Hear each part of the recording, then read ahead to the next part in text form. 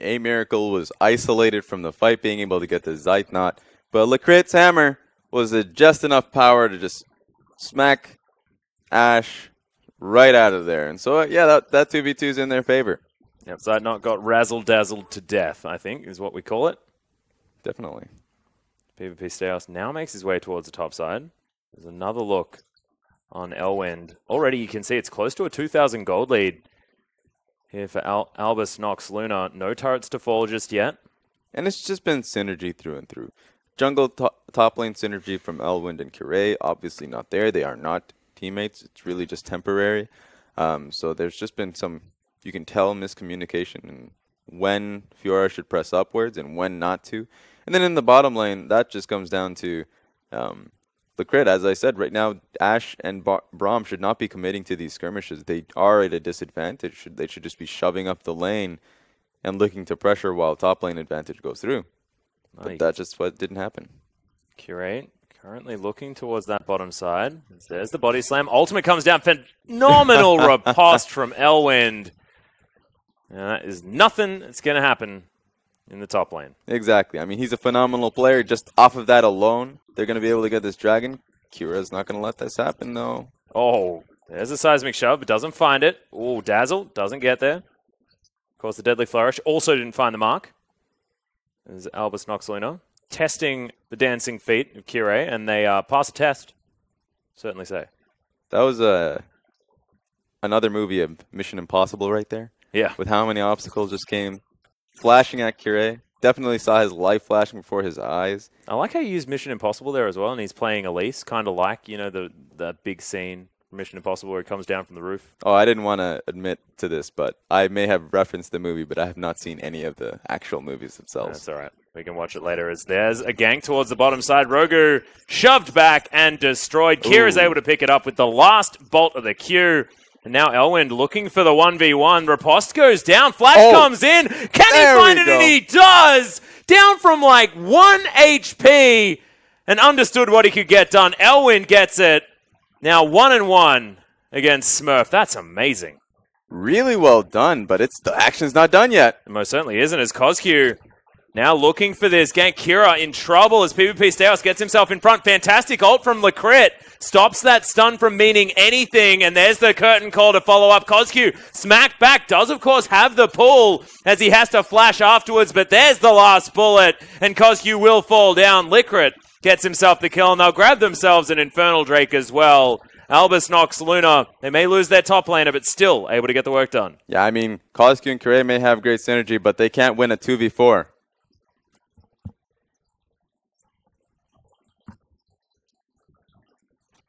Well, you can see already, bottom lane, some action, but let's have a look at this 1v1 one more time.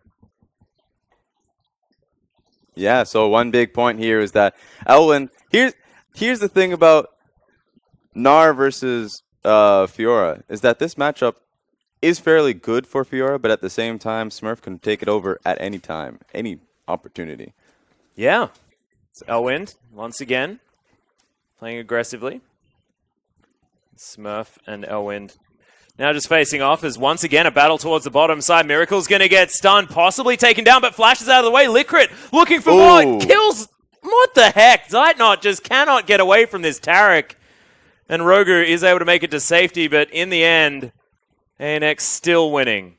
Yeah, I mean, here it just comes down to Licrit and A Miracle. They've played really well together through and through for the entirety of the season, and they have a positive matchup. They're going to keep winning that 2v2. Smurf and Elwind still going at it. There's the riposte. Maybe there could be a gank attempt possible here as Curé makes his way in. It's a 2v2. Elwind goes down early, though, and Smurf tries to get out of the way. There's the grand challenge that went off, but Curé now looking to try and get the 1v1. Not sure whether he can as PvP Steos gets work in. He's just working around the minion wave. Doesn't really find well the slow with the barrel. Now will get the bonk. No, he won't. Because there's the cocoon. Kira comes up. They've actually caught him underneath this turret. Seismic shove. And that is going to be Kira easily able to grab that kill. But can Cosq actually get anything back? Because there's no CC to come out of this, Vlad. And there's the Hemo Plague. Licrit comes in. Just heals him. Everything's going to be fine. Yeah, so Vladimir's not going to be there on time. That's just not how the matchup works. Kira is always going to be up to that top side first. And so it just comes down to the fact that Vladimir just needs to be able to shove mid. Well, Licorice just moving back towards that bottom outer turret. And Elwind now hanging out here towards the top side. CosQ, of course, was shoving out that top lane. Elwind now looking to make sure he can get back there in time to get the shove. Licorice and A Miracle now moving back towards the bottom lane, and everything's still just standard. 3,000 gold in the lead. But Albus Noxluna still very, very comfortable. There's a weave as well coming in towards the bottom lane. And once again, Rogu is able to stand behind his AD carry this time. So he should still be okay. Didn't have the flash, of course, so good idea from Albus Noxluna. Once again, CosQ is rotating because the wave is just not there for him to take.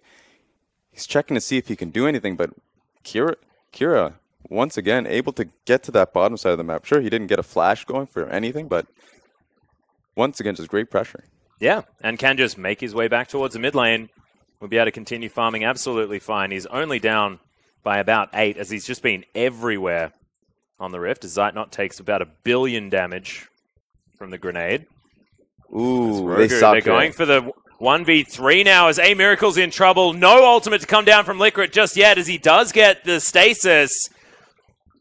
And there's going to be the follow-up stun. Can Kira actually get the work done here? As Riposte going to slow down the Taric, and they get the shutdown. Now Kira trying to kite this one out, but ANX caught with their pants down and lose their bottom lane. And Dark Passage commit to the play.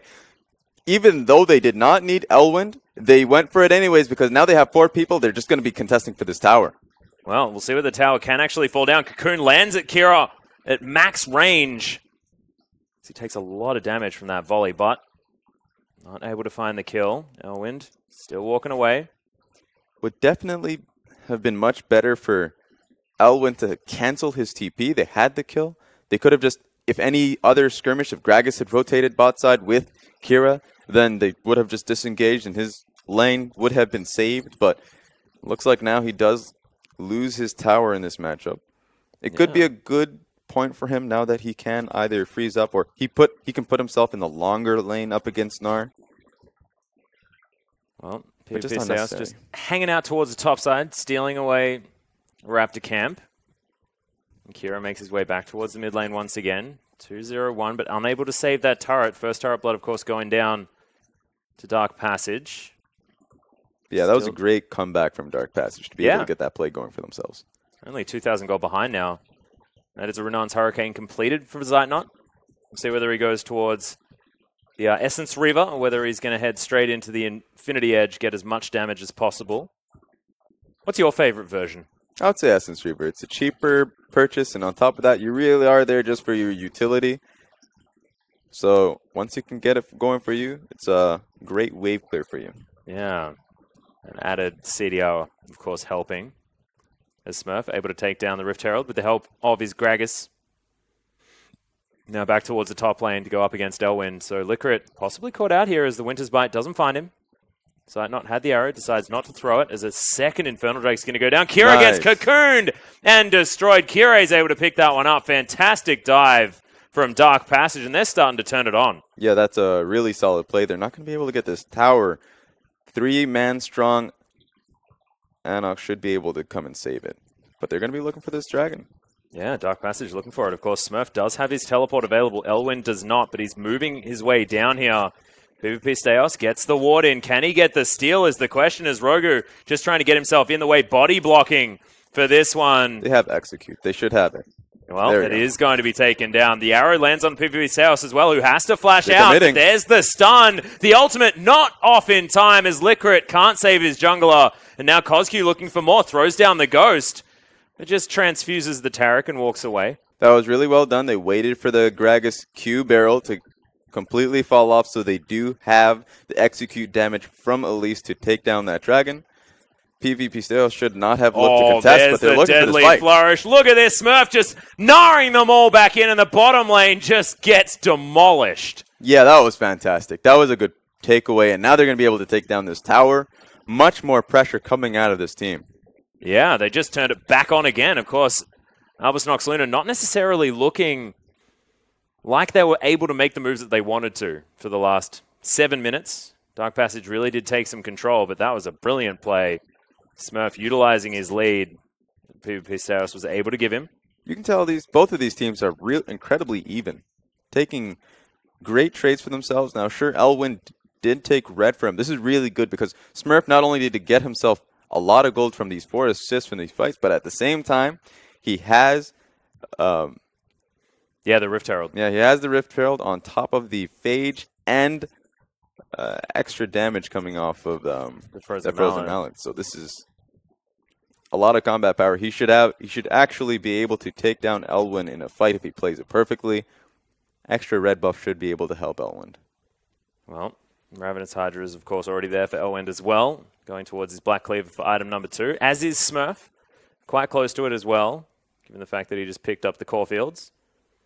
Making his way back towards the top side. Very slippery is this Nara. Is good Cocoon on a PvP Staos as Kire. Just trying to tell him, no Gragas is allowed in the pool or the river. Depending on the body of water. As Elwin now looking for it. Smurf utilizes the tower quite well, but Elwin's able to get the dive. The Fiora starting to go off. Yeah, Fiora able to get the extra flash to chase him down. The tower, what could have been the difference, but very meaningless once he did have the flash damage. So that extra dash helped him out. Yeah. Well, Kira getting some damage onto CosQ here. Almost down to Morellonomicon range, where that transfuse won't be able to give him back too much more. But Zeitnot, now with arrow in hand, throws it, doesn't get Kira, but does land it onto PvP Staos. Oh, Kira making sure that he has the seismic shove in the position that if the Elite goes in for the Q, going to get shoved away. So nicely done. Exactly. And so even though right now Dark Passage are in a gold deficit, they are in a lead in terms of how easy they are able. Oh, there we go. Yeah, Curtain Call actually used in the middle. Like, what the heck? The 4th bullet just destroys Rogu. Volley down there as well. Zeitnot at least slows the approach of ANX, but PvP Staff stills once more. Oh, nice. Throws down the ultimate, was predicting the flash. Seismic shove walked out of, but Kira has his waiting volley and throws it into the back of his head. CosQ now trying to run away, but A-Miracle's able to pick up that kill. And Albus Nox Luna just group up and destroy. Yeah, one by one they fall. And at that point, just before all of that, Dark Passage was in a really good position to snowball that top lane matchup, and they could really look to just play it easily from there. But they've lost 3 people, and now it looks like their Baron is a point of contention. Yeah, Cocoon just flies through. Kire, we'll see whether he can actually get anything done here. Not avoided with the repel. As Smurf just playing defense, trying to keep this Spider Lady out of there. And of course, as soon as the repel was used, the Baron then not an option. Kira is going to fall down. Baron secured by PvP Staos as Elwin now looking to try and clean up. As the ultimate goes down, can Lakrit survive this as they get the stasis? Good body slam as Elwin still cutting this one out. It's a triple kill. Can he get anything more as he does eventually fall down? Rogu's going to fall as well. And the double's the answer as Smurf and Lakrit still with the Baron are able to get out of there. So once again, Albus Nox Luna are able to save the game for themselves. They may have had the goal lead, but Nar was in a really difficult place. They grouped up, they were able to get 3 kills and put themselves in a perfect position for that Baron. Now, Kire had a great opportunity for himself to steal. He did have execute damage, but they just did not allow it to happen. Smurf walk over that Baron pit, decided to completely make it difficult for him. So the only option... I like the fact that he threw out the Gnar, making sure that the only way to avoid it and avoid dying is to use Repel, which is your way into the Baron pit. Exactly. So the only other option was a flash, and if he's going to flash Q, then he really needs to be confident in it. Wasn't going to be able to get it. Yeah, it didn't happen that time around, but Elwind, of course, managed to get himself 3 kills. So as far as split pushing is concerned, that win condition still alive for Dark Passage. But that's just a bit of a synergy/team play thing. If they didn't start dying randomly in in mid lane, they would not find themselves in this position. In fact, Dark Passage would have been in a really good spot right now for this Fiora. Well, speaking of the Fiora now showing out that top wave, Curtain Call comes out in the mid lane, and there's the Weaver's Wall. They're actually just fish in a barrel right now as Zeitnot gets popped under the turret. Rogu has to flash as Kozq eventually makes his way in. It takes a fair bit of damage from Kira off the back end. Only that one kill, but can it be enough to take down this inner turret? PvP Steos just tanking up the CC, doesn't really care as A-Miracle, last bullet, really able to do the work under the turret. I mean, Zeitnot died with flash heal. He could have actually had flashed over that wall, so he definitely paid for that bit of greediness. Yeah, able to use the pull in time, gets out of the shove.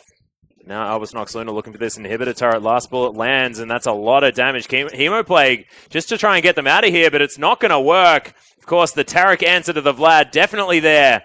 So you can utilize that ult. PvP Steos is going to get stunned, but he's not the target that they want. Ult comes out from Rogu as well as Dark Passage just throwing abilities at ANX, but doesn't seem to matter. Yeah, Steos is far too tanky, but they're going in. Goes Kozq, not able to get a kill just yet as Liquid trying to play frontline. Kira taken down in the end. Good exhaust onto the Vlad, who's going to pop with that Duskblade. PvP Steos grabs the kill. That's one for A-Miracle as Liquid picks one up at the same time. Rogu now with the Unbreakable. Elwin makes his way in the backline. This is the raid boss that ANX have to deal with. He picks up the first kill onto A-Miracle. Liquid now running away. He gets taken down as the Winter's Bite connects. Ultimate comes out of PvP Steos, but I'm sorry, buddy. I have a feeling you're going to die, and that's Elwin picking up the kill. Yeah, that's a lot of kills from him. He picked up 2 kills in that fight. He is 9-3-2. That one savior for Dark Passage is going to be in this Fiora. It's going to be really hard to effectively play out in team fights. So he really wants to set up this split push positioning, but now that they've lost Inhib in mid, feels like he does not have that option for quite some time. Yeah. Definitely worrying. Teleport going to be available first for Smurf, which is also important. Oh man, Bloodthirster done for Elwind. Double lifesteal item Fiora is despicable. It really is. That is too much sustain. Raz? Too much. My personal opinion. I mean, Nara's going to be feeling the same if he has to deal with it, but right now Smurf has been smart in how he deals with the matchup. If it's positive for him, he takes it. But generally, he has been looking to just group up with the rest of his team. Group mid, go for that good old ARAM. Yep. And just deal with it from there, because the best way to deal with a Fiora is to just play it out in team fights and look to just lock her down. Yeah, and try and get the focus on her when she's not using her riposte. As Owen finds Kira, will he get the shove in time is the question. Does get thrown away. So Owen gets a flash. Yeah. Not only flash, he's going to lifesteal that back up, so that trade really just did not mean much to Elwin at all. Yeah, Kira actually forced to go back to base as A-Miracle and Liquid pushing up this bottom side. There is an inner turret to take down, and Smurf has the aid of Super Creeps helping him shove this one back out, but Elwin does have a lot of damage. Kira in there as well. Zeitnot turns up. They will be able to grab the turret against the tide of those supers. Smurf now actually wants to find his way through. Weaver's Wall going to knock them out. Good bounce comes in as the Grand Challenge not going to deter Smurf, who's looking for the ultimate. Can he find it, though? He just gets blown up. As we can see, Elwind was able to pick up that kill. Kira, of course, still offering damage from the back end. Let's have a look at it. Yeah, and the fact that he was able to get Smurf just ridiculous. I mean, the Dazzle was there, and look at the Grand Challenge healing up the rest of Dark Passage as they turn this one around. In goes Kozq into the back line. We'll see whether he's going to be able to get anything done as Kira bounces back up. Kozq, A-Miracle. Wow, what kiting. Fantastically well done. PvP Steos still trying to take control. Kira still alive towards the top end. A-Miracle trying to get out of the way of Elwind, who does get the lunge and grabs the double kill. He's falling down low. Kira grabs it, chucking a volley over the top. And it's 2 versus 2. Jungler and mid laner versus mid laner and support. Now Kozq, whoa, that range. A little bit close. There's an even trade in the end. Yeah, Dark Passage have to back away. Big point was the fact that Gnar was not up against the wall when he did get stunned up. And so the final Q, the one proc coming out that was really needed for Elwin, ended up getting. So he was able to proc up the healing for the rest of his team. It was not a hard advantage for his team, but at the same time, they were right back into this game. Yeah, they most certainly were. Miracle as well, cutting out Kozku, making sure that he couldn't get into that backline like he thought I personally thought he would be able to do with the flank that he had. But Miracle surviving for long enough. Zeitnot, of course, not having the game that he wants. 0, 7, and 6. But it's all about Elwind. He's got a pretty strong back against Albus Nox Luna right now. Weaver's Wall is going to come in there, looking to try and lock down someone. Akira doesn't hop on the wall. You can just keep spamming that. So he's been actually very on point with his Weaver's Walls throughout and just dividing the rest of his team, or the enemy team at that. Yeah. Well, now split push continuing on the bottom side. We'll see whether Smurf can keep this inner turret alive as Zeitnot, he's splitting in the mid lane. Ooh, this We've got a is really 3-1-1 situation happening. He's fighting up against super minions. Or at least that was the last wave that he went through. So this is actually going to be an interesting trade. Well, he's on the inhibitor turret. Of course, Meganar is going to be there. Smurf looking for it. Arrow lands point blank rage, but you can see Albus able to take down this inhibitor turret on the top side. The Ashe is able to take down the Gnar when, of course, the Fiora turns up. But now, can Dark Passage save this inhibitor? That's the question. With 3 members, they're looking whether they can. In fact, Rogu engages, gets the ultimate down, and Hib falls in the mid lane. They're just buying time. Dark Passage want to try and win the game. There's the ultimate going down. The Hemoplague doing work. Curtain Call. We'll see whether it's enough to take down Rogu. Good Unbreakable, but it's not enough. As now Albus Nox looking to try and defend the dang base. As Kira stopping the backs. Kira able to lock down the kill. But the Nexus turrets are falling. And Dark Passage with the play to win the game. That was ridiculous. And entirely unexpected. That was a game of poker at the end of the day. Because they had 4 strong. Gnar was just trying to defend against 2 people in 2 different lanes. At first, that just felt very bad for Dark Passage because they split up their focus. But you know what? Fiora has TP. Saves the Ashe by just TPing in there in that 1v1 that Gnar was trying to force. Gnar didn't have to try and force anything. He just had to defend. He didn't have to look for that fight, but he thought he saw that what seemed like a very easy 1v1 turned into a 2v1. He just dies. And then just, of course, Ashe and Fiora, especially with Fiora's build at that point, was able to just demolish that base. Yeah, with the fact that the rest of Dark Passage was so tanky as well. I mean, they got a Braum and a Vladimir. It takes a lot of killing to get through those guys. It just meant that they could stop the backs forever. Yeah. All they had to do was keep Albus Nox busy, and they had what they needed in order to get that done. Looking over the other side, though, Albus Nox, I mean, that is the decision that you're going to make. You see a teleport from a top laner used into the mid lane, where you've still got someone there able to potentially defend. I mean, you try and go aggressive. You try and push the envelope and take the advantage yourself. But it just didn't quite work out. A bit of estimation, probably, would be the word. When it came to the amount of damage that they could do, as we're having a look at some of these fights, and it was very scrappy.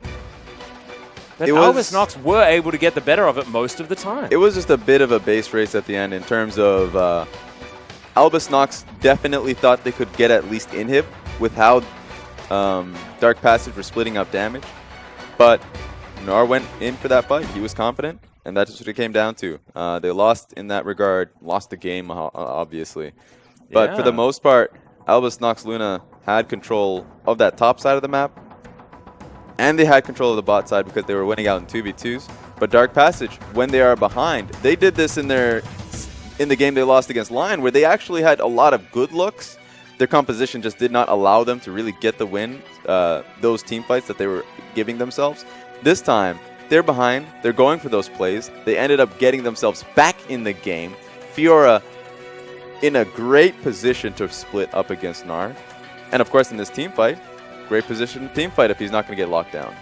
Yeah, and it just turned into the fact that Elwind, with his very janitorial style this game, was able to make sure that Albus Nox could not get anything done, and in any split push, they required more than just Smurf to deal with him. As you can see, Smurf falling there in the mid lane.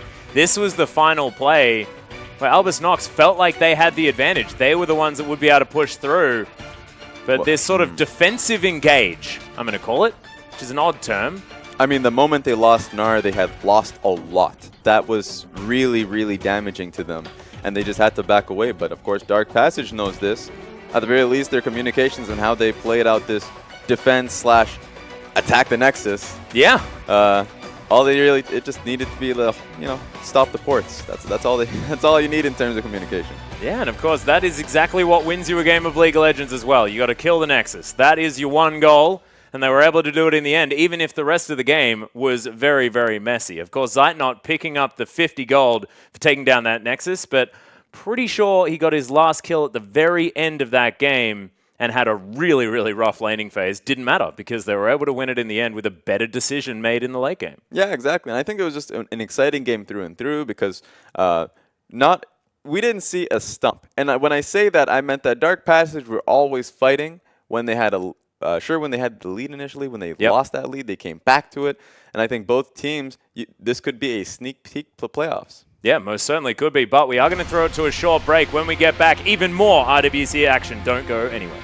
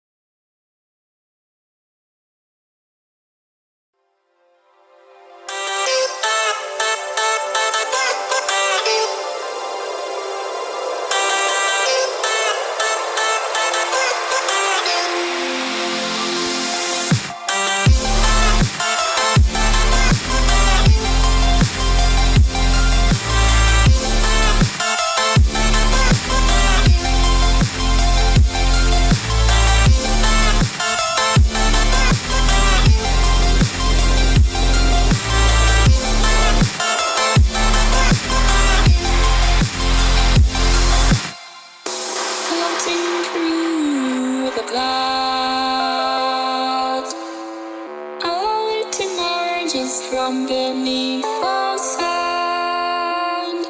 Please don't take me, 'cause seems so far away. Across this universe, she lives another day. I know the reason she stays. I know the reason she's so far away.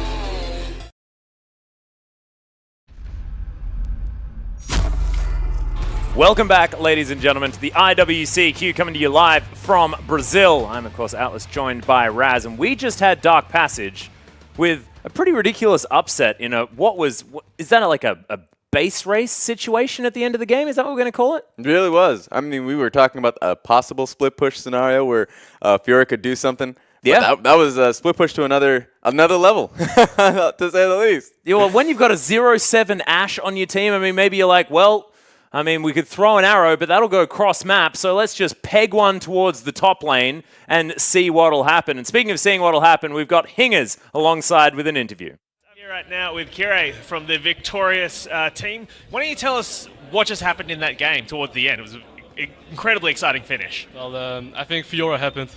I mean, you were saying before when we were talking just backstage, you weren't sure if they knew how to play against Fiora. Talk us through that decision-making process. Well, basically, I think their mid and bot were winning pretty hard. So basically, all they had to do is shoot down Fiora. They had to push out the side lane and then group up and do stuff. But instead, I think they just grouped up without pushing a side lane. So it gave them less time to respond to Fiora because they're basically on a time limit. Because Fiora can always beat Gnar in 1v1, and if they don't push out the side lane far enough, then if Gnar dies 1v1, then they're pretty doomed, you know. So Yeah, was that the plan going into the game? That was your strategy going in?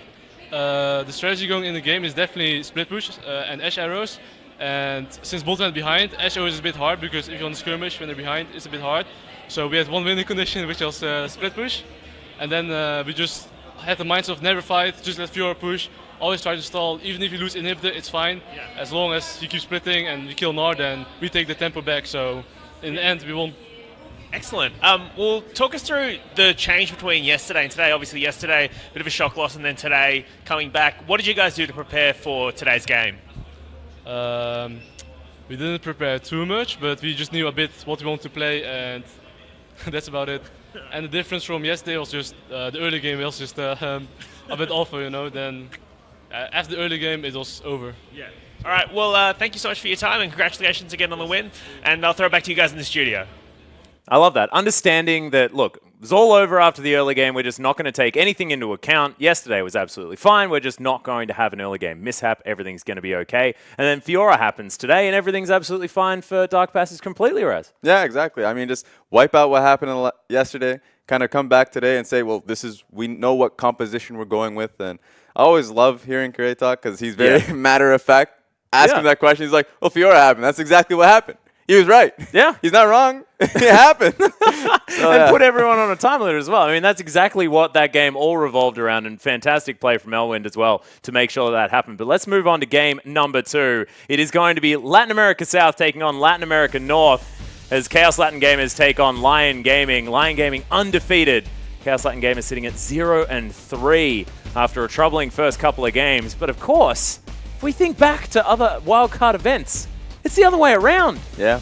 Well, not even really. I mean, Lion Gaming just winning a little bit less than Chaos Latin Gamers are. They never really even get to that point because to even decide who gets to this to the IWC tournaments, you go to the Latin American Cup.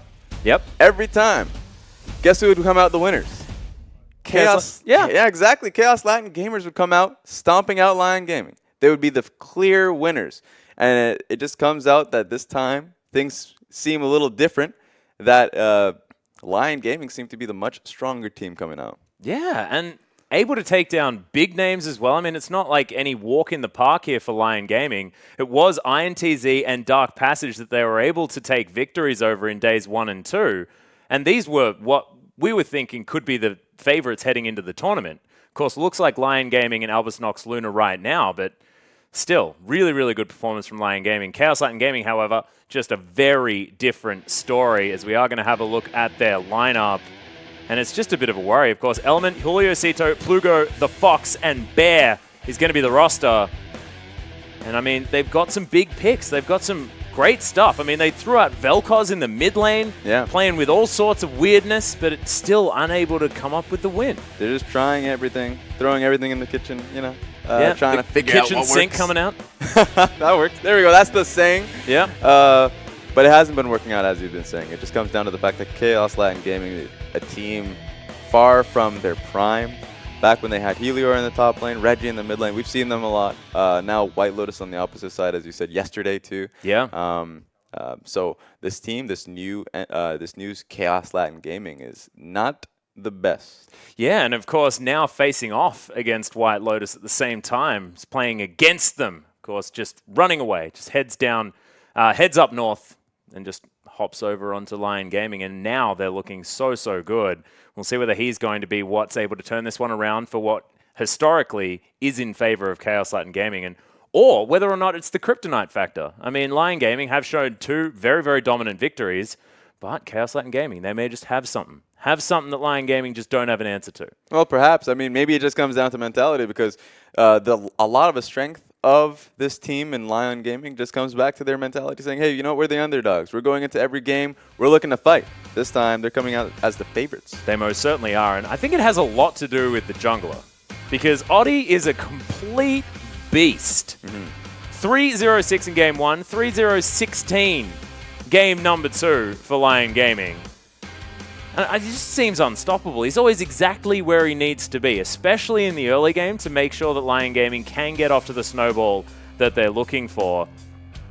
Exactly. I mean, it just comes down to that. Regardless of the stat, he is always at the right place at the right time, pressuring his lanes because he has lanes to pressure. White Lotus, Arce in the bottom lane, Giral in the top lane, and in the mid lane, Sia. All of them are incredibly strong mechanically, and he just needs to play towards his lanes, allow them to succeed, and he has been doing well.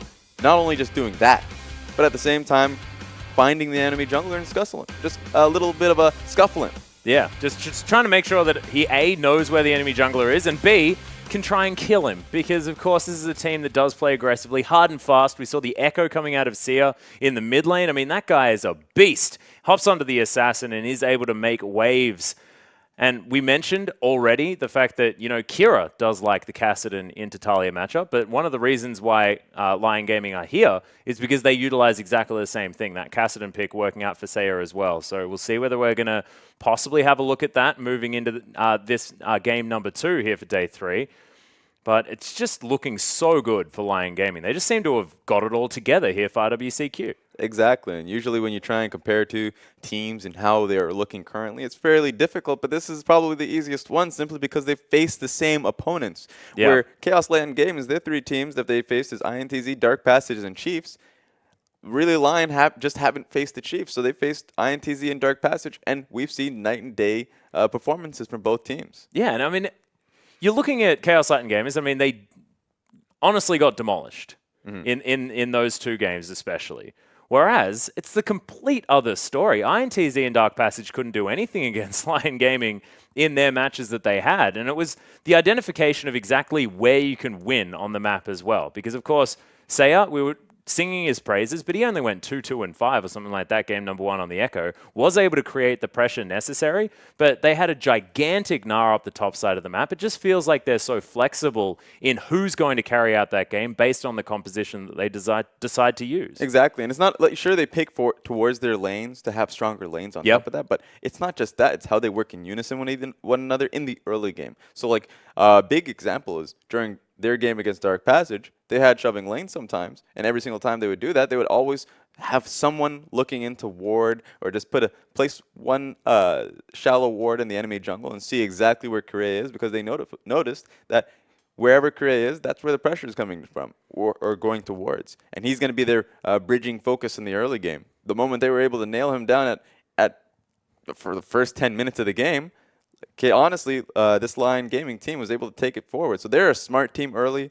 They're not just a win lane, win game type of team. And so you do have to take them seriously. Yeah, you most certainly do. And of course, there's a lot going into this matchup as well. And we'll see whether it's going to be, once again, maybe a crazy cannon pick towards the top side of the map, maybe the Vel'Koz in the mid lane, because it might be up to the point where Chaos Latin Gaming realize they need to throw a spanner. They need to throw a monkey wrench into this to make sure that they can have the upper hand to try and come out ahead? Or is it just confidence? Because they've been up against this team before. They can make it happen.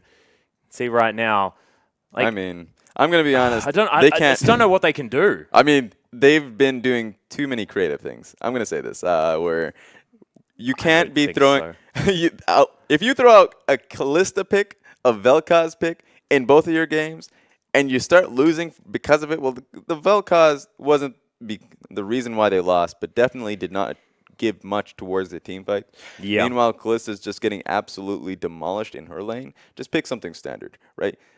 We know a lot of these teams in this tournament have been going towards something a lot more meta in the composition. There's no reason not to. We've seen Plugo in his own region do quite well on Talia. Well, then why isn't he not really going towards that pick? So that's something that they need to suss out in their team. Yeah, just something that they might need to figure out. Of course, Arce towards the bottom side of the map as well for Lion Gaming. Just want to point out, has had one of my favorite plays that I've seen so far, getting the perfect flash unbreakable in front of a explosive cask just incredible. We are going to have a look at Chaos Latin Gaming's lineup here as Element, Julio Cito, Plugo, the Fox, and Bear.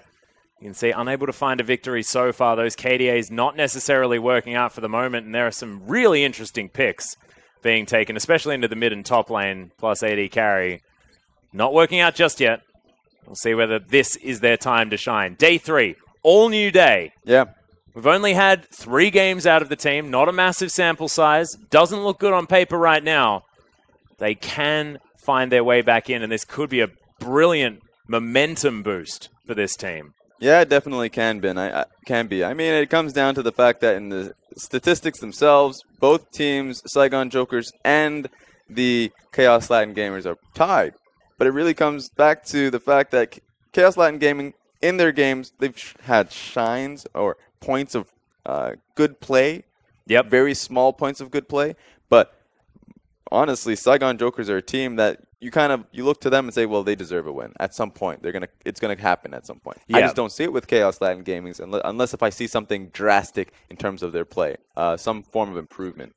And having a look at those stats back to back, Raz, was a pretty depressing sight for Yeah. Chaos Latin Gaming fans, because that's a 28 KDA on the AD carry on the jungle, 29 KDA on the AD carry, and even an 11 on the support when there's nothing above a 1 on the side of Chaos Latin Gamers.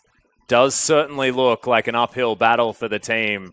Latin America South, all of their hopes now waiting on Chaos Latin Gamers, and can they actually do it for them is the question. Can they find the win? Because it's going to be such tenacity necessary to try and build back from what was a pretty momentum-destroying first couple of days of IWCQ. And it all comes down to this. If they can't win this game, then that 4 victories dream is dead. Yeah, exactly. And not only is this incredibly important in terms of just the standings for this team in Chaos Latin Gaming, but it's also important for pride, for Blood Pride, Yeah. because they're going up against a team that they go up against quite frequently in their own region, or just in the Latin American Cup. So if they end up losing to them once again, or not once again, but this would be the first time in a very, very long time that they would have lost to them. So this would mean quite a lot to them, quite a lot to their fans as well. So a lot riding on this one. Yeah, especially when Chaos Latin Gaming missed out on IWCI this year as well. I mean, Isurus Gaming made their way in. Chaos Latin Gaming put their backs into it. They made it to IWCQ, and to fall over here, that's not what you want. That's not what this team needs. So there's a lot of pride now on the line. I'm really glad that you brought that up, because it's very, very important moving into this series, especially against Lion Gaming, when they're up against a team that they're normally ahead of. IWCI, it was 2 victories versus the 1 victory as far as Isurus and Lion Gaming are concerned. They don't want those tables to turn as far as the region. Oh, it's happened. That's just what it comes down to, and this would be the nail in that coffin. So now going towards Lion Gaming, a team that now they have 2 games for this for the rest of the day, and this would really be a nail for them, whether they can solidify themselves. Hopefully, knock on wood, that they can get it to the playoffs. Really, Yeah. If they can get 4 wins in a row, then that looks great for them. That looks fantastic. Yeah, and that's going to solidify those playoffs at the same time. Starting off here with the bottom of the table clash, I guess, with Chaos Latin Gaming as opposed to Saigon Jokers, which they will be facing off against towards the end of the day. So important for them to see whether they can lock down a win here, because that could get to that 4-0 the dream, Raz. A dream that actually just recently, I guess, died as far as getting to that quickly for Albus Nox Luna, falling down to Dark Passage, now 2-1 for them.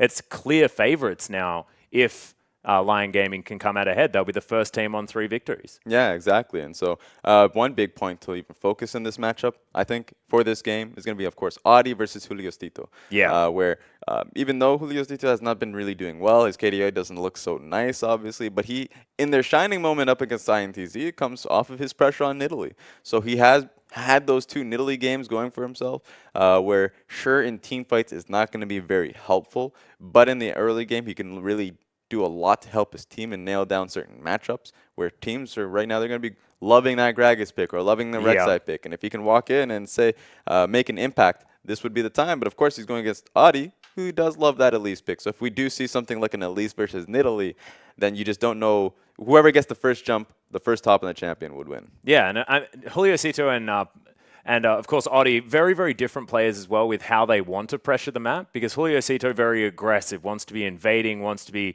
trying to get ganks off, whereas Oddie is just always in the right place, focusing on his pathing, making sure that he's as efficient as possible.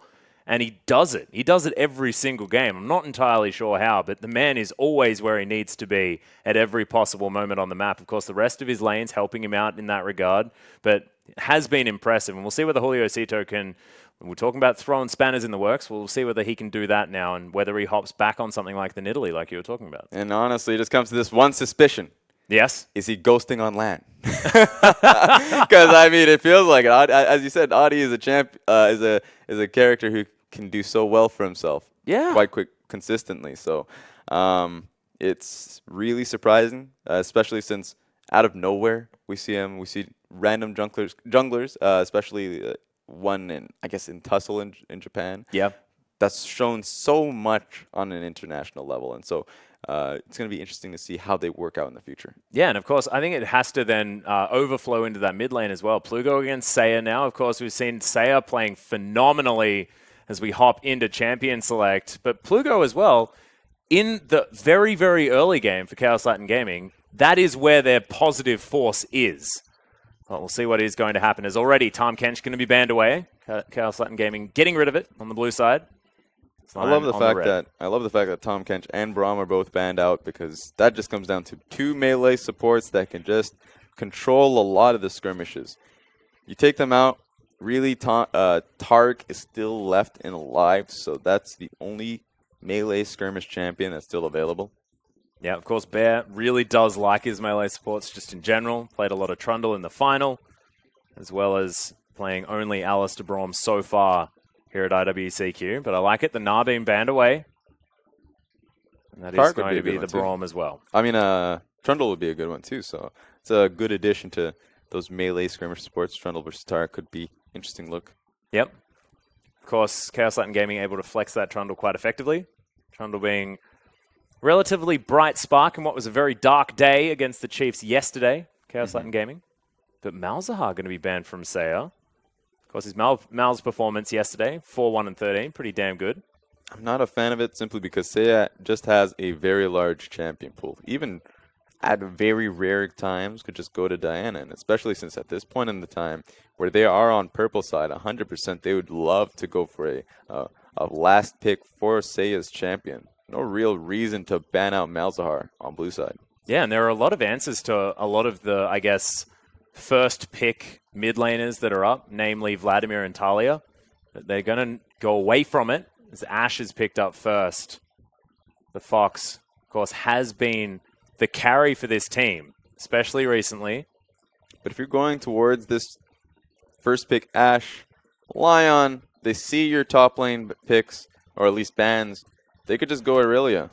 That's something that they're very, very likely or comfortable in doing so, but the Trundle pick, I guess, is their focus. Yeah, Trundle going to be locked away already. Can, of course, be for Arce towards the bottom side of the map if they want it. It's now Oddie thinking about what he wants. Some grins on the faces of Lion Gaming right now. As Gragas is going to be locked away, and already pretty powerful front line. And split push potential out of Lion Gaming. Yeah, so now that they have that Ashe pick, and they know they're going up against a Gragas, will they look straight back towards that Nidalee pick for Julius Tito? Yeah, able to pressure out maybe a slower jungler in the Gragas. Yeah, that could be a point of focus for them. They have a good shove, or at least they very well should, unless if Lion look towards a Sivir pick. Ashe usually does control a lot of those bottom lanes. So then the question is, if she goes Ashe, maybe even Karma, depends on the champions. You add a Nidalee to the mix, and you can just invade anytime you want and make Audie's life a mess.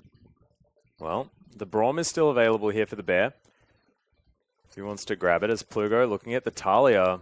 And that is the Alistair picked up, so a lot of engage potential right now coming out of the bottom lane. And the Talia, a dangerous pick, feels like, against Saya, to be honest with you. That's true, but this is a pick that I really wanted to see on Plugo. He showed a lot of smart plays on this champion in the finals in his own region, so it's something I definitely would have love to see him focus towards a lot more, during this tournament, but finally picks it up for himself. Well, top lane and jungle now being looked for by Chaos Latin Gaming. We'll see what they do decide to pick up.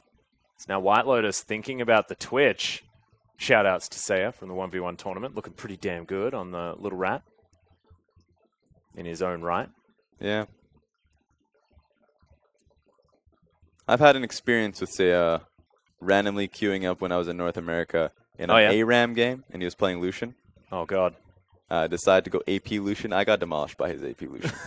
I'm going to be honest. It was not good. Just get ardently blazed on, I think is what that phrase is. And he's going to lock away Syndra. That is going to be his chosen answer to the Talia this time around. Of course, a lot of long-range engage with that Scat of the Week in the Dark Sphere. So I like it. And this would be different. I like this a lot because if you get the Trundle and you know you're going up against that Alistair pick, that is an incredibly strong flex pick for them. So they end up going for that mid lane pick. They know they're going up against Talia, so they end up, they pick out that Syndra. Great matchup. Sure, he gets shoved in a little bit, but then he has so much pressure level 5 onwards, especially with Gragas early gank pressure. So Talia has to always feel a little bit afraid at the very least. So now we just don't know what Lion's support / top lane pick is going to be. So that's a lot of pressure on KLG as they have to make a decision of who their top laner is. Well, Element actually thinking about the Kennen again. Did play it against Dark Passage. Went 0 and 3. Wasn't exactly the best game. Ooh, this is not a good idea. Oh, yeah? He's making this decision, probably assuming that's a top lane Trundle, for him to just go top lane Kennen. That is fairly risky. You can probably just end up going, you can probably just go an Aurelia even. Or and Jarell's Aurelia is a terrifying prospect as well. This guy has really gone off. Aurelia, Renekton. There's a lot of bruisers top lane that can just jump on top of you if you're a Kennen. So making this pick, knowing that they're flexing the Trundle in a good matchup, if you're Trundle versus Alistair bottom lane is fantastic. Lion should just put this Trundle support.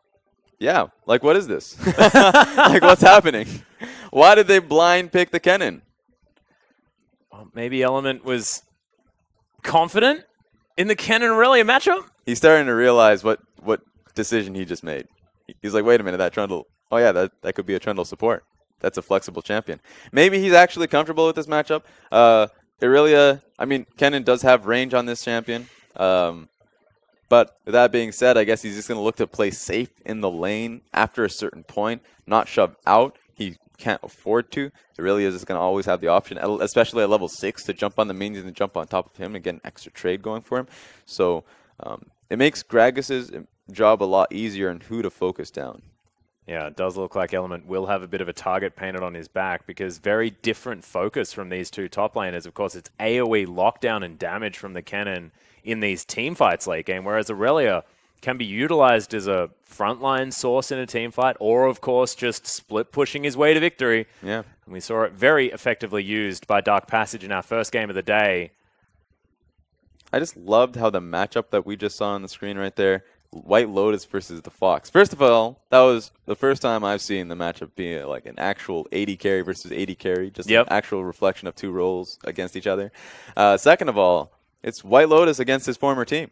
Yeah. So, and he's showing he has an incredible showing in this tournament, doing super well, obviously. So that's kind of, salt in the wounds. It is a little bit. KLG. Of course, the Fox with big shoes to fill as well as White Lotus has been playing fantastically. Was, of course, a force for Chaos Latin Gaming at the same time last time that we saw the team. But we are onto Summoner's Rift here for game number 2. Latin America North versus Latin America South.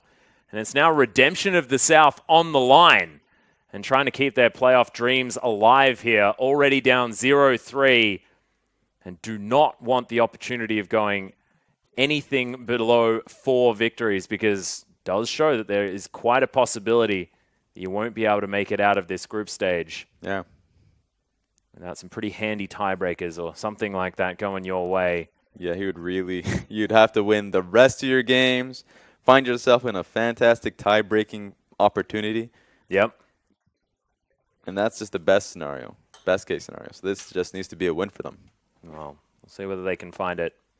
It's the Fox standing sentinel in this bottom lane tri-brush. Worst thing for this Kennen is obviously he can't also swap from this matchup, so he has to take the brunt of it. At the very least, he has a Talia in his back pocket, but Talia now is locked down by the specific matchup.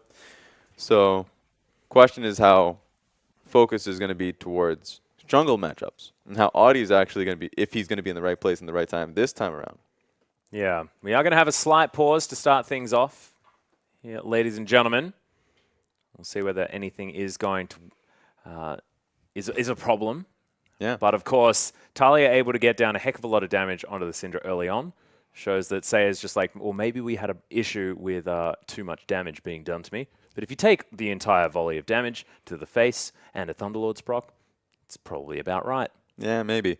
I think the first point that they saw that they decided to go for this pause was, you know, they definitely thought, you know, if we can get a remake, that would be fantastic. I'm sorry that Trundle was supposed to be top lane. I believe something's gone wrong here. I messaged one of you guys. No one picked up. We wanted to tell you that was not the pick that we wanted to go for.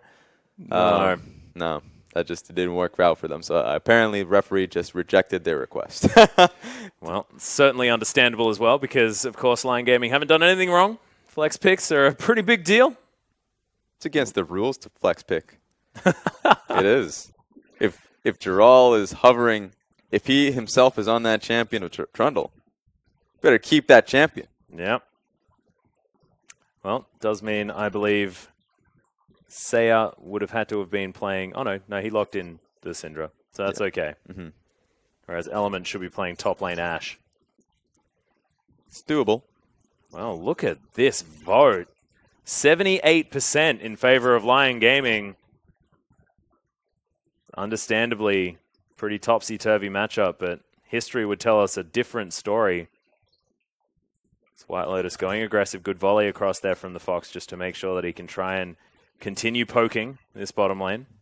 It's going to be a battle of mentality here because, Chaos Latin Gaming right now are the underdogs.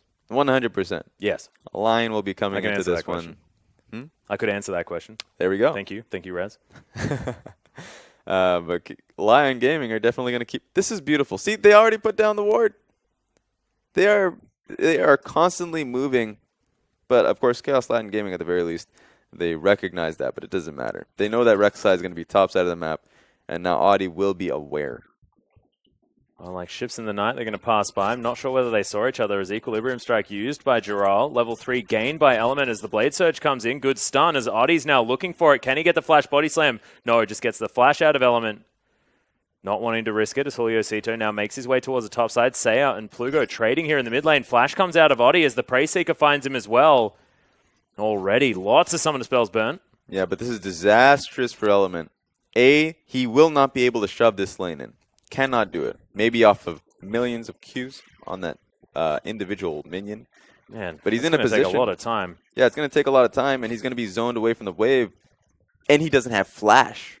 So Giral right now, balls in his court, to be able to just take the rest of this matchup going for him.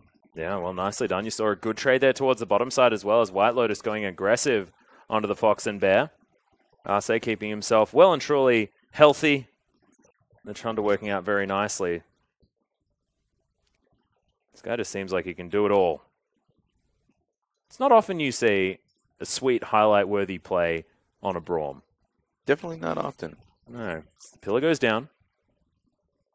Looking for some damage onto Bear, but not going to go too aggressive. Lion Gaming's bottom lane are pushing up very, very quickly. A lot of action here in the mid lane early.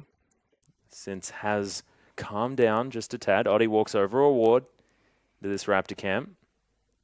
Good early wards coming out of Chaos Latin Gaming. So it's not only Lion that are placing these proper wards. They do know where Audi is. Oh, not sure whether Audi actually was able to pick that one up as he gets shoved back in. Plugo now looking to try and answer here as Saya back in base. It's going to be a problem. Plugo not wanting to go overly aggressive. He should have. Really should have. Yeah, would have thought that he'd be able to lock that one down. Yeah, so at the very least, you'd have to expect the communication to be that RC was not in his lane. He did have to roam outwards. But if you get the kill, or at least commit to it, so you would have perhaps just a bit of HP left, he wouldn't be able to even go back to his own jungle and clear. He would have to immediately back to base. So it's a small bit. But it's a safe thing for Plugo to decide to not push further. Yeah. Interesting. I'll say I did manage to get back to base. Got himself a part of his Morellonomicon. Element needs to get out of this lane. He's right now with that TP coming out of Giral. He got his Sheen immediately. Any trade is going to be disastrous for Element. He needs gold, or at least he needs an item to respond to it. We'll see what he's actually going to build first here with it. Do you go straight into a Zhonya's Hourglass, something like that here against an Aurelia, or do you try and go for damage, like a dash cannon first up, get that flexibility? Dash cannon would be fantastic. So he's going to go for components of it, very likely. If he does so, the matchup's just going to get worse. So they do need to get him. He needs to get himself to a position on level 6. Ask his bottom lane to at least place a ward for him, so he can get out of this lane entirely. So yeah, I would love to see a dash cannon from him. We'll see whether the Proto Belt is going to be picked up, as now Seiya pushing up this mid lane, able to get himself a CS lead for the first time, as Plugo did go back to base. Extra Doran's ring and a Negatron cloak. And ooh, okay. Yeah, okay. Nice ward being placed from Giral in that blue side area, so then they know when Rek'Sai will be on that end to possibly take that Gromp. It's the only camp available in this side of the jungle. Yeah. Bottom lane is going to go back to base. We've got a BF sword pick up here for the Fox. Grabs himself some boots at the same time, but Lion Gaming deciding to wait. Able to get the shove in. Element teleports back top as the Fox is going to walk towards the bottom. Pillar comes in. Bear just locked against the wall. That's very sad. He's trying to hold this wave as quickly as possible. As much as possible.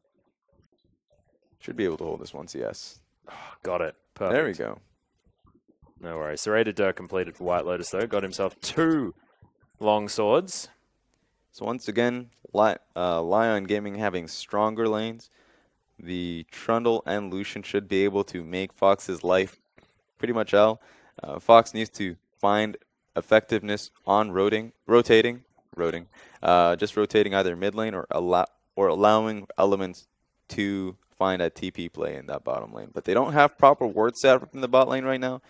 If they can get one before White Lotus and RC can get a shove, then that would be great for them.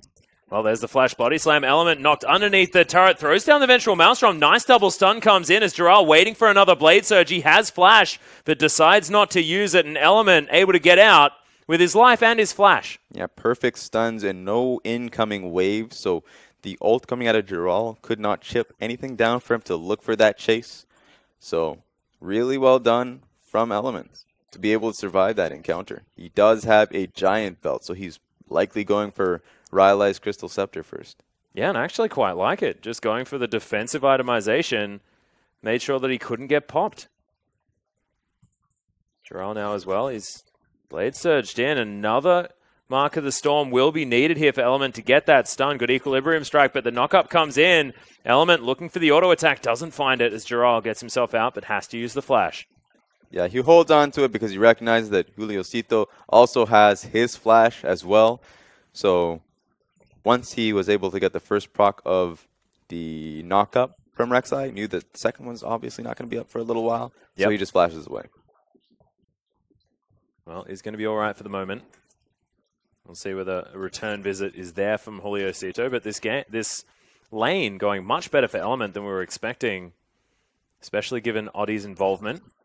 As Arce now looking for Fox, throws down the arrows. White Lotus has got exhausted. Fox as well, struggling to get the damage across. Arce is just so tanky, and that's a level advantage for Bear as well. Unbreakable Will just being able to be picked up. It's a dive opportunity out here with a TP coming up fairly soon on Giral. So, of course, yeah, Chaos Land Gaming, they have to back away and respect the pressure. Yeah, get out of there immediately as Barrel secures the Krug camp. Now Lion Gaming looking to try and take this turret down to about half health before these minions are destroyed. Good play. Defensive play out of KMB, though, is strong. Able to keep themselves in it. And the CS, very, very close in almost every single lane. Yeah. Able to heal back up the Fox as well. Not only are you getting the heal coming out of the Alistar and Bear, but on top of that, the Targon stacks coming through. So he may have gotten a lot of damage or at least put on him, but able to heal right back up.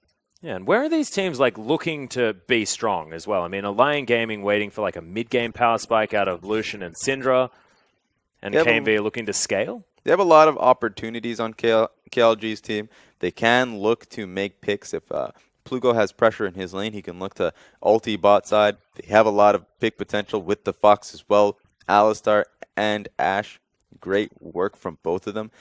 On top of that, they can also just rotate the Fox for making just Ashe picks mid-time. Face off. Just looking at I mean, they don't even know that they're looking at each other. Not looking at each other, but they are at the same time. They can just imagine that they are. It's a hectic stare down. As there's a headbutt, Pulverized Bear looking for a good pillar to try and stop the Fox from getting the damage off onto White Lotus, who just sidesteps the arrow.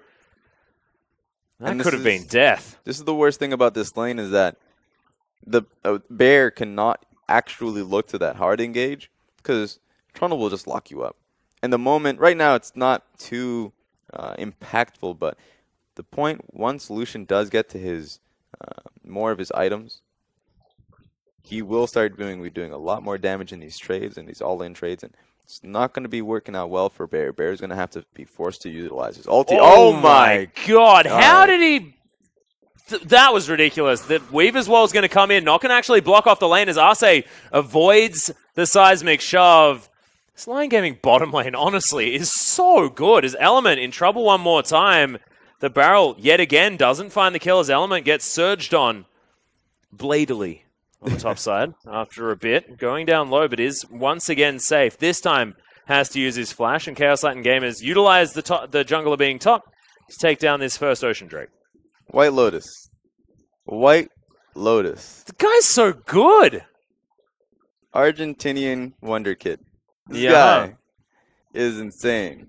Oh my god. I just if the first replay of this game is going to be that, it better be that. It better be that. Yeah.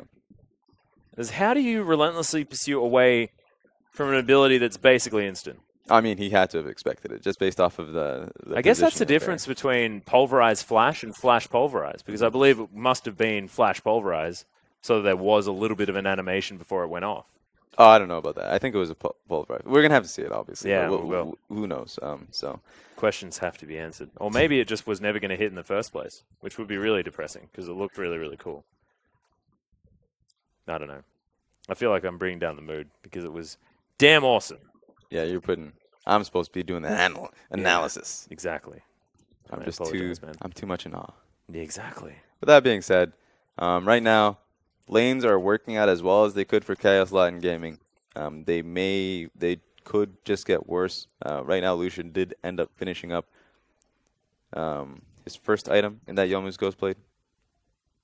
So it's going to be a lot harder for that Ashe. Sure, she does have BF Sword, and on top of that, the Zeal. Oh, here we go. One more time. There's the Flash Equilibrium Strike. This time as Jarrell is able to grab first blood and take down the cannon. It took a few tries, but they got there in the end, Raz. Yeah, I mean, Element played it out as well as he could. He utilizing his range advantage, had a 20 CS lead.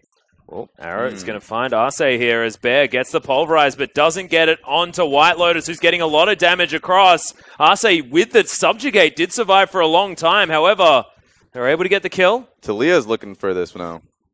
White Lotus needs to walk away from this tower. Is going to do so and should be first structure gold going over to KMV at the same time. So answering that early lead that Lion were able to get out to with that first blood, and Fox is actually going to get all of this gold. There we go. 650. That is a big deal. I can't even find the stun here. Plugo walks past. They're just dodging each other right now. Good slow comes in. As you can see, Gragas, the ultimate comes out. Plugo takes a lot from the Unleashed Power. Now Julio Cito. Oh, lots of respect there from Saya. There's the flash. Oh, Julio Cito delivered to the Dark Sphere. That was stunning. The 1-2 punch from the mid and jungle. That's the most action you're going to see at a Rek'Sai versus Gragas right there. But that was really well done from Audi. Recognized that, well, Julio Cito still has his flash, but did not respect it in that. Did not respect Audi's flash body slam. I like Saya respecting the flash knock-up, though. That was good. Yeah, really well done. Making sure as soon as that tunnel goes down, it's like, well, he can flash on Burrow me. I'm gonna have to respect it. Is White Lotus going to answer the tower take on the bottom side of the map instantly? Arce holding that lane for him as well. As it's actually Plugo sent to defend. We'll see where these players go now that the lanes have opened up. And it looks like the Fox and Bear just hanging out here in the mid lane. Yeah, they need to start. They need to send Lucian. It's really Well, he's sad gonna that go I back. just realized that it's a bear and a fox. Hmm, They just got really cool names. that's true. As Arrow is going to find Arce yet again. It's a 2-for-1 special on these Trundles right now. As that knockback was hilarious. Not going to do anything, though, and they lose the Trundle yet again. Yeah, this could mean mid tower for them. They're going to look to try and stack up on it. White Lotus is in base, walking towards this tower.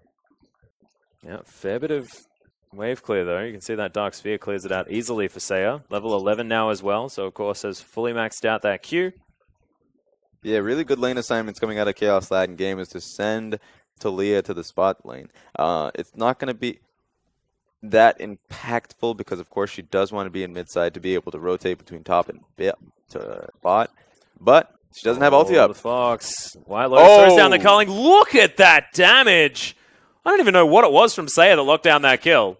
But I think it may have been a heck of a lot of orbs, and White Lotus's culling didn't actually do too much of anything, as Bear has to throw down his ultimate. Arce is going to make his way in. Gets the pillar in a good spot, as Say is now looking to try and delete someone else. Will he be able to get the stun is the question, as Unleashed Power... Sorry. The Scat of the Week. Didn't find him. Really great focus, and here we go. Once again. In goes Jarrell. Yeah, Oddie once again pays a visit. Jarrell just ignoring Slicing Maelstrom. But that's something that they can constantly look to do now. Lion Gaming, they have themselves great lanes. So once again, they're just going to keep bullying the cannon, and why not? Yep. And Saya just picks up a blue buff, plays with it for a bit, and throws it down. It's always a very depressing thing when you're a jungler playing against a Syndra.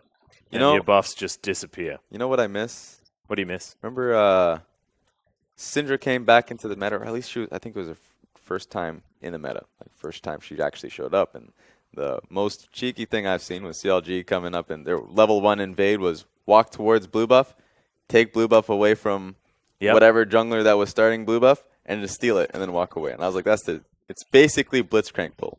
Mm-hmm. Very depressing. As Arrow is going to find Saya. There's everyone piling on top. And Arce also possibly caught out. Doesn't have to use the ultimate, but that is the pick potential of this composition from KLG. Yeah, and they only have a few minions, so they won't be able to take the turret down on this wave alone. Next wave will take some time. Lucian's going to be able to get there at the same time, so not a lot going to be taken from that for KLG unless they're looking to commit to it. Well, White Lotus throws down the culling. Bear just tanks it up. Probably doesn't want to. Almost with his Black Cleaver completed, as Oddie now finds the body slam. Ultimate is, of course, there, but they can't defend the turret. And KLG even things out on that score. Grab themselves a dragon at the same time. Like, this is a team that is so close to being in the lead. Yeah, I mean, they're playing much better against Lion Gaming, so they must have learned quite a bit from their previous games. Yeah. And on top of that, they know Lion very well. Very well. So the prep time for this one must have been much shorter. Most certainly. So now White Lotus going to help take this one down. Should spell his Black Cleaver very soon. Yeah. Important to note, the 2-item power spike of the Lucian being very, very strong. So what Lion Gaming just need to do right now, since they have a proper top lane matchup, that Audie's always going to be looking to rotate around. And then Lucian right now, all Lucian wants to do is force the Fox into that side lane. All at any point, at any opportunity. And so he's going to be constantly looking to shove up, getting Ashe to that position, and just looking to duel her. Well, Bear now hanging out up top. Good ward actually put down behind this outer turret. Is Arrow going to soar by? Looking beautiful. A lot of projectiles coming in. Lion have to at least recognize that this play is a possibility, so Arce is going to be in there. Yeah. Going to get up. They're going to clear this one out quite easily. Talia was waiting in the wings. The Fox has to watch out. Yeah, White Lotus now gets that wave, crashes it towards the inner turret. Now moves back immediately. I'll say aggressive position right now, but Weaver's Wall is available. Plugo can be there at a moment's notice. Saya was moving around, but not quite as maneuverable. Despite everything, Lion's still that lead just seems to be organically growing in favor of them unless a proactive play is made by KMV. Well, right now, the game is much easier for Lion to execute on. KMV has to find ways to hide elements in this matchup, while at the same time trying to find ways to hide the Fox in his bot lane matchup. They're trying to hide so many matchups that it's impossible to do so unless they find an incredibly creative fight to work off of. The Fox needs to start hitting his ultis. Elements needs to start finding some certain TP plays, which really means that Julio Stito and the rest of his team have to start looking for proper invades when it comes through to get down flank wards whenever possible. It just hasn't been happening this game, so right now Elements has just been stuck in this lane, not able to achieve much. Well, has achieved at least a CS advantage. 162 to 157. Spectre's Cowl now completed by Giral, so not heading towards a Ghost Blade this time. It's going to be the the Spirit Visage. Unless he wants a Banshee's Veil, which would be odd. Because Spirit Visage is so damn good on Aurelia. White Lotus and Arce now move towards the top side. See whether they can get some pressure on the outer turret.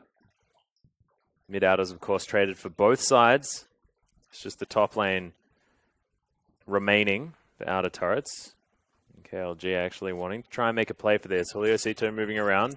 Giral, teleport at the ready. Has moved down to the bottom lane. Chaos Latin Gaming will have a small amount of time to play with before that inner turret is under threat. Good stun onto Julio Cito, though, as there's the flash body slam. Stops him from being able to tunnel out, but the flash will get him into the Baron pit. Now they're in such a lose-lose situation because Chaos Latin Gaming, that was smart from them. They really did want to look for this top lane play. That was their only option simply because they didn't have much time to work with. Giral was shoving out in that bot lane. And they didn't want to find Elements once again in this matchup. So they were trying to set up for it. Julio Stito gets caught in that jungle. Doesn't die, though, so at the very least, he can be thankful for that. Well, Plugo now going to grab himself his blue buff. Does so quite easily. The help of Julio Cito. But all of that pressure, all of those movements just for naught. After the Rek'Sai takes so much damage. Lion back in control. No lead to speak of.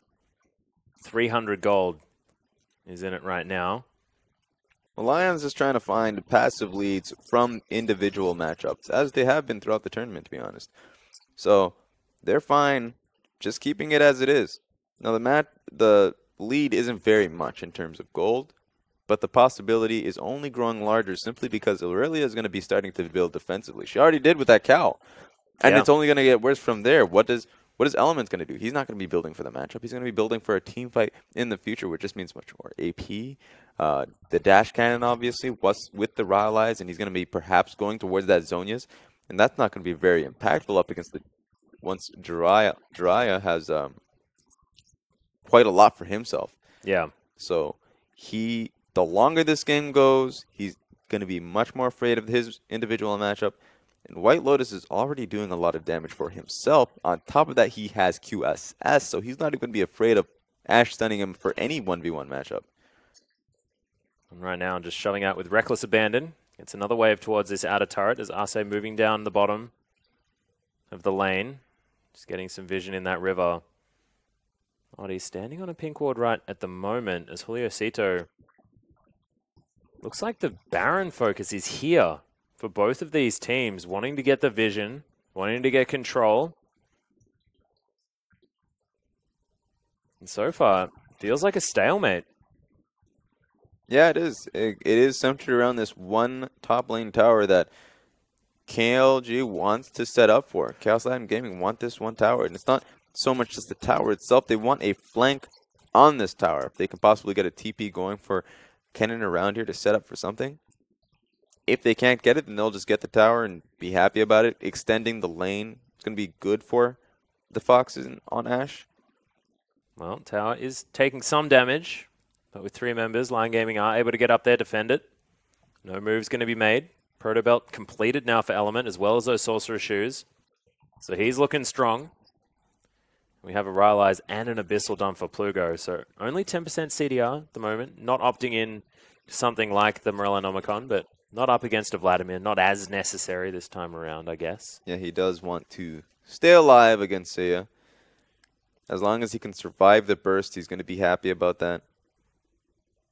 And Julio Cito decided to pick up his full Titanic Hydra as his second option. Often we see Tiamats hanging around for a little bit longer than that before being completed, but yeah, I like usually perhaps maybe a Spirit Visage and then head into that, finishing up the Tiamat. Once you get the resistances, the HP of the Titanic Hydra is fairly strong. But of course, he's just going to go for the immediate combat power of it.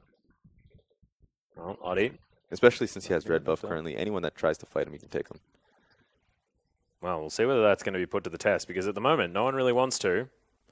Plugo waiting around, understands that Oddie did head bottom side. He's now waiting around. You can see only 2 members up here towards the top, as Plugo now hanging out, does have the weave as well, but doesn't use it. Might need to defend here. Sayer is just cleaning tunnels.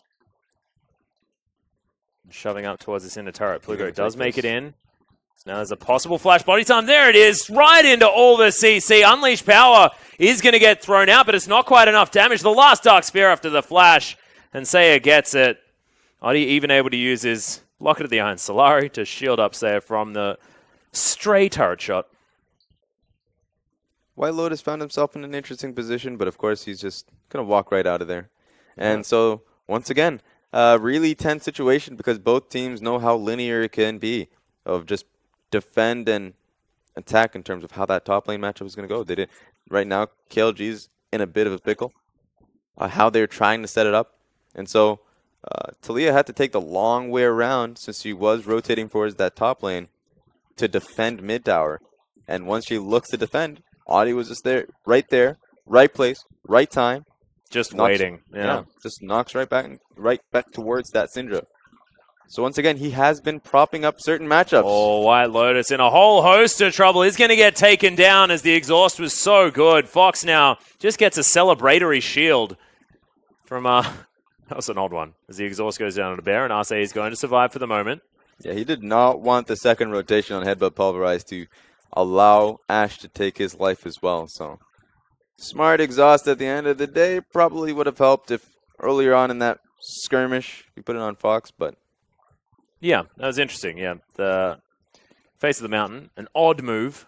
Doesn't actually have too much movement speed, but inner turret now under fire as well. The outer did fall down as Bear's going to get stunned. Fox caught by Oddie and destroyed by Sayer. Bear now has the ultimate, but is he unbreakable enough with his will? No, he's certainly not. As Julio Cito now trying to run away from Jirel. The slow comes in, but good tunnel avoids most of the duration of that CC, and Aurelia knocked to the right side. We'll see whether it is going to be enough. Dashtown gets Element out as he'd only just started to try and come in, which is an odd decision to make. Arce now catching up to him. Plugo at least able to get the work done. That was fantastic. The body slam for the double stun. There's the unleash. And double kill comes out for Jirel in the end. It's all about Arce. This whole team, I didn't see it before, that this support is so good in the clutch moments. I mean, the chase potential of Trundle has always been relevant, but Arce, of course, he's in that position. They found a random Kennen late to the fight overall. That's 2 ultimates, Julio Cito. You do not want to be eating that many. And the Baron is going to get taken down. The Rek'Sai chased away by an angry Lucian.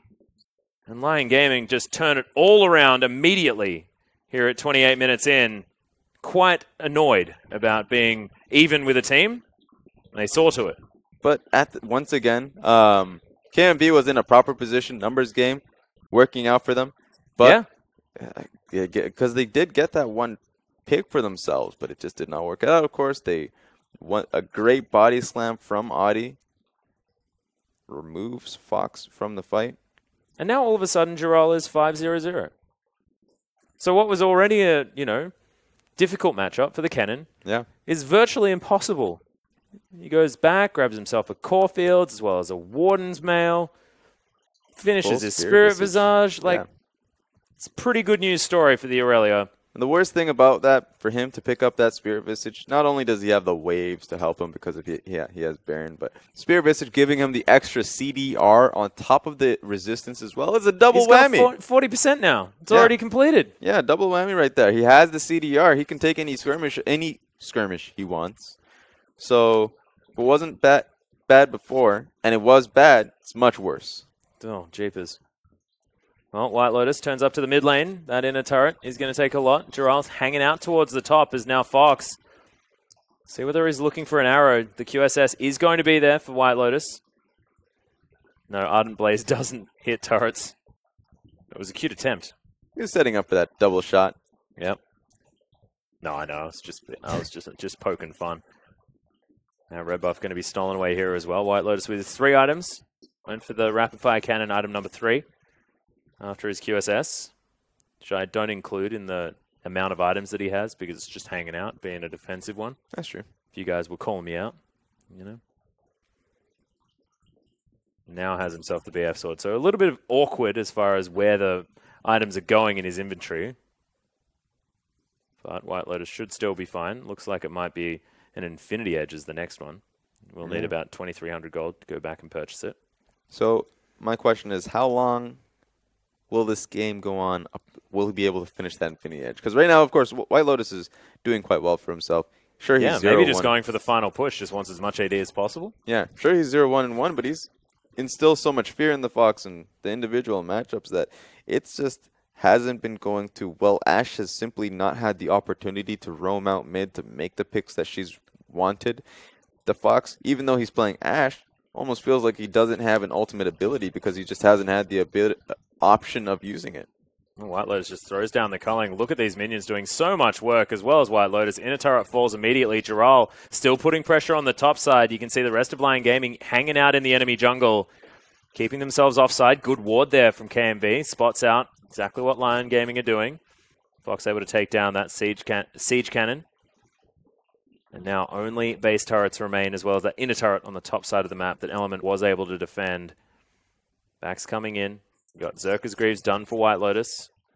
Whoa, okay, that was a full Randuin's Omen completed by Jiral on his most recent back. Yeah. So we've got double Randuin's Omens From right now. Warden's Mail, of course, yeah.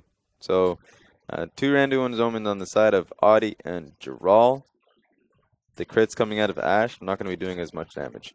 So if she wasn't relevant before, especially since she did have to itemize towards the burst coming out of Gragas and Syndra with that MR item. Yeah, Sayer as well. Now able to actually take down. Come on, man! Can you actually just kill? There it is. There it is. He's got it. It was almost 2 in a row. I It mean, was almost 2 in a row. The blue buff has not been very patient with him. Suliosito probably doesn't want to take that battle. It's Element now in the mid lane, clearing out minions. Of course, Cannon much better at that now. Can use his ultimate to do so, but big still. wave coming in the top side of the map. So yeah, it's great. It's a great decision from Lion to then decide to be shoving out in the bottom lane. Element's going to be going up to 10 to that. Well, I guess he wanted to take that wolf camp. He didn't have that opportunity. Taking wolf camps is important. Plugo going to answer the shove from the Lucian, and it is going to be Dragon taken down here by Lion. Want to get to that Elder Drake, and that is the first Infernal Drake of the game. A lot of Oceans. The first one that is definitely a good one for this late game. It's going to go to Lion. Baron going to be up relatively soon. I believe about 3 or so minutes before we are going to see the big purple worm once again on the map. But of course means that buff no longer resides on the Lion Gaming players. It's going to be more difficult to shove this one out.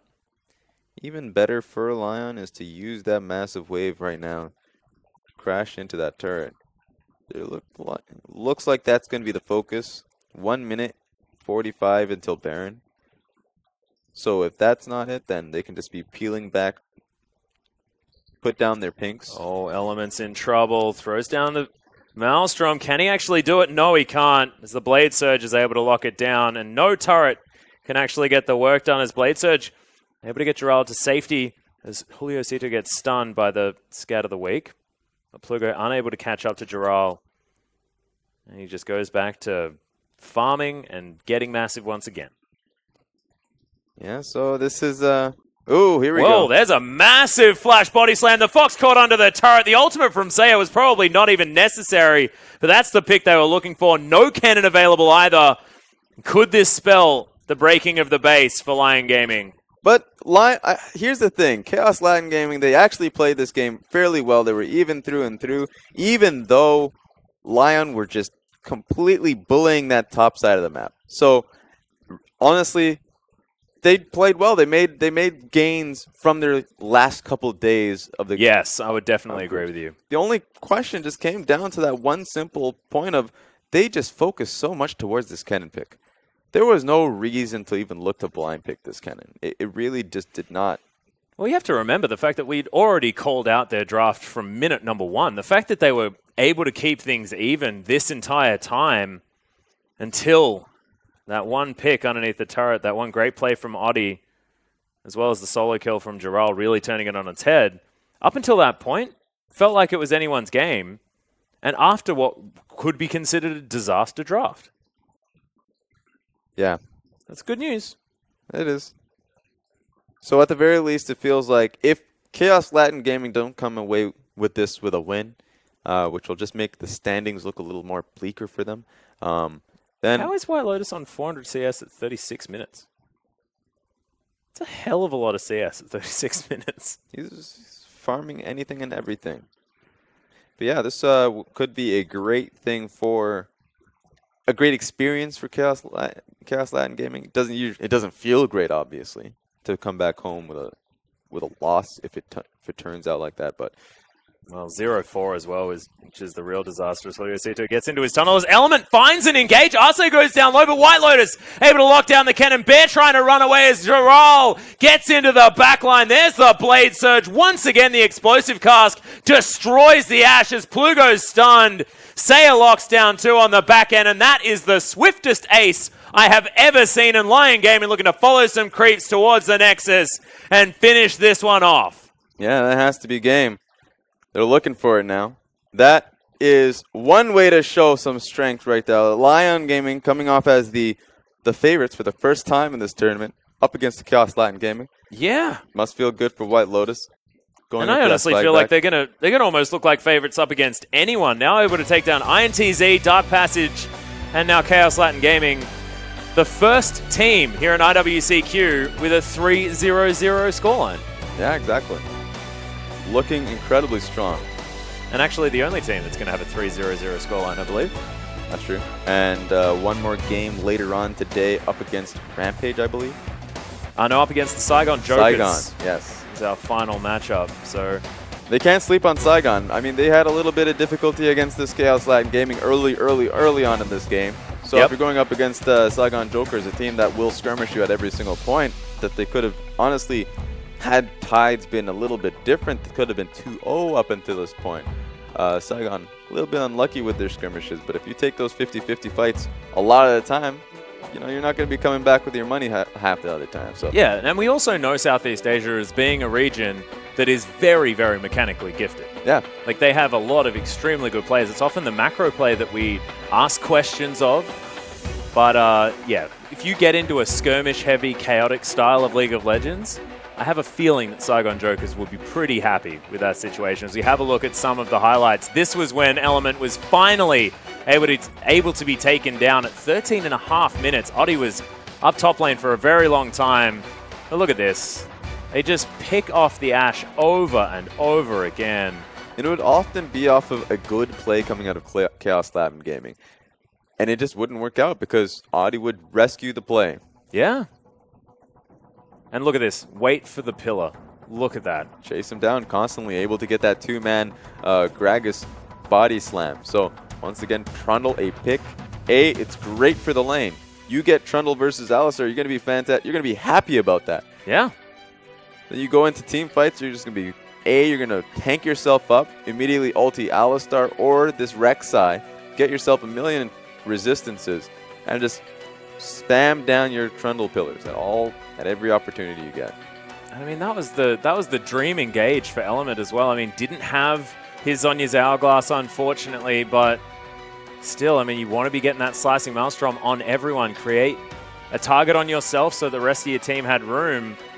It just wasn't enough, and with a 15,000 gold lead, it's just a little bit too easy for Lion Gaming to be able to come away with the victory. It was expected, but man, it looked good in that last team fight. However, closer throughout the rest of the game. Yeah, exactly. So that's, I mean, the first gank, the first blood that came through on that top lane Kennen, Yeah. he had a 10 CS lead. And it came back to the fact of simple melee versus ranged matchup. And even though he didn't have the flash, that was going to be disastrous simply because Audi was going to keep coming topside. So if there was a possibility of keeping Kennen on top of it, of just keeping him safe and secure, probably could have gotten to a point where they could look for that bot lane TP play, but it never really happened because they never really searched for it. So as Chaos Latin Gaming, sure, they can be a lot more happier how they performed in the beginning of this game. But if you look back at this game, or at least if they look back at this game, there were a lot of opportunities they just simply did not take. Yeah, and I actually want to talk about that because they had a fantastic pickoff with all of their abilities. They used every single button and they killed Saya. They did so extraordinarily quickly and what looked like extraordinarily easily. And I was thinking, well, they just wait for those buttons to come back off cooldown once again and they just do it over and over. But no, that was the only time we saw it. And was it lack of vision? Was it lack of being able to find anyone overextended, anything like that? Because Saya was underneath his turret. He was fine. Like, Yeah. why not just keep going for that play? Well, most of the times, simply because of the Lion draft, they found themselves in a situation where they couldn't really do much, especially this Talia. Talia couldn't really walk out of her lane all too much, but simply because there's a lot of pressure on her from jungle main matchup. And on top of that, top lane couldn't do anything because of how Aurelia was always going to be on top of her. And then in the bottom lane, we saw constant skirmishes simply because Trundle Lucian's going to be completely happy against against Alistar Ashe. Yeah. And so it was hard because once again, Lion build, or at least they play towards their lanes, and not only the lanes, but they play towards their matchups. So once they get into the mid game, then they're gonna that's just gonna be their lane assignments to get their one versus one versus one, 2 versus 2, and then Audi just plays towards his advantages. Yeah, plays towards basically whatever he wants. And this game was an example of playing towards the top side. He was living up there, trying to take down the cannon as best he could. I mean, wasn't able to get flashes very, very early, honestly. I mean, there was a few ganks before they were able to actually kill Element, all credit due to the cannon player. But in the end, they were able to get it. The Aurelia got going. Of course, only needs a little bit of an inch, and you can take basically your whole arm, leg, whichever part of the body that Aurelia wants to rip apart with whatever that weapon is called. So Giral got over the top of it in the end. So I mean, yeah, it must be really frustrating as a Kennen player because you picked yourself in such a bad matchup, but B, you're going into your entire purpose up until that game is just to get a flank play.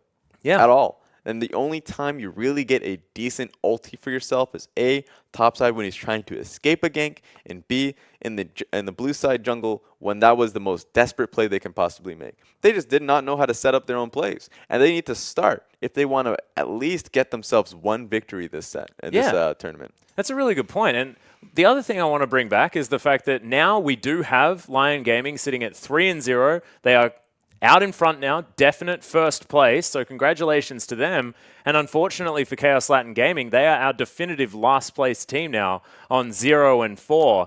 So if this is an example of the best team in this tournament versus the worst team in the tournament, as the standings would allude to, then this tournament is much closer than we're expecting, Raz, because this early game was extraordinarily even up until that first blood. I mean, that was at 13 minutes as well. And then the gold even was then able to swing back and forth in favor of Chaos Latin Gamers as well. They were able to get that first turret blood and get themselves back into the matchup.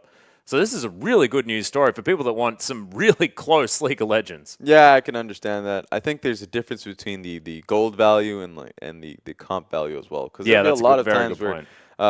where you can say, well, we've been counted in every lane, but we're still even in gold. Sometimes the other team's just going to be happy, even if they're in a slight gold deficit, because they say, well, either we outscale, just the typical we outscale kind of mindset, or We're playing until late game. Or B, like, we know what our composition is supposed to accomplish. We saw that in the first game of today, where they knew Dark Passage knew exactly what they were trying to accomplish. They have a split push composition, and the moment Fiora got 8 or so kills, she was like, put Fiora topside. And sure, they wanted a base race position, but Fiora was so massive, it doesn't matter what gold lead you had. They only really mattered what the matchup-specific leads happen. Yeah, and of course, the fact that he was able to just get into a side lane and destroy people and then take down the mid lane turret with an Ashe who was 0-7 and finish off the game. So very exciting finish to that one, to what was a very back and forward game. This one was an example of Oddie being a complete beast and getting the engages onto the Ashe whenever he needed to. 1-0-12 this game. Can he die, Raz, is the question. I'm not entirely sure. He hasn't done it so far this tournament. And KDA 13 this game. And what's 13 plus what, 28? Yeah, it's a 41 KDA, I think, for the tournament. Yeah. In fact, it's a you can't divide by 0 KDA, so it's NA at the moment because the guy hasn't died. Yeah, so he's been fantastic. The fact that he hasn't died is a fantastic stat as well.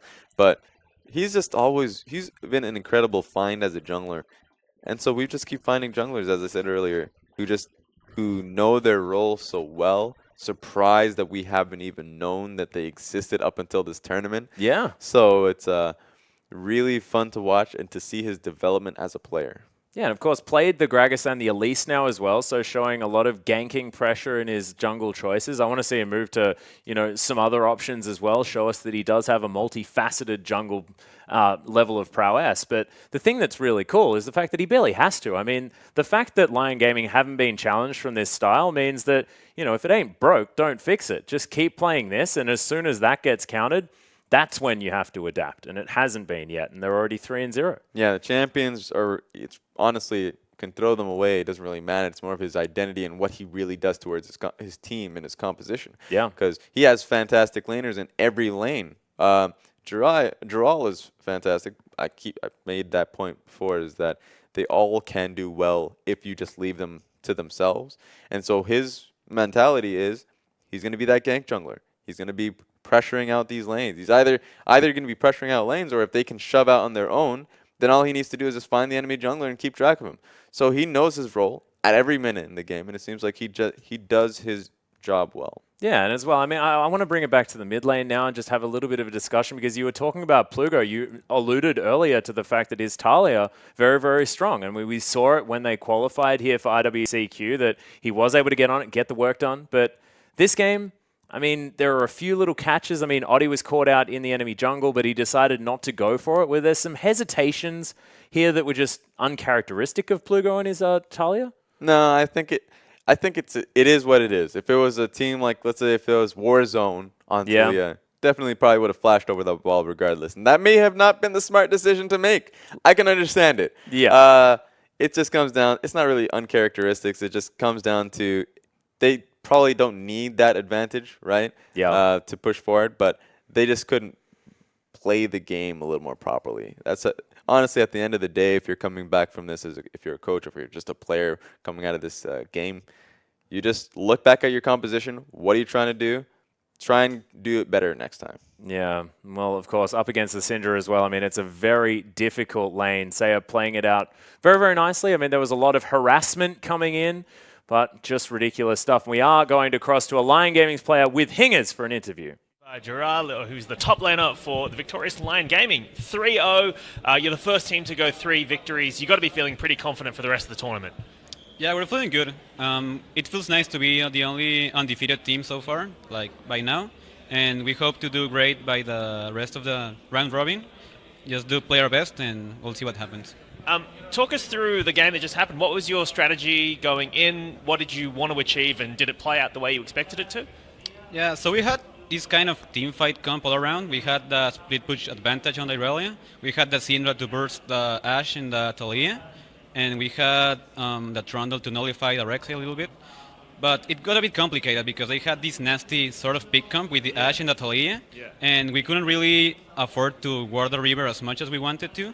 And they stalled the match. So they weren't really ganking or doing many plays, but they were denying us from doing those plays. So the game stalled out a little bit. And then we got this good play at top and got the Baron, and that's it, man. Later on today, you've got to play Saigon Jokers. They're a team that like to brawl. The Southeast Asian region love a team fight. Going into that game, what do you expect?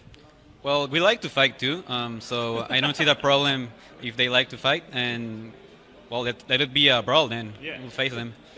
And then after that, you've still got to play Albus Nox and Rampage and the Chiefs. Give us a bit of a preview of what you're going to expect. Like, out of those 3 teams, who are you most afraid of? Well, on paper, I'll say Albus Nox is kind of the the rival by now.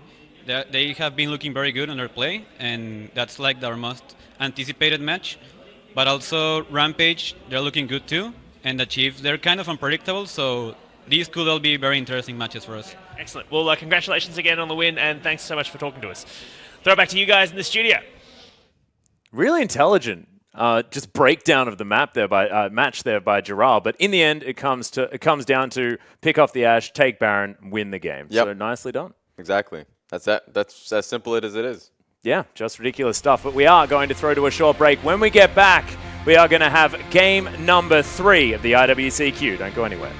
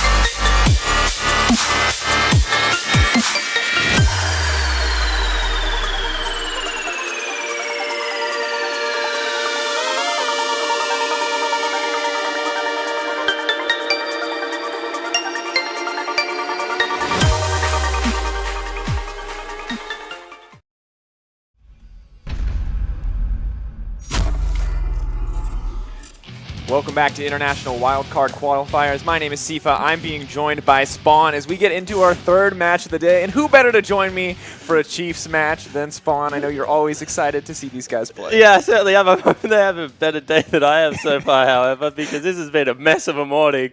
But, you know, getting into the Chiefs game against INTZ, they have such a good historical record against this team. You know, they love playing against the Brazilians.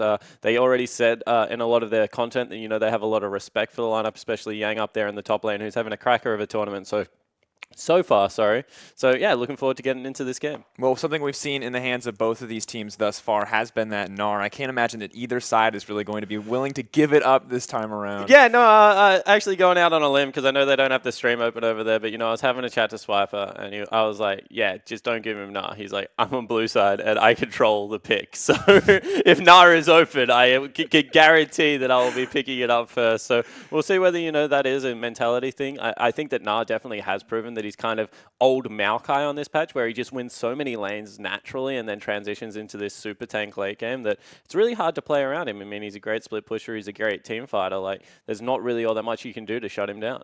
Yeah, just overall just seems like probably the most powerful top lane pick in terms of versatility and some of that lane bully pressure. Frozen Mallet is just so obnoxious to play against, and it feels like maybe people just haven't figured out the matchup overall, but at the end of the day, it's just so much power. Yeah, I don't know if it's a matchup thing or just that you have to invest so much to beat it. Like, something like the Fiora matchup can win. I mean, we've already seen it once, but I mean, that's a really brave pick when you're only playing best of ones, right? Because, you know, if you get shut down early, if the game snowballs against you, it's not going all that well. Instead, people are going with safer picks like Echo, and not just in the end after 1, 2, 3 items starts bullying him out of the lane. It really does go downhill. Yeah, it does not feel like a very friendly matchup, but interesting that you mentioned that, because Fiora, I mean, and Aurelia showing their face a lot more, champions that really need to find leads if they want to be that splish pushing threat that we know them for.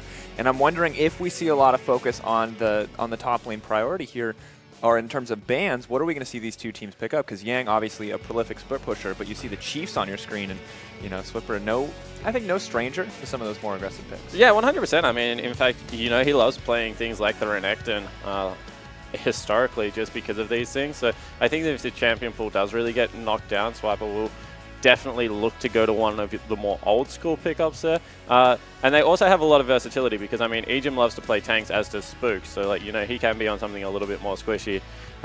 However, in saying that, once again, it's just about, you know, how safe are these picks in the current meta. And of course, the man that we always have to keep our eyes on as we look at this INTZ roster, it is Revolta. Now, he has been struggling a little bit this tournament to make an impact, but the Elise was a much better look for him.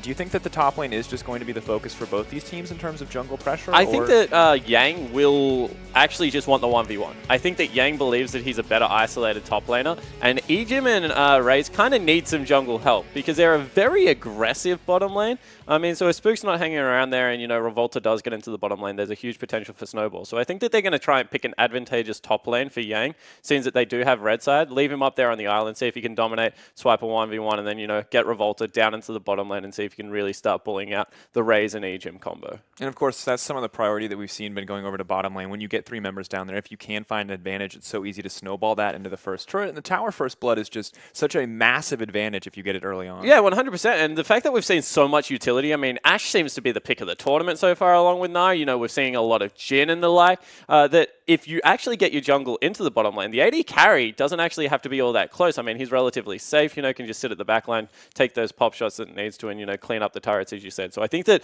camp bottom lane is a really viable strategy at the moment. That's why we're seeing so much roaming coming out of the mid lane. I was happy that we saw our Syndra, however, because that changes the game. If you got a Syndra, all of a sudden, that gank becomes really potent in the mid lane, gives you a little bit more flexibility. Whereas, you know, the Talia, you know, even the Lissandra, that's all about getting out of your own lane and roaming around the rest of Summoner's Rift. I feel like that's fair for the Talia overall, but I think Lissandra is one of those champions with an aggressive enough jungler like Nidalee who can set up, but I definitely see what you're saying with the Syndra. Long range stun engage, so much burst damage in her kit, one little, you know, poke from the jungler and she'll be able to just obliterate any opponent. Yeah, and that's kind of the idea. I mean, Lissandra was kind of seen as that burst mage, but the problem is that so many junglers are AP at the moment that whenever you go against Lissandra, you just take cleanse, go double Doran's ring straight away into your Abyssal Scepter, and because you're against things like Gragas, like Elise, they can't really burst you out. So you do have to pick like specifically the Rek'Sai if you do want to be able to get some more of that damage out. I do like Lissandra. I think that she's been criminally underrated, actually. There's not been enough Lissandra in this tournament, so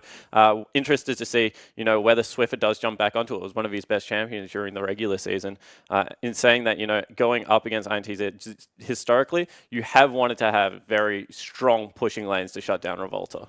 And I think it's going to be interesting as we get into Champ Select to see where that priority lies. We've talked a lot about top lane. We've talked a decent amount about the jungler, but the mid pool, of course, still very wide open. Lissandra, Syndra rising in priority. We've even seen an Echo mid lane this tournament, so a lot of potential flexibility here in 6-15, but Malzahar already taken off the board alongside Talia, so we expected top lane focus, but it looks like they're starting off with some mid lane here. Yeah, I think that the Talia is a really smart pickup. I mean, he had a shocking game on it, but historically it has been quite good. The Mel's is interesting. I think that means they don't want Tokas to have a safe lane, right? That they want to try and pick on him. We've seen a couple of times that teams have got into that mid lane early against INTZ and really tried to shut him down. We'll see whether this is a continued trend. And of course, good that you bring it up because Talkers historically has been a weaker point for the INTZ lineup. And looking at Swiffer in the mid lane, always been a really strong point in international competition for the Chiefs. So maybe focusing on that matchup early, looking to give Swiffer a winning lane or find a way to get a lead there in the mid lane. Vladimir also taken off the board alongside Gangplank and Sivir. So it just feels like a lot of standard power picks and a lot less target bans than we were maybe initially expecting. Yeah, potentially. Swiffer's searching for a Cassiopeia again. I mean, they have to know it's coming, however, because he's just banned out what are two of the better matchups against it. So wouldn't be surprised if that was a Cassio and they're just searching for it right now, but it's actually not. Oh, let's see if your predictions are true. Nar's been left open. He is on blue side. He does control the pick. This is the information I got from the VODS. So, if it's not true, there it is. There it is. Instant Gnar lock-in, of course, a strong power pick. Shen is still up and available, as is the Ashe, the rising in popularity AD carry. And the jungle pool also wide open. Rek'Sai, Gragas, Elise, each of those up and available. So INTZ, a lot of flexibility here in the second rotation, but it feels like there's just so many good picks left available. Yeah, I definitely agree with that. I also, I like this from Yang. I mean, he was flirting with the danger as if they leave it up. We left Cassiopeia as well as a Gnar. Interested to see whether Tokas plays a Cassiopeia now. But he just wanted to see whether they were willing to first pick it. And the best one, of course, that is risky. But he's a really good player, Yang. I have a lot of respect for him, actually. So been a massive fan since I first saw him all those months ago at IWCI 2015. And really interested to see if he does have that counter for this pickup now. Interesting. Of course, the Shen matchup has been known to be kind of back and forth, but since the rise of the Frozen Mallet build, haven't gotten to see it too many times. Revolta really taking his time to figure out what he wants, but in the end, it will be the Rek'Sai, and it looks like the Ashe as well. So solid, consistent jungler paired with what has been the most popular AD carry on this patch. Just so much utility and lane pressure in that Ashe. Yeah, hashtag just another global comp coming out of the INTZ lineup. I think that's very fair to say, if they're able to get any kind of lane game going in the bottom lane, Macau, Jockster, as well as Revolta down there should really be able to put down some pain. So we'll see whether Raze goes back to some relative safety. I mean, he's played a Caitlyn game already, I believe. He does like the long range. He's not a Jinx player like Radiant was in a time before. And I think, of course, Jin's still available, Lucian's still available. Maybe you know a little bit more about the Chiefs than I do. Guaranteed, actually, that you know more than I do. But I can't imagine the Jinx is the appropriate option. No, Jinx is not an appropriate option. I think that Jin or Caitlyn is what they will go towards. They do like having range advantage in bottom lane. And, that's why they don't really pick Lucian all that much. That's an aggressive duo, though. Taking the time. Is this going to get locked in? We'll swap over to the Cassio. We've got, the Oracle here. Jake Spawn Tiberi on the desk to predict exactly what's going to come through for the Chiefs. But Gragas, of course, the perfect matchup into Rek'Sai. Pretty much the standard here on 615, as well as both a comfort pick for Swiffer and a pretty solid blind pick, it seems like, into most matchups. Yeah, it is. So we'll see whether the Cassiopeia does come up trumps. Now I'm really interested in the Mel's pickup because Swiffer and Oceania was a big proponent that Cassiopeia dumpstered Malzahar. I mean, there's a delay on Malzahar's ultimate where you can sneak the Cassio ult in and actually just shut him down completely and then blow him up. So that's interesting that they actually want to pick up a ban the Mel's away regardless. See whether the Braum comes out now for Jockster. I mean, it does shut down Gragas' late game engage quite effectively, and the mustache lane really is something that, is quite popular internationally. Would hate to see that they gave up Gnar just to run an Echo into it again, but potentially, that's a good counter there in the Taric, the fact that they can shut down a lot of this wombo. Yeah, exactly. And the sustained damage from Cassio, eliminated for a few seconds, may give them the time to cut through their opposition. Taric and Echo locked in. This is an interesting matchup and one that we have not seen go in the favor of the Echo at all, even with some small early leads. Revolta may have to back up a little bit there in the top side of the map because Gnar is just so oppressive early on. And now the Chiefs, all that's left for them to decide on is this bottom lane. Already facing down the Taric Ashe. They've got all the information they need. Yeah, they certainly do. To be fair, I think the last time we saw Echo picked up, it actually went further of battle. And, just couldn't go with the Gnar late game. Went for more of that skirmishing potential and seeking out the AD carry. That damage increase does help as the game goes on and being able to assassinate people. But this is an interesting matchup now. Also, it could still be a flex pick, is something that I do want to point out.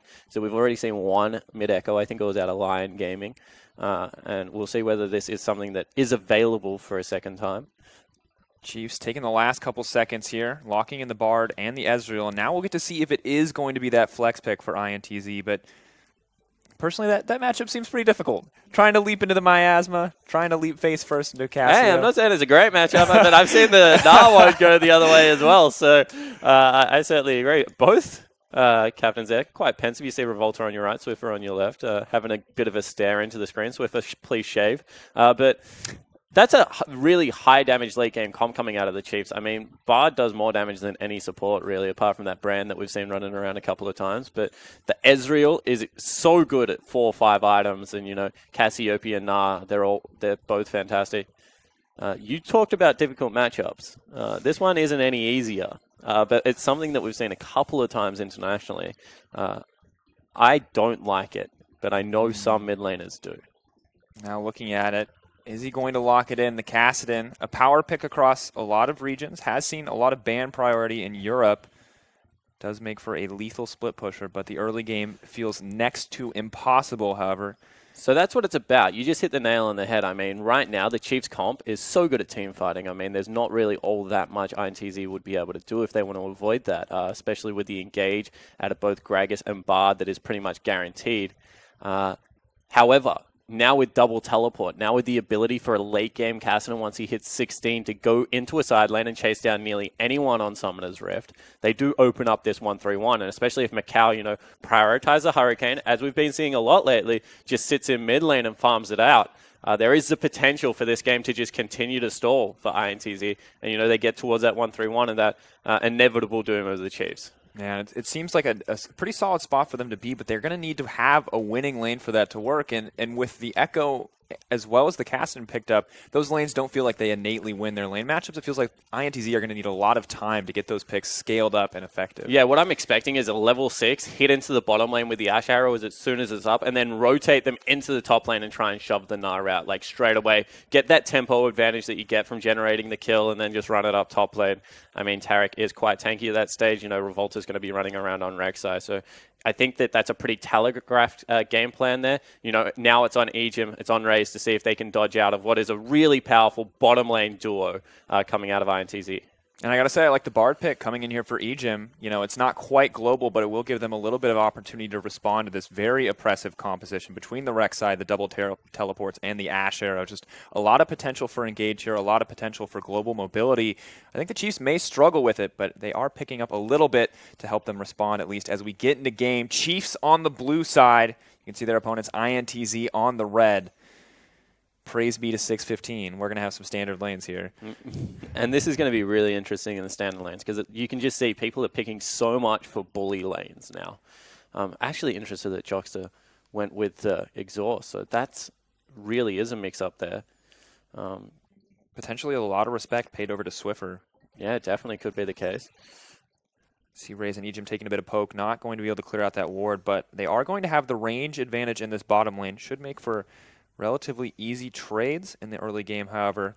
Second Ashe gets the opportunity to back. She is going to be able to outgold the Ezreal just based on that tier that Raze will be forced into. And historically, this has kind of been a game of two halves of the map. I mean, Yang and Revolta have kind of always been the two big players for INTZ, but historically, Swiper and Spooks have struggled for the Chiefs. I mean, MVP domestically in the OPL went over to Carbon, which is Legacy's jungle, and Swiper kind of was seen as the third or fourth best top lane in the region for a while by a majority of people. However, this tournament specifically, they really have stepped up their gameplay. I think that Swiper and Spooks definitely have been the two most consistent members of the Chiefs. Not going to see too much come out here, but looking to see more of that consistency today. Of course, a rough game one on day one, although we may see a little trading here. This was actually Crepo, your good friend, that taught me about this. You know, one thing about the Bard that you have to point out is that he's one of the best level 1 champions in the game. So it's better to disrupt their camp and, you know, keep them down for the level 1 and try and trade with it than anything else. Although Raze now has taken a lot of damage in that bottom lane. Yeah, unfortunate set of circumstances there. It looks like he may have gotten over aggressive and tanked a stun from Jockster, although can't quite be sure. Ezreal already pushed under tower, not the look that they wanted, but this is the pressure on bottom side that INTZ were looking to get that we talked about. Now, may free up a little bit more pathing options for Revolta here as we start to work through the first clears. Certainly looks to be the case, and Revolta's done a very smart thing here. He started on the Wolf Camp, smited that away. It means that, you know, Spook's telegraphed ward onto the blue buff is not going to be available. Oh, Macau taking a stun. Yeah, good stun there. However, you can see that INTZ, they definitely know this Chiefs lineup. I mean, if anyone follows their Twitter pages, they're definitely really good friends, both the teams. So this is just showing that they've played a lot against each other lately, and Revolta seems to have a pretty effective early game against Spook's pathing. Yeah. And you can also just see Raze playing very safe in this early lane matchup, clearly not looking for any trades, even though Ejim kind of hanging out on the front line, not afraid to trade blows there, knowing he doesn't have to be too scared of the Taric. Yeah, I think Ejim's just trying to get his economy rolling, I mean, with that Spell Thieves, and I do like the point that you raising about, you know, Raze doesn't really have to look to be aggressive here. He can play this one nice and safe. He's got 2 organically winning lanes in the Cassiopeia, in the fact that he does have that big Gnar in the top lane. So unless something goes really right here for Revolta, who gets a deep ward, these lanes should start winning and pushing out. And then it does come down to how can they impact the bottom lane, these 2 junglers. Spooks, though, looking to make his presence known on the top side, trying to contest the Scuttle Crab. Do believe it's going to go over to Revolta. Not going to get that one in the end, but looking at the lane so far, everything just about even. Ezreal suffering a little bit. Revolta taking a bit of damage, but pretty passive early phase thus far. Kind of waiting, I think, on those level 6 before we're going to see any real moments of aggression. Although, may have some in the bottom lane. Good stun to respond. Jim going to back out here. Raze continuing to extend the trade, however, taking a lot more than he bargained for. He's going to back off. Not an excellent trade for the Chiefs, but not losing too much either. Now the gank on the top side. Knock up onto the Gnar. That is a great start. Swiper trying to make his way out and is going to be able to do so. Yang stepping forward. Not quite what he wanted. Now dashing away, but Gragas is here. Gragas is looking for the kill. Certainly is, and Swiper's nearly got the transform, you know, so this could be a turnaround gank here. Chiefs just want to shove out the lane. Really nicely done by Revolta, but an overcommit, at least in my opinion, from Yang. He had the flash, he had the advantageous trade. You just got to settle for that every now and again and make sure that you can get yourself back in a winning position. Instead, now Swiper gets a shove on the lane. Teleport has to be expended out of Yang. So I love the idea out of INTZ. I actually think it's the right call. I mean, get up to help out the Echo in the losing matchup because we know that you have to impact it early, but overcommitment does cost them big. Yeah, and of course, forcing that teleport out while Gnar is going to get the freedom to walk back to lane, so that will be a 1 global advantage for the next few minutes. And it's clear that Swiper is looking to win lane here. You can see the double Doran's picked up alongside the boots. This man looking for some early trades, but the same can be said about Jockstra on the bottom side, although Raze and Ejim looking more and more comfortable as they get more levels in this lane. Yeah, that one actually went much better for Raze and Ejim, and you can see that Ejim wants to keep pushing it. That might be a little bit over-aggressive one more time, but Ezreal's kind of this weird AD carry that tier is such a horrible item to back on just by itself if you can't get it stacking up. In saying that, levels suit him better than most. So if you can keep the Ashe in lane, if you can make sure that you're not getting shoved out and any free backs going down, Raze can start pulling ahead in this one. And of course, this is one of the only times in the game where they're going to be even in terms of attack damage in the early game. And Ezreal, level 3 on that Mystic Shot could be important as both AD carries approach level 5. However, I still can't imagine we're going to see anything too insanely aggressive, although both sides do seem pretty eager to trade here. Certainly doing. This just proves that, you know, counter jungling is a team effort because this is twice that Spooks has been caught out on different wards that have been placed down by Jockstra as he's got deep vision. You know, that one at the Krugs, the one before at the Raptor camp. So they're doing a good job of tracking Spooks across the jungle, making sure that he's not having the early game impact and freeing up Revolta to, you know, just farm up and continue to be aggressive. Yeah, Revolta now extending that deep vision further into the jungle, trying to get some sight on that Raptor camp, stop any kind of aggressive ganks, but maybe looking to make a play on the Swiffer. Kassadin does now have the level 6. Swiffer potentially caught out. In comes the Rek'Sai. Flash out from Swiffer. Good reaction. Ooh. Misses on the ult. He actually thought the Revolta was going to follow there, and I think that Revolta probably should have followed there. More action. Macau taking a little bit of damage here, but it looks like just going to be an extended trade. Jockstra making the most out of that passive. But honestly, every lane seems pretty eager to look for these little exchanges, these little fights, and maybe this is that the effect of both these teams knowing each other is that they're just don't really have to hold back. Some Cow gets stunned up. Joshua looking for a stun of his own, but now Ejim is in trouble. Summoner spells are available. The Ignite, if they look to turn this, they're getting aggressive onto Jockster. Exhaust goes down, but it's too little too late. Ejim makes it out, and that's first blood for Raze. Fantastic 2v2 play out of the Chiefs duo lane. We keep talking about the fact that, if Ezreal doesn't have to go back and buy the tier, if he keeps it 0-all in items, he will eventually come out ahead. That is a big win because the Chiefs look like in some of their winning lanes they were starting to lose some pressure. So in the one that we thought would go the other way, they pull out ahead, of course. I mean, a straight 2v2, not giving up any pressure across the map either, and still holding on to both their flashes as well. Ejim getting a little bit cheeky here. Steps forward. Not too scared to tank a volley, but Revolta and Yang are making their presence known on the top side. Swiffer and Spook's not going to give this blue buff up quite so easily, however. That's a heads-up play one more time out of Yang. Teleport down to the bottom side, though. They're in trouble. Portal comes out, trying to make it in. Flash in from Raze. Talker's not going to pursue here. Both of them actually burn the flash, so that's a good teleport out of Talkers. One more time, Jockster getting deep vision. They are doing a great job of tracking this Chiefs lineup. Now they have control over the red buff, potentially even the Dragon if they want to go for it. So really like how, even though First Blood went over to the Chiefs, which we're going to take another look at here, I mean, heal was already used from Macau, and that's all it's really about. I mean, Ejim steps forward, they go aggressive, exhaust, not enough. Great heal out of Raze to save his support. But the control over the bottom side of the jungle really is starting to come out in INTZ's favor. And I think that that's what a lot of this game is going to be about. Spook's trying to control Revolta. And Revolta right now is getting the better end of it. Yeah, Revolta absolutely owning the bottom side of the map. And as you said, a team effort from INTZ. But the gold's still in the favor of Chiefs. They are able to pick up that kill. But right now, with this map control, we're going to have to see what INTZ are going to be able to walk away with. The potential to turn it into so much more if there's even a single misstep from the Chiefs. I mean, when you have a look at what exactly is going down right now, Swiffer, he's walking into a fully watered jungle, sees a couple of tunnels, but Bard needs to be careful. I mean, this is just such a... This is very risky. Yeah, and he's... Oh, no, the pings. Does ping him out. They're going for Swiffer again. Ejim just saw them as they were leaving the brush, so that was best case scenario for the Chiefs. Yeah, really, I think the perfect situation now... Moving that gold lead up to 1K and not losing anything for the jungle control that INTZ have built. Definitely a little bit of a get out of jail free there in that skirmish. 1 second sooner, 1 second later. May not have seen the pressure going down in the mid lane. Swiffer getting more time to get that flash cooldown back. Does still have the cleanse, but Kassadin starting to scale up now. And farming, honestly, quite comfortably in this lane phase. Yeah, farming terrifically. I mean, Swiffer was starting to open up a small CS lead, and then the gank comes out of Revolta. I mean... That just equalizes what should be a pretty bad lane. Good stun coming in for Ejim, but Raze and Ejim may have overextended. Ezreal going to make his way out. Ejim now set to fall. Will he use the ultimate here? Looks like he's just going to be the sacrificial lamb as Talkers is going to grab that kill. INTZ making a move on the bottom side. Yeah, Crossmap looking to come in here out of Swiffer. Swiper does have the Mega Gnar, however, been spotted out nice and early by a pink ward. Now all of a sudden they know at best it is a 4v2 in this bottom lane.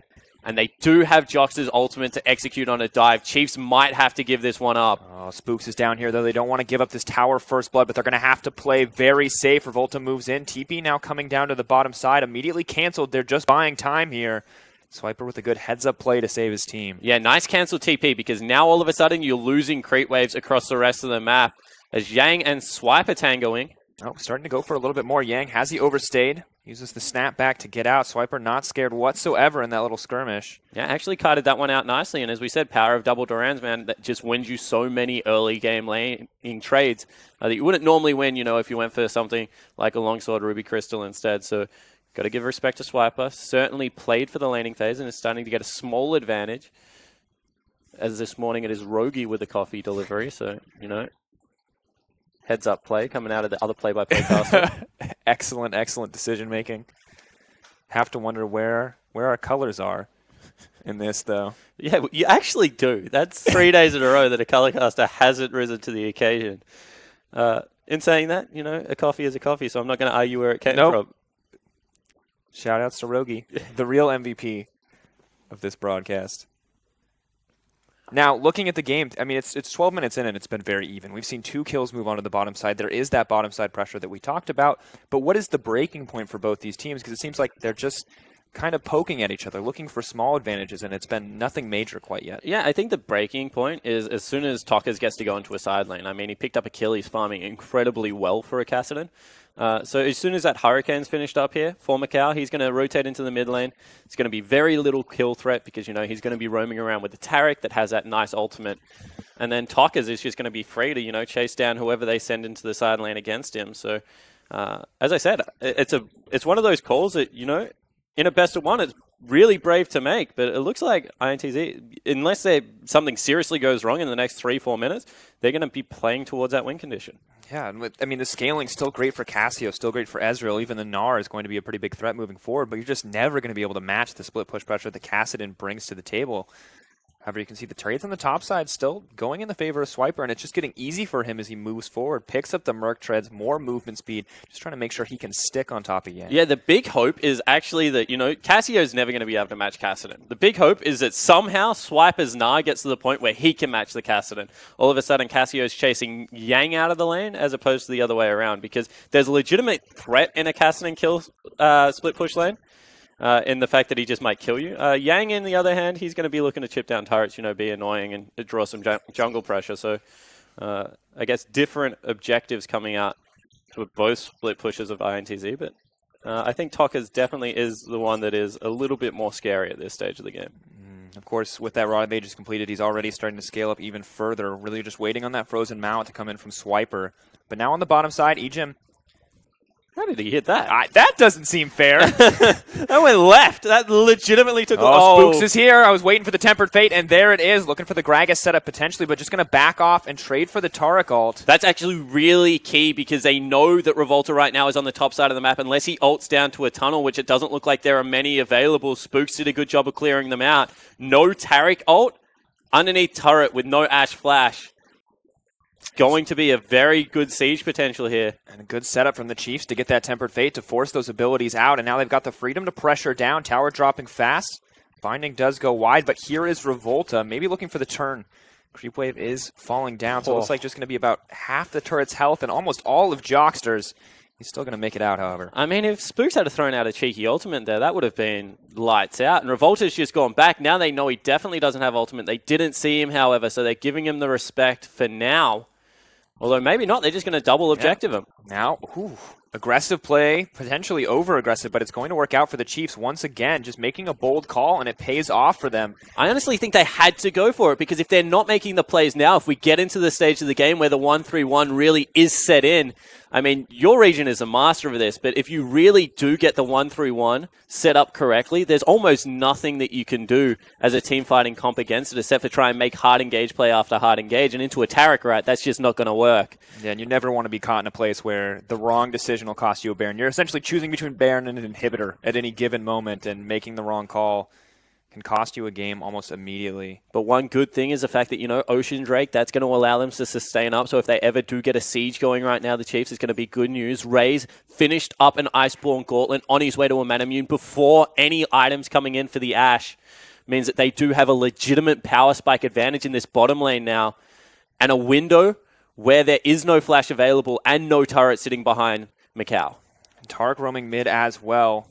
Macau just clearing out the way before roaming out. We're going to have to see how INTZ decides to assign their lanes. When is this Kassadin going to be assigned to a side lane? When is Swiffer going to get the opportunity to be freed up on the side of Chiefs? Right now, you can see him just playing on the back foot, knowing he doesn't have pressure anywhere else on the map, and, you know, giving a lot of respect to Revolta and Talkers. Yeah, I think it's more importantly, when can Ashe actually go mid? Because right now, without that Hurricane, she just can't win the pushing battle. And if the Chiefs rotate into mid lane, all of a sudden that's a big snowball that's starting to open up the map.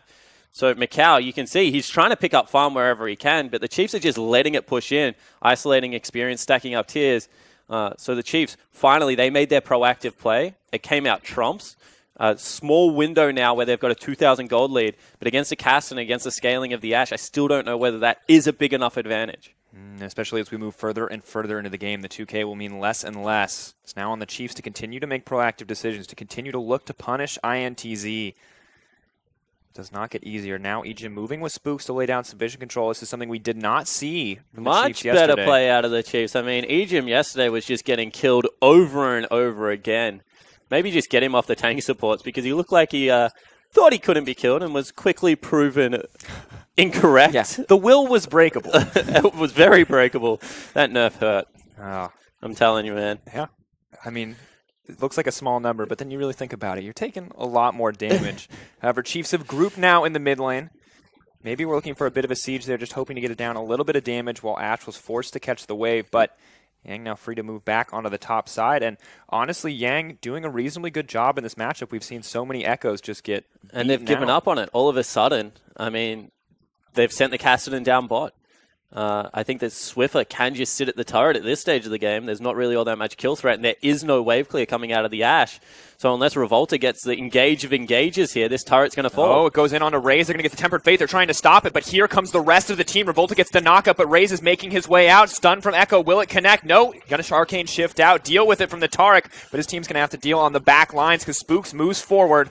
Looking for a bit more damage. Both sides walking away empty-handed. Oh! Ezreal out. Flash out, but you're just delaying the inevitable. A quick pickup for Raze. Yeah, flashing in a straight line there. I mean, one of the cardinal sins. All of a sudden, Swiper has Mega. Everyone is low. They need to back away, and the Chiefs get another victory. Excellent spot to be for the Chiefs. INTZ try to make the proactive play, but EGIM denies the engage, and it just does not work out like they need it to. Spending so much attention on Raze and him just slipping out. And that's really the benefit of the Ezreal pick. I mean, as soon as they saw how many threats were on the lineup of INTZ, you saw that the arrow just hit him point blank, but he was able to buffer the E in there. And I mean, the Kiwi, the young Kiwi, he's only 17 years old. Yeah. First international tournament, doing a great job in saying that, you know, Yang really wasn't an impact in that fight. He is quite strong at this stage of the game. Tokkers still didn't get shut down. He's still farming up an absolute storm. So, and you got to think the fight was still so close. I mean, the kill comes out, honestly, because of a little bit of a fumble on the flash there from Talkers, maybe not estimating where that Ezreal ult was going to be. And at the end of the day, both sides walking away with insanely low health bars, but the Chiefs still come out on top in the end. Yeah, they certainly did. And, you know, it was actually a really good reactionary Cassio ult this time, even though invulnerable, like able to CC up. Let's take another look at it. So, really nice ult here. I mean, it hits the 80 carry. That's exactly who you want to get, but he buffers that E, as I said. And then watch Spooks. He goes straight to his 80 carry, CC's up Revolta. And that's the Cassio ult I was talking about, because otherwise Tokkers is absolutely decimating the back line, right? Spooks gets in on top of him. Good amount of damage goes down.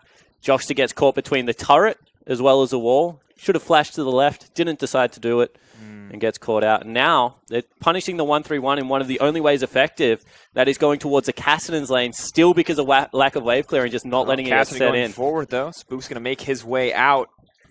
Oh, flash from the arrow this time. Nice accuracy coming in from Macau on that one, but Raze giving it the respect it deserves. Yang, though, now starting to look for this fight. This is an aggressive move, but Swiper not going to get caught by the parallel convergence, and the trades, I mean, not looking quite in favor of the Gnar like they used to. I mean, it's still only the one item spike. This is the strongest that the Echo is going to be all game, I think. It's pretty fair to say. You know, sitting on that Trinity Force with the boots of swiftness, you know, he got the furthest stacked up that time around, so you could see that the longer the fight goes, the better off it was looking for the Gnar. And while the Chiefs may not have gotten any larger objectives here, they do manage to take the blue buff away from the Cassidon. Good spot to be, especially as Swiffer will now be able to apply that much more pressure. But Talkers is moving in. Egypt potentially caught out.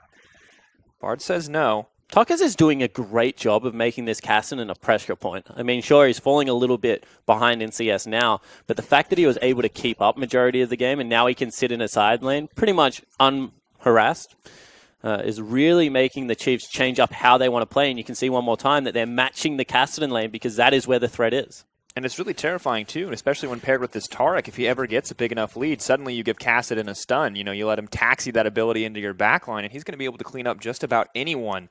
So, once again, the pressure is on the Chiefs to make a move. They're getting small advantages.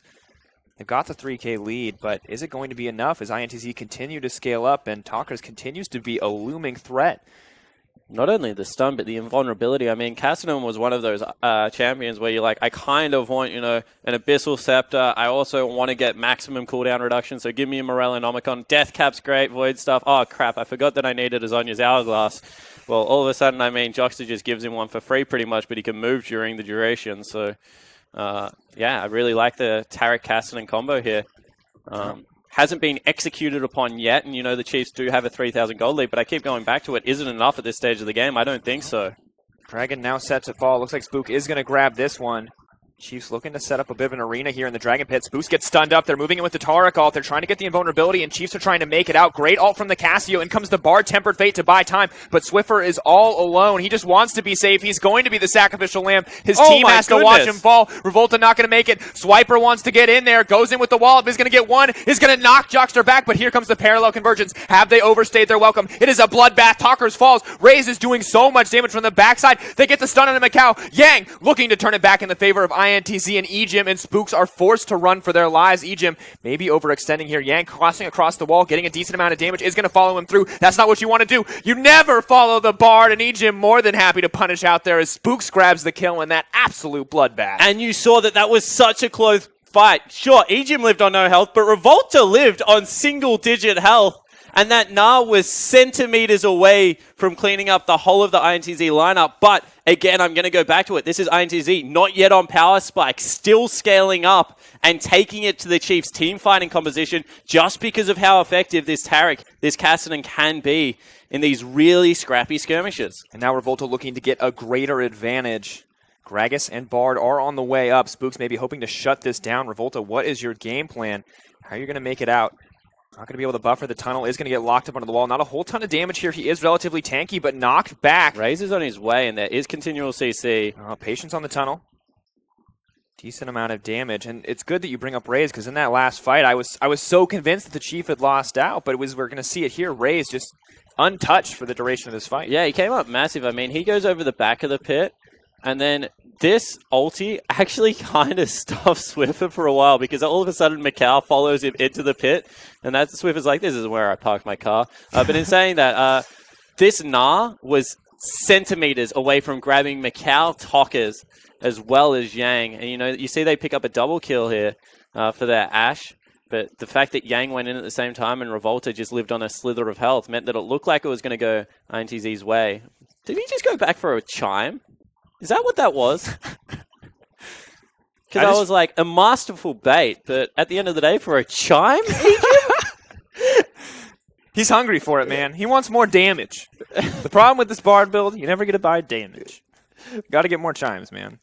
But you can see, I mean, the Ezreal, you're right, was popping off in that team fight. I mean, he's 4-1-1 Raze, the hopes of Oceania on the young Kiwi shoulders. Swiffer not having the best game so far, but, he's continuing to scale up. He's getting some items behind him.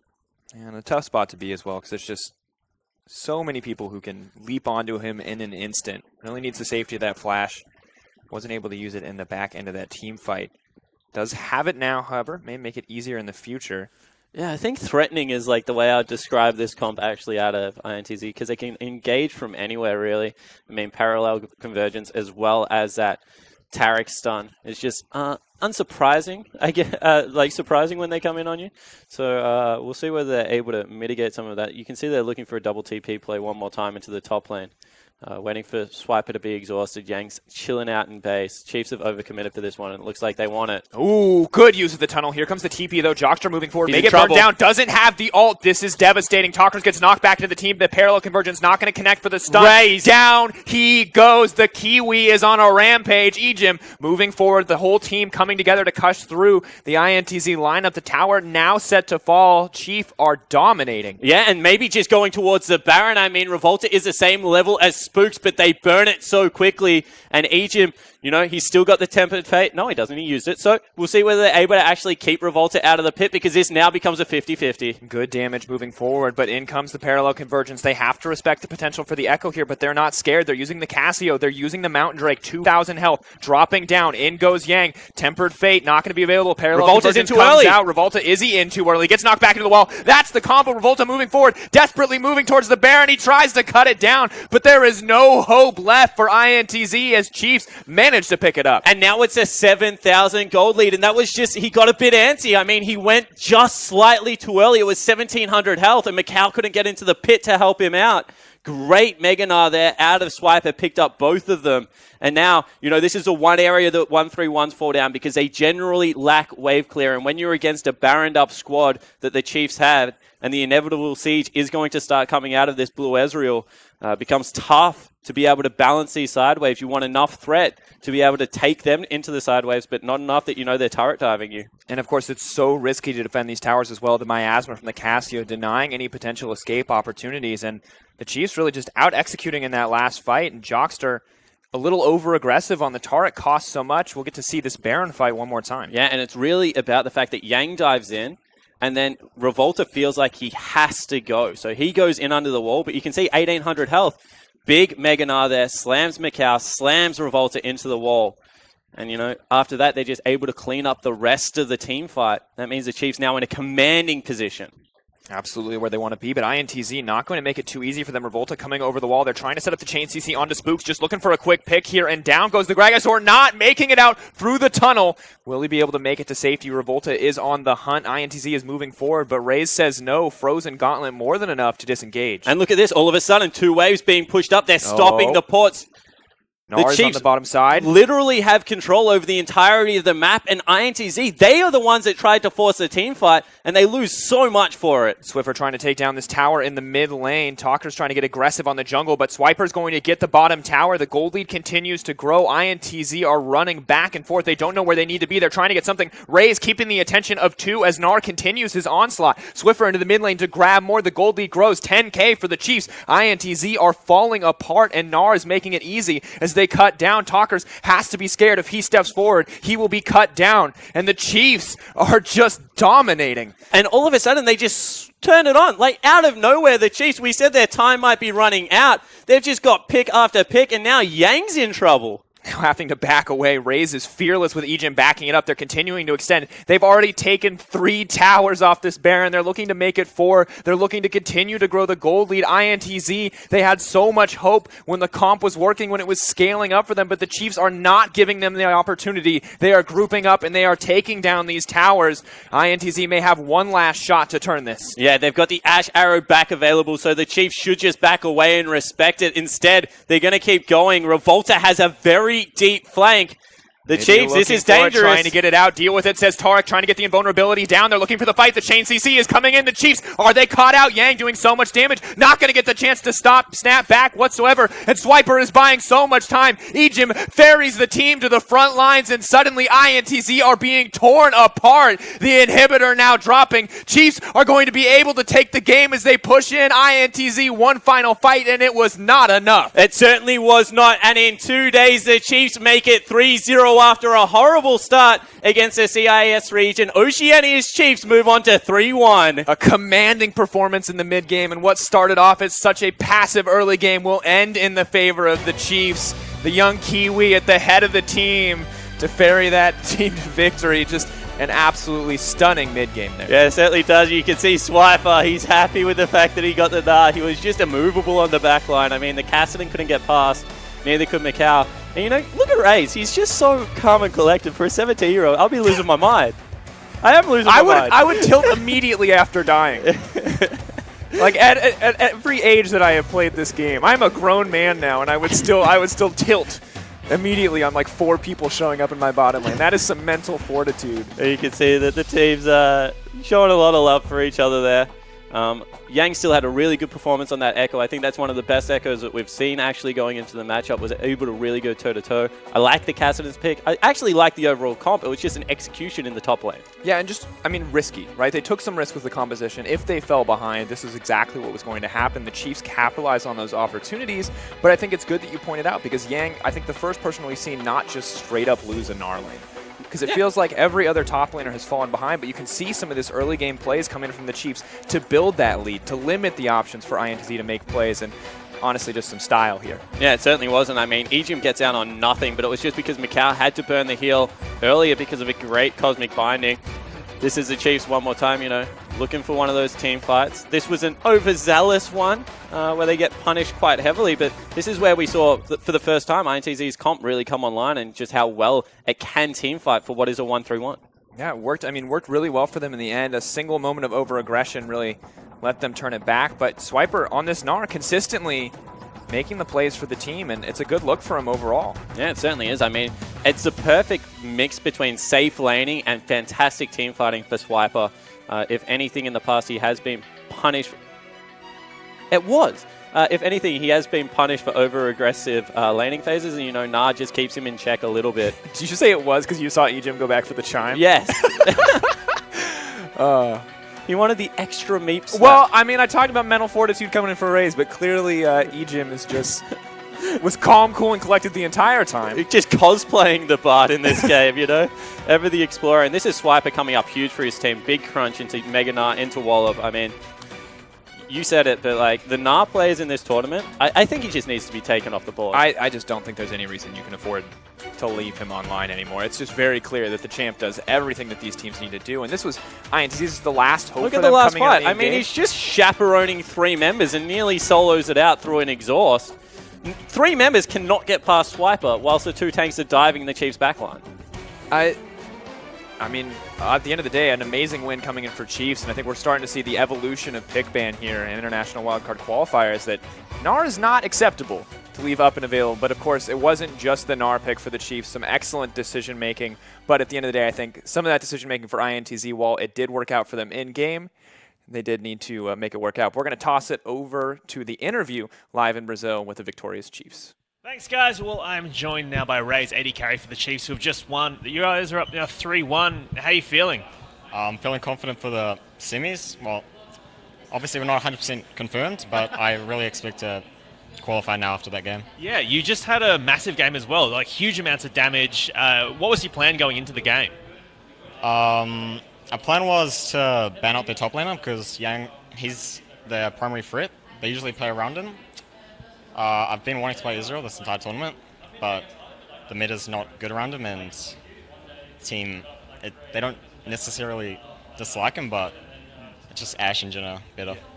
All right, well, moving for the rest of the tournament, though, you've still got to face Lion, and how do you feel like you're going to play up against them? Lion? Yeah. I'm going to be honest, I think it'll be an easy match. The macro is Brutal. lacking. The early game, they play around early game leads a lot, so if we can abuse their macro, I expect to be able to take it. So you're pretty confident that you guys will make it to semis from here? Yep. Yeah, and especially with that line matchup, you think you can outplay them in the long-term macro games. But what are you worried about? What are the possible pitfalls for the rest of the tournament for you guys then? Well, I don't see any pitfalls really. I can't think of any teams that will give us problems. Yeah. So it's just if you guys get in your own way, basically. Yeah. At this point. Yeah. Well, a lot of confidence there out of Rays. Thanks so much for talking to us, and I'll throw it back to you guys in the studio. I do not begrudge. I did the interview pieces for the OPL final. That's why I'm laughing. Raze is a very confident young gentleman, is what I will say. For a 17-year-old, he gets more nervous going into interviews than he does getting into games. It's ridiculous. I think I like that his biggest fear is the Chiefs themselves. Though. Yeah, we're our own biggest enemy. We have to keep it together. We got to stay. Did smart. you see that team fighting game number 1 that they took in the jungle? He's absolutely correct. I saw some of the team fights they took in this game, and those were a little aggressive. Yeah, they certainly were. They're an aggressive team. They like to be in your face. And, you know, I said that my biggest fear after the CIS game, where they got absolutely smashed, was that the Chiefs were going to stop taking those team fights. But it looks like, you know, they've just cleaned up the execution. They've gone back to the drawing board, playing the same style of League of Legends, which is really nice to see. And, you know, I thought that they drafted the Ezreal this game. It made sense because against Casson, against all the high mobility of, like, the Echo, I agree with him. It's not in the meta at the moment. But at the end of the day, if he was Jhin in that game, he's dying over and over again. Yeah, I think making the decision that works best for him, but of course, another commanding win coming in for the Chiefs, a great spot for them to be, but that's going to do it for us in this game, and we're going to be right back after this short break. Don't go anywhere. Rogi and VODS will be back to bring you the last 2 games of the day.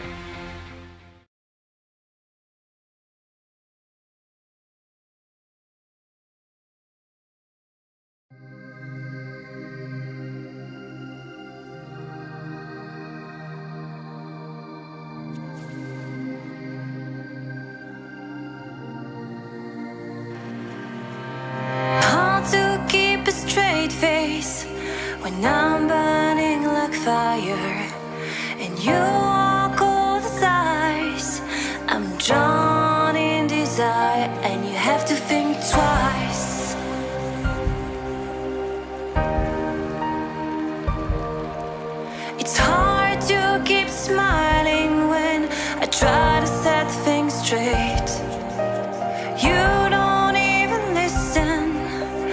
I'm just getting late, like you're on a mission.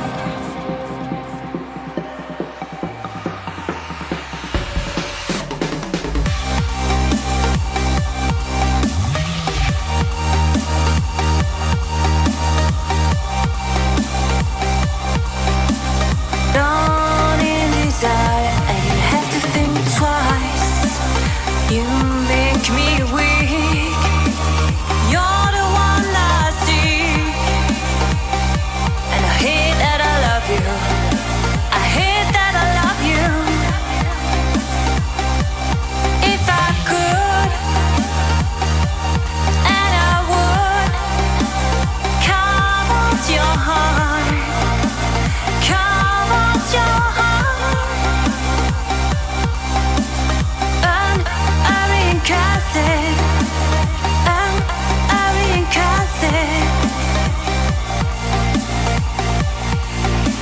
It's hard to keep smiling when you're closing every door. I'm trying to open. I tell you love you more, and you say it's broken.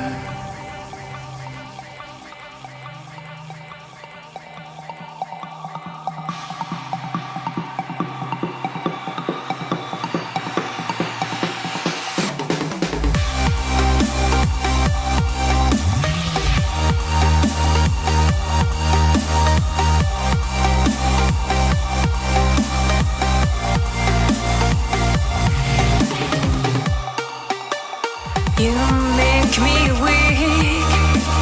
You're the one I seek, and I hate that I love you.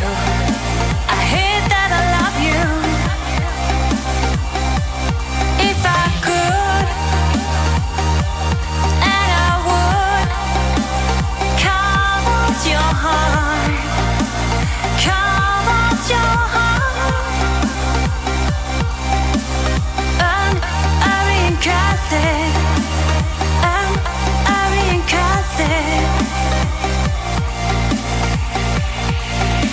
It's hard to keep smiling when you're closing every door. I'm trying to open. I tell you love you more, and you say it's broken.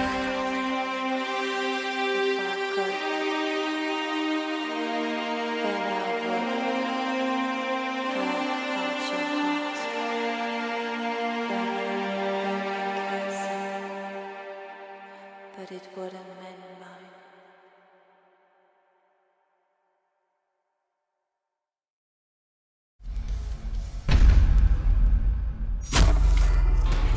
And welcome back, ladies and gentlemen, to the International Wildcard Qualifier Day 3. My name is Max Rogi for Foglia. Joining me on the desk today is Andy Vedius. Day, how are you feeling, Andy? We've had some great games today. Yep, feeling fantastic. Looking forward to jumping onto the caster desk to cast these final two games, which should definitely be exciting ones to watch. Look, that's exactly right. If you guys are just joining us, or if you're still here, we just saw Chiefs take out INTZ in a very dominating fashion. Our very own Ejim getting himself that MVP on the bar. Did a great job setting up the kills with the Q, the Tempered Fates, getting his team to safety as well as the Magical Journeys. Just really utilizing the unique qualities that Bard brings to the table. Nice to see the Bard come out once again, something that hasn't really been high on the priority list, given that we've seen a shift more towards melee supports rather than the range supports. But Ejim demonstrating that even though range supports aren't quite the go-to, you can definitely still make them work. Very worthy of the MVP, had a fantastic performance and was a large reason as to why the Chiefs were able to net themselves another win. Look, that's exactly right. Myself and Atlas were talking backstage in the green room, just talking about the team composition that the Chiefs actually put together was pretty much all their best champions on paper. So it was good to see them utilize all the unique qualities these champions bring to the table and just completely, not destroy, but pretty much destroy INTZ there. Yeah, it certainly was. Nice to see that the Chiefs are performing well, especially on international soil. But they have had a history of always coming out ahead over the Brazilian teams. Yeah. So it seems that they're going to continue their success over their rivals, you could say. But it's definitely going to be big for them in the standings, because now we're reaching a point in the tournament where if you are if you've lost a lot of games, it's really going to affect you. And getting as many wins on the board now is going to be very integral, because when you look back at the scoreboard, we've now got Latin America South sitting at the bottom of the table with 0-4, very nearly getting to a point where they can't even move into top 4 anymore. Whereas the Chiefs, they're sitting at 3-1 right now, which is a fantastic spot to be in. Look, that's exactly right. We're only at day number 3, so we still have a hell of a lot of games to play before we can really get some distance between some of these teams. Everyone is so close. We saw Dark Passage, actually, who will be playing next up against Rampage, take a very cheeky win over Albus Nox.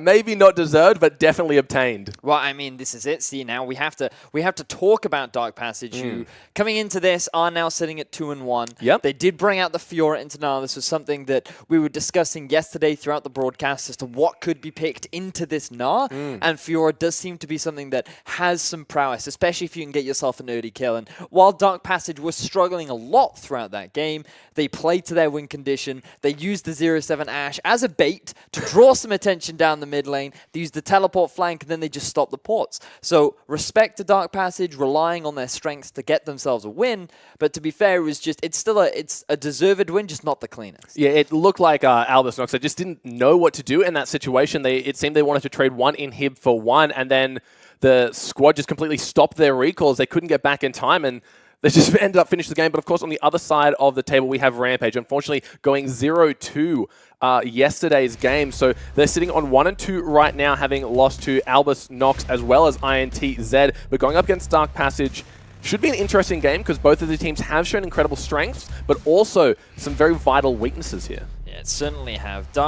Rampage have looked promising, but the biggest problem for Rampage has been, for me personally, that they have the right idea. They're very much about, hey, we want to go for this objective. We should move our players to this side of the map. We should be trying to force this fight now. But then when it comes to the actual execution is really where they fall short. Their target focus isn't the best. Their actual focus on how to take the tower and where to prioritize your members really just is lacking, and often they're just a little bit afraid to commit. So moving forward, this is now day 3. They need to rectify these issues, because we were already talking about how getting a win is very important. You only get one opportunity to play against each team, and going up against Dark Passage is definitely a team you want to get a win on the board for. Well, that's the thing, right? Dark Passage, they now seem to have the answer to this Na, so that just takes one massive utility that a lot of teams are relying on to win that top lane to get them through. So they do have that potential Fiora pick going into it. So we'll have to see if they utilize it once again, if they just choose to let Rampage get that through the pick and ban phase. Because one of the things, especially that teams are doing, is when they're going up against teams like Albus Nox, they're just banning targeted bans and things are getting through the cracks. But maybe they can leave up this now, play the Fiora into it, and kind of have the trump card.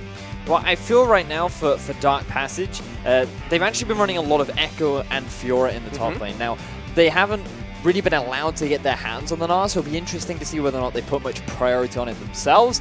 But the person I'm really keeping my eyes on is CosQ. Because we talked about it earlier on in the day, and we really do need to emphasize, on day 1, he was 10-0. And on day 2, he was 1-10. And based on what we saw in Game 3, it was more towards the 1-10 style of CosQ rather than the 10-0. However, it could have just been a warm-up match. He still has plenty of juice left, and perhaps he can turn things around coming into Game 4, because he's definitely going to need to. I just want to see more from CosQ. He needs to be on something that he can have more power in the mid lane. He needs to have something that he's comfortable on, and just representing what talent he did have when he was playing in the European Challenges. Look, and that's exactly right. We know these players have the potential to really shine. It's whether or not they have the confidence. But coming off that huge win against what people are saying is the #1 team in this tournament must kind of fill them with the confidence. Sure, it was a little bit of a cheeky win, backdooring them with the Ashe and the Fiora. But like you said, we know what CosQ's capable of. He just needs to kind of realize that potential and go with the flow. It certainly does. So I'm looking forward to seeing what they pull out. Looking back at some of the things that they have played, the Cassio, Lissandra, and Vladimir have all come out for CosQ. So he's been playing quite a wide range of mid laners, but it's very much the single target DPS, which is very much what is in the meta right now, which is why we're seeing a lot of Talia. We saw the Kassadin come out earlier on, and the fact that mid lane has quite a deep hero pool should suit him quite well. But it's a matter of him performing, because even if he gets something comfortable, he still doesn't seem to be taking massive control over his lane, and this is largely due to his synergy with the jungler, something that we thought there would be a lot of. But when we follow Kira, he actually doesn't spend very much time setting up his mid laner for success. So Kira, another guy that we will have to track throughout this game as to whether or not he can facilitate Kozku and help him get through what appears to be not his strongest laning phases. Well, when you're looking at the junglers, of course, for Dark Passive, if you want to compare junglers with Rampages, you got Tussle. Do you think it's time to bring back the Lee Sin? We saw it work. We saw it work wonders for them in day number 1, but unfortunately, they did go down 0-2 yesterday. But they were very competitive games. They were neck and neck throughout the majority of it. But it was small little mistakes that led to the snowball that eventually took them down. So, do you reckon we should be seeing Lee Sin again? Well, it would be nice to see some Lee Sin once again. He did bring out the Gragas earlier on today. He's brought out the Nidalee and the Lee Sin. And as you rightly said, not having the strongest off performances yet, it would be nice to just see him back on something that he's comfortable on. Something that we saw from the Gragas was very much he felt like he could do more than he was actually able to do. And I think that was just one of those things where Gragas is a very, I don't want to say linear champion, but he doesn't have the highest of skill caps. And it's very much, from what I can see from Tussle, he likes to try and make plays. He wants to be that guy that's getting into the team fight and really making that game-changing ultimate that just swings the team fight in your team's favor. And when he doesn't get a champion like Lee Sin, he seems to struggle to find those opportunities. So he's definitely more on the farm side, definitely prefers to make sure he has those items ready before he looks to try and force anything. But on a Lee Sin, I think that he has more opportunities to make these plays and really sell himself more as the jungler that he showed himself as in day 1. Well, that's the thing, right? He's a player with a very high skill ceiling in his individual mechanics. So if you can play a champion that kind of replicates that and allows him to really shine, then we saw what he could do with the Lee Sin, constantly getting through this massive front line to just completely one-shot the Jhin and turn the team fights around. It would be good to see them bust it back out. But of course, looking on the other side, of course, back to Dark Passage, do you think that this Rampage squad could deal with the Fiora now they know it's a potential threat? It depends very much on whether or not they value the Fiora that much. Because remember that this is very much a pick into the Gnar. That's why it's being played. True. Also, if you've been paying attention to Reddit today, you'll notice that Yasuo has also been picked up as an answer to the Gnar. Don't know whether or not these teams are going to look to try and pick that one up today. Sure. But it looks like right now a lot of people are focusing on trying to find a counter pick to Gnar because he is the strongest in the meta right now. So the whether or not they have an answer to the Fiora, I feel like is more around if they go for the Gnar, they should expect the Fiora and then pick a jungler in kind that can help put down the Fiora and prevent her from being this lane-dominant split pusher. So you'd have to go for more mid-game comp where you can take advantage of the fact that Fiora is very weak until she gets those 2 major items. And so this is very much about how well Rampage can react to the composition that they're going to see come out from Dark Passage. And what's quite interesting is when you compare the 2 compositions, Rampage actually all across the board have played quite a wealth of champions. They've got quite a big pool from every single role. Their top laner has played a different champion every game. Their jungler has played 3 different champions. Their mid laner has played 3 different champions. Like, you have a lot of diversity. Whereas from Dark Passage, they seem to fall back on very similar champions. We see a lot of Ashe out of the AD carry position. We see a lot of Echo out from the top lane. And we're also seeing a lot of the melee supports, things like the Tahm Kench, like the Braum coming out from the bottom half of the map. So perhaps Dark Passage are a little bit more predictable in terms of their playstyle, and Rampage could look to try and capitalize on that. Speaking of Dark Passage, you got them on your screen now. You got Elwind up in the top, Kirei in the jungle. Kozku, the man we're looking to go off here, hopefully have a similar day 1 performance. Zeitnot in the AD carry role, and Rogu, great name, rounding it out on the support. Yeah, so as you can see from their KDAs, not the highest, largely because they've had very mixed performances where they've either done very, very well or not so very, very well.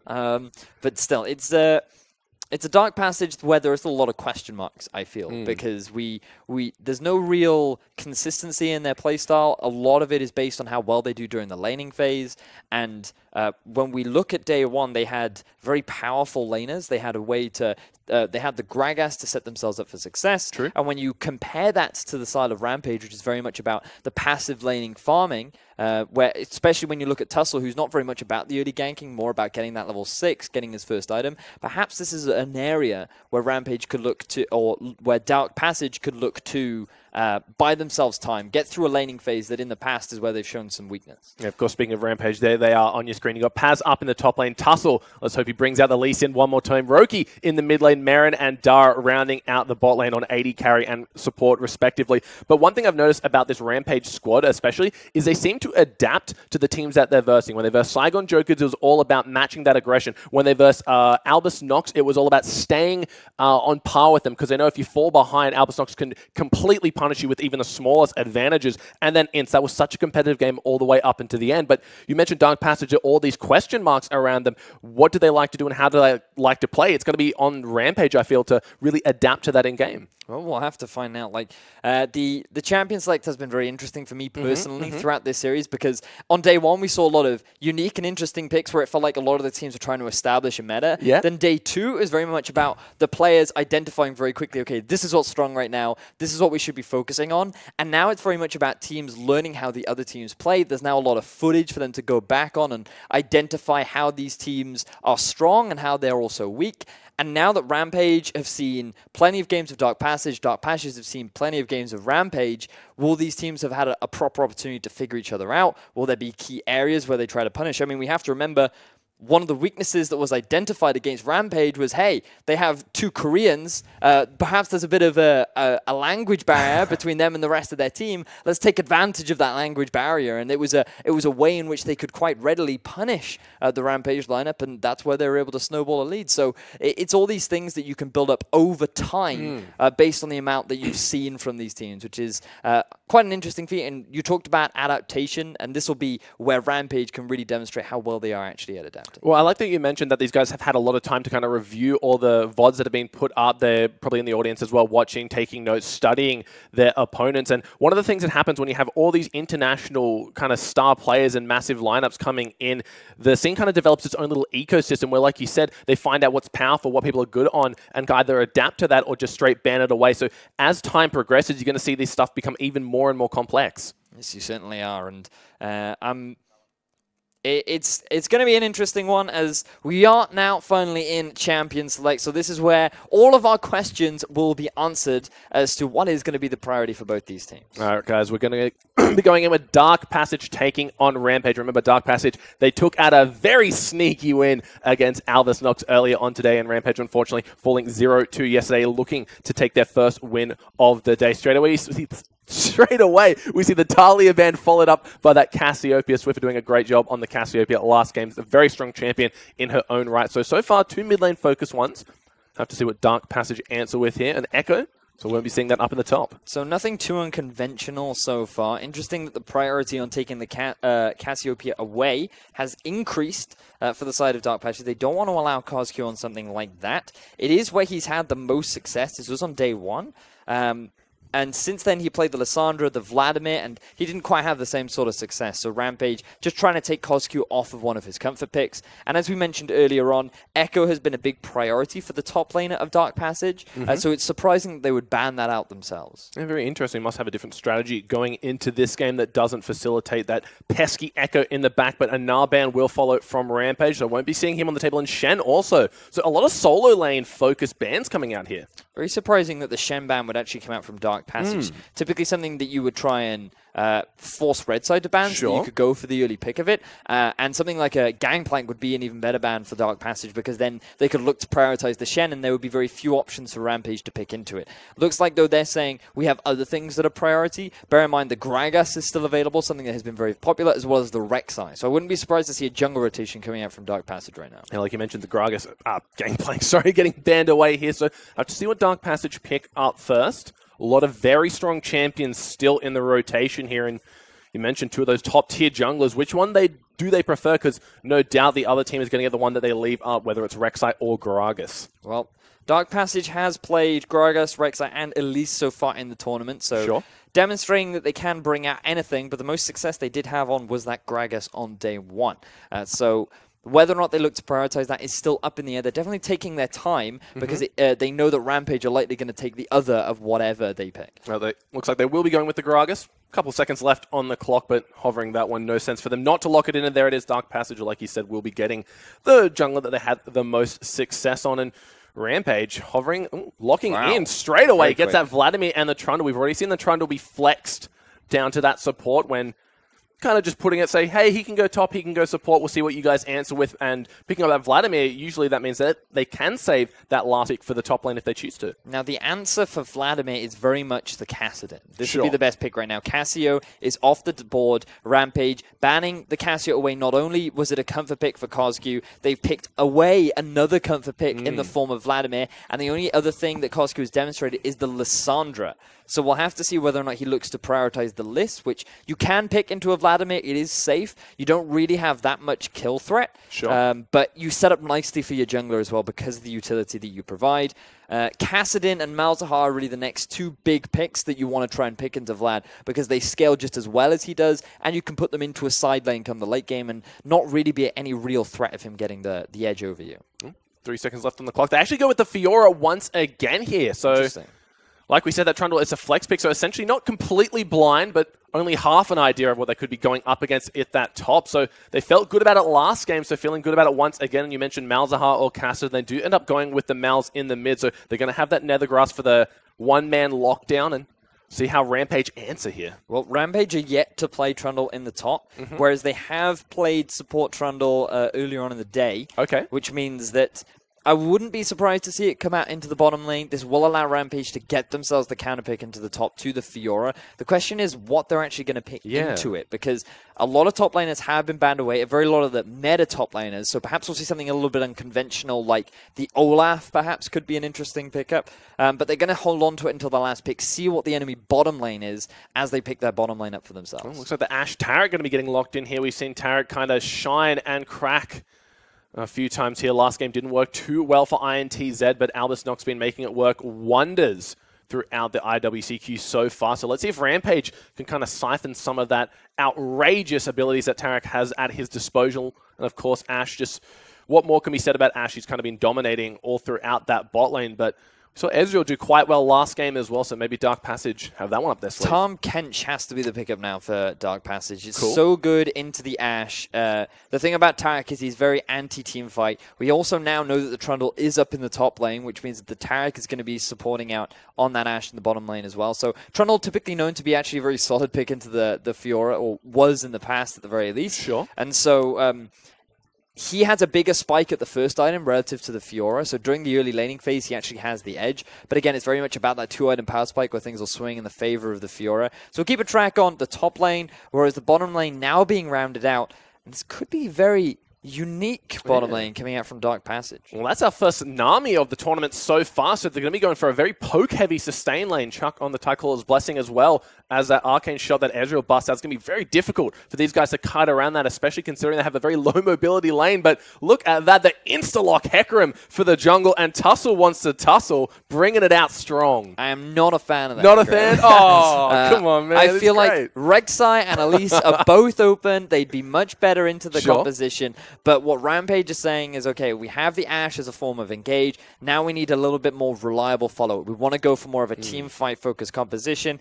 And because the Gragas is gone, the next best team fight jungler, they believe, is actually the Hecarim. So it makes sense in the composition that they're trying to set up for themselves. Sure. But I think that overall as a pick, it's not the strongest right now. He did receive a couple nerfs on patch 6.15, which over in Europe, at the very least, a lot of players are saying, yeah, no, he's gone. He has very little priority right now. Nobody really wants to put focus on it, but we'll have to see how Rampage make it work for themselves, given as to how quickly they actually lock that one in. Look, as you guys saw on your screen, it's going to be a title fight in the top lane. Elwind, the guy who got the cheeky backdoor last game, versus Paz on the Trundle. So let's see if he has an answer for Dark Passage's Fiora. But Rampage, I do like that they are branching out with their junglers, trying to experiment a little bit here still in that group stage. But they are in a very fickle position here, currently 1 and 2.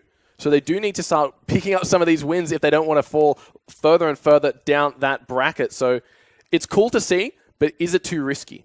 Well, I think that overall it's fine because arguably they have a winning matchup early in the mid lane. They have a winning matchup early in the top lane. And then the bottom, Ashe, Tarek against the support of Nami, Ezreal will be very rough for them during the laning phase, but when you have 2 out of 3, you can then have your Hecarim focus his attention to the bottom side of the map. So Rampage, overall, in terms of the map setup, are relatively promising. But we'll have to see how well their early game goes moving forward up against Dark Passage. Alrighty, guys, you've seen the lineups, you've seen the compositions. Here we are jumping into Dark Passage, taking on Rampage in game number 4 of day number 3 of the International Wildcard Qualifier. Can they deny the ward? Ooh, they don't get it. And a nice volley hitting both the members there. Just looks like they want to do some annoying shenanigans, warding out the Gromp. Not going to allow them to get that one. So, if you are a range duo in the bottom, what you want to try and do is invade to prevent them starting from the Gromp, because it's very time-consuming and very difficult for you to do the Gromp yourself. They started A. Are they... Okay, we'll get get back to that. But in the bottom lane, you typically, if you are the ranged support, you want to try and interrupt the Gromp. You want to try and stop them from doing that because you can't really do it yourself. Meanwhile, the duo of Elwind and Kirei are trying to set up something cheeky, but they get completely spotted out. This is really going to hurt Kirei's clear. Yeah. Because he started with the E. Not so much with the Fiora. Starting with the Q is absolutely fine during the laning phase. But...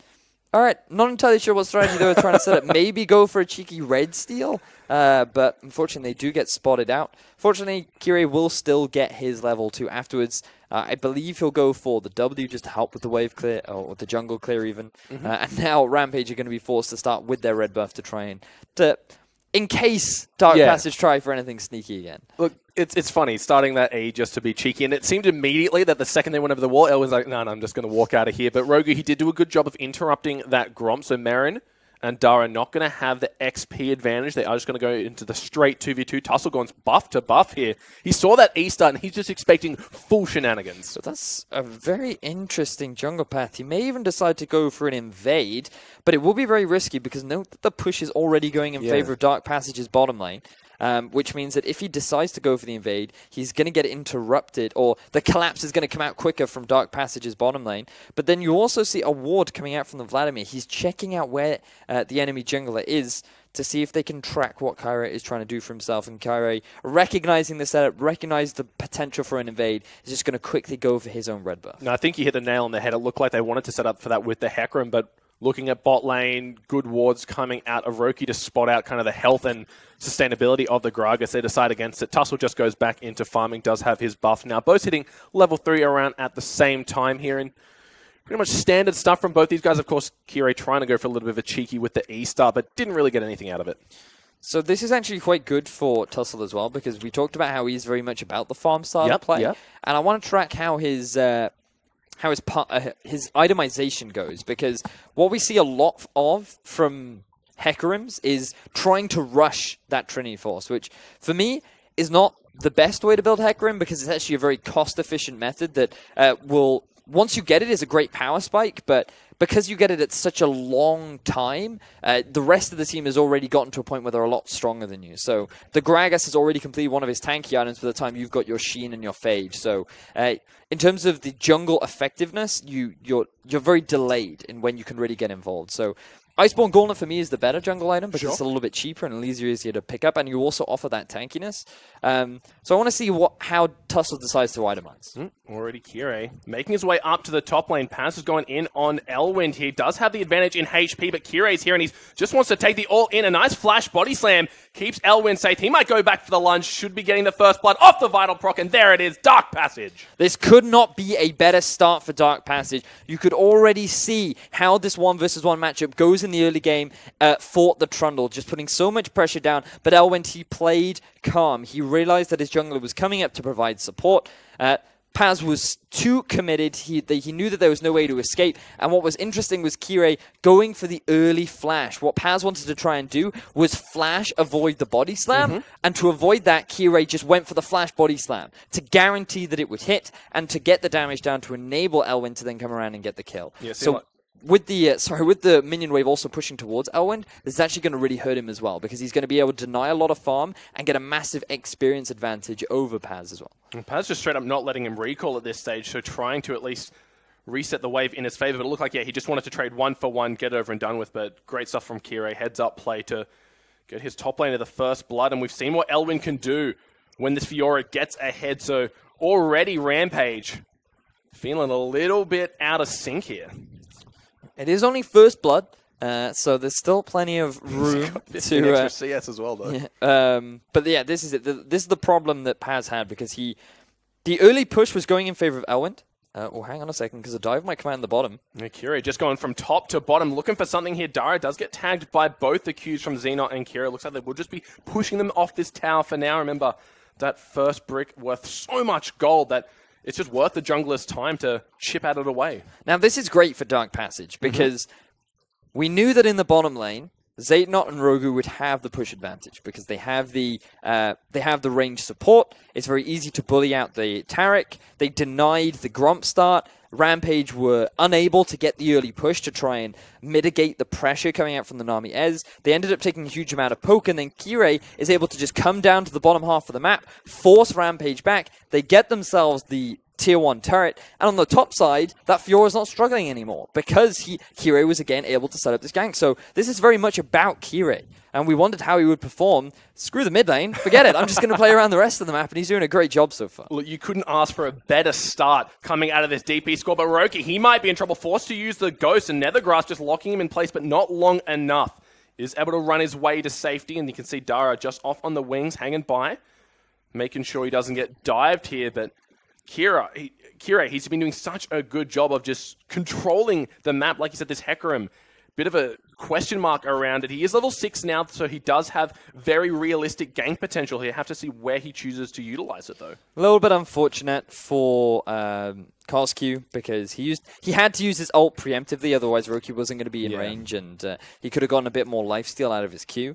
And because Kirei didn't have his flash after the gank he set up on top lane, he couldn't actually get the capitalize down. But they do punish the Ghost. Korsq is forced to burn his flash, though, which is quite interesting. Not quite sure how that ended up happening. But regardless, pressure in the bot lane, bit of pressure down in the mids means that Dark Passage can now swiftly move over, take down Infernal Drake, and with a second Infernal Drake on the way, this couldn't really be a better start for Dark Passage. Look, Dark Passage in an amazing position right now. Tussle, he might be forced to just ult straight in the team. A nice triple stun coming out from Dara, but it is a 3 versus 2, and Tussle, he doesn't have the health to go for it. But here comes Marin, gets the heal just in time, gets the first kill, looking for a second one. Roki's there, can he get in time? Flashes in, takes out Xenot. Now Rogu has to run away from this one. Rampage answers strong. Oh my word, Tussle with some very ballsy play right there because he ults back in on such a tiny amount of health, but he knew his W would give him enough sustain in that many members to keep him alive, to buy time for Meron to come in from the flank and do the damage needed to turn the fight in the favor of Rampage.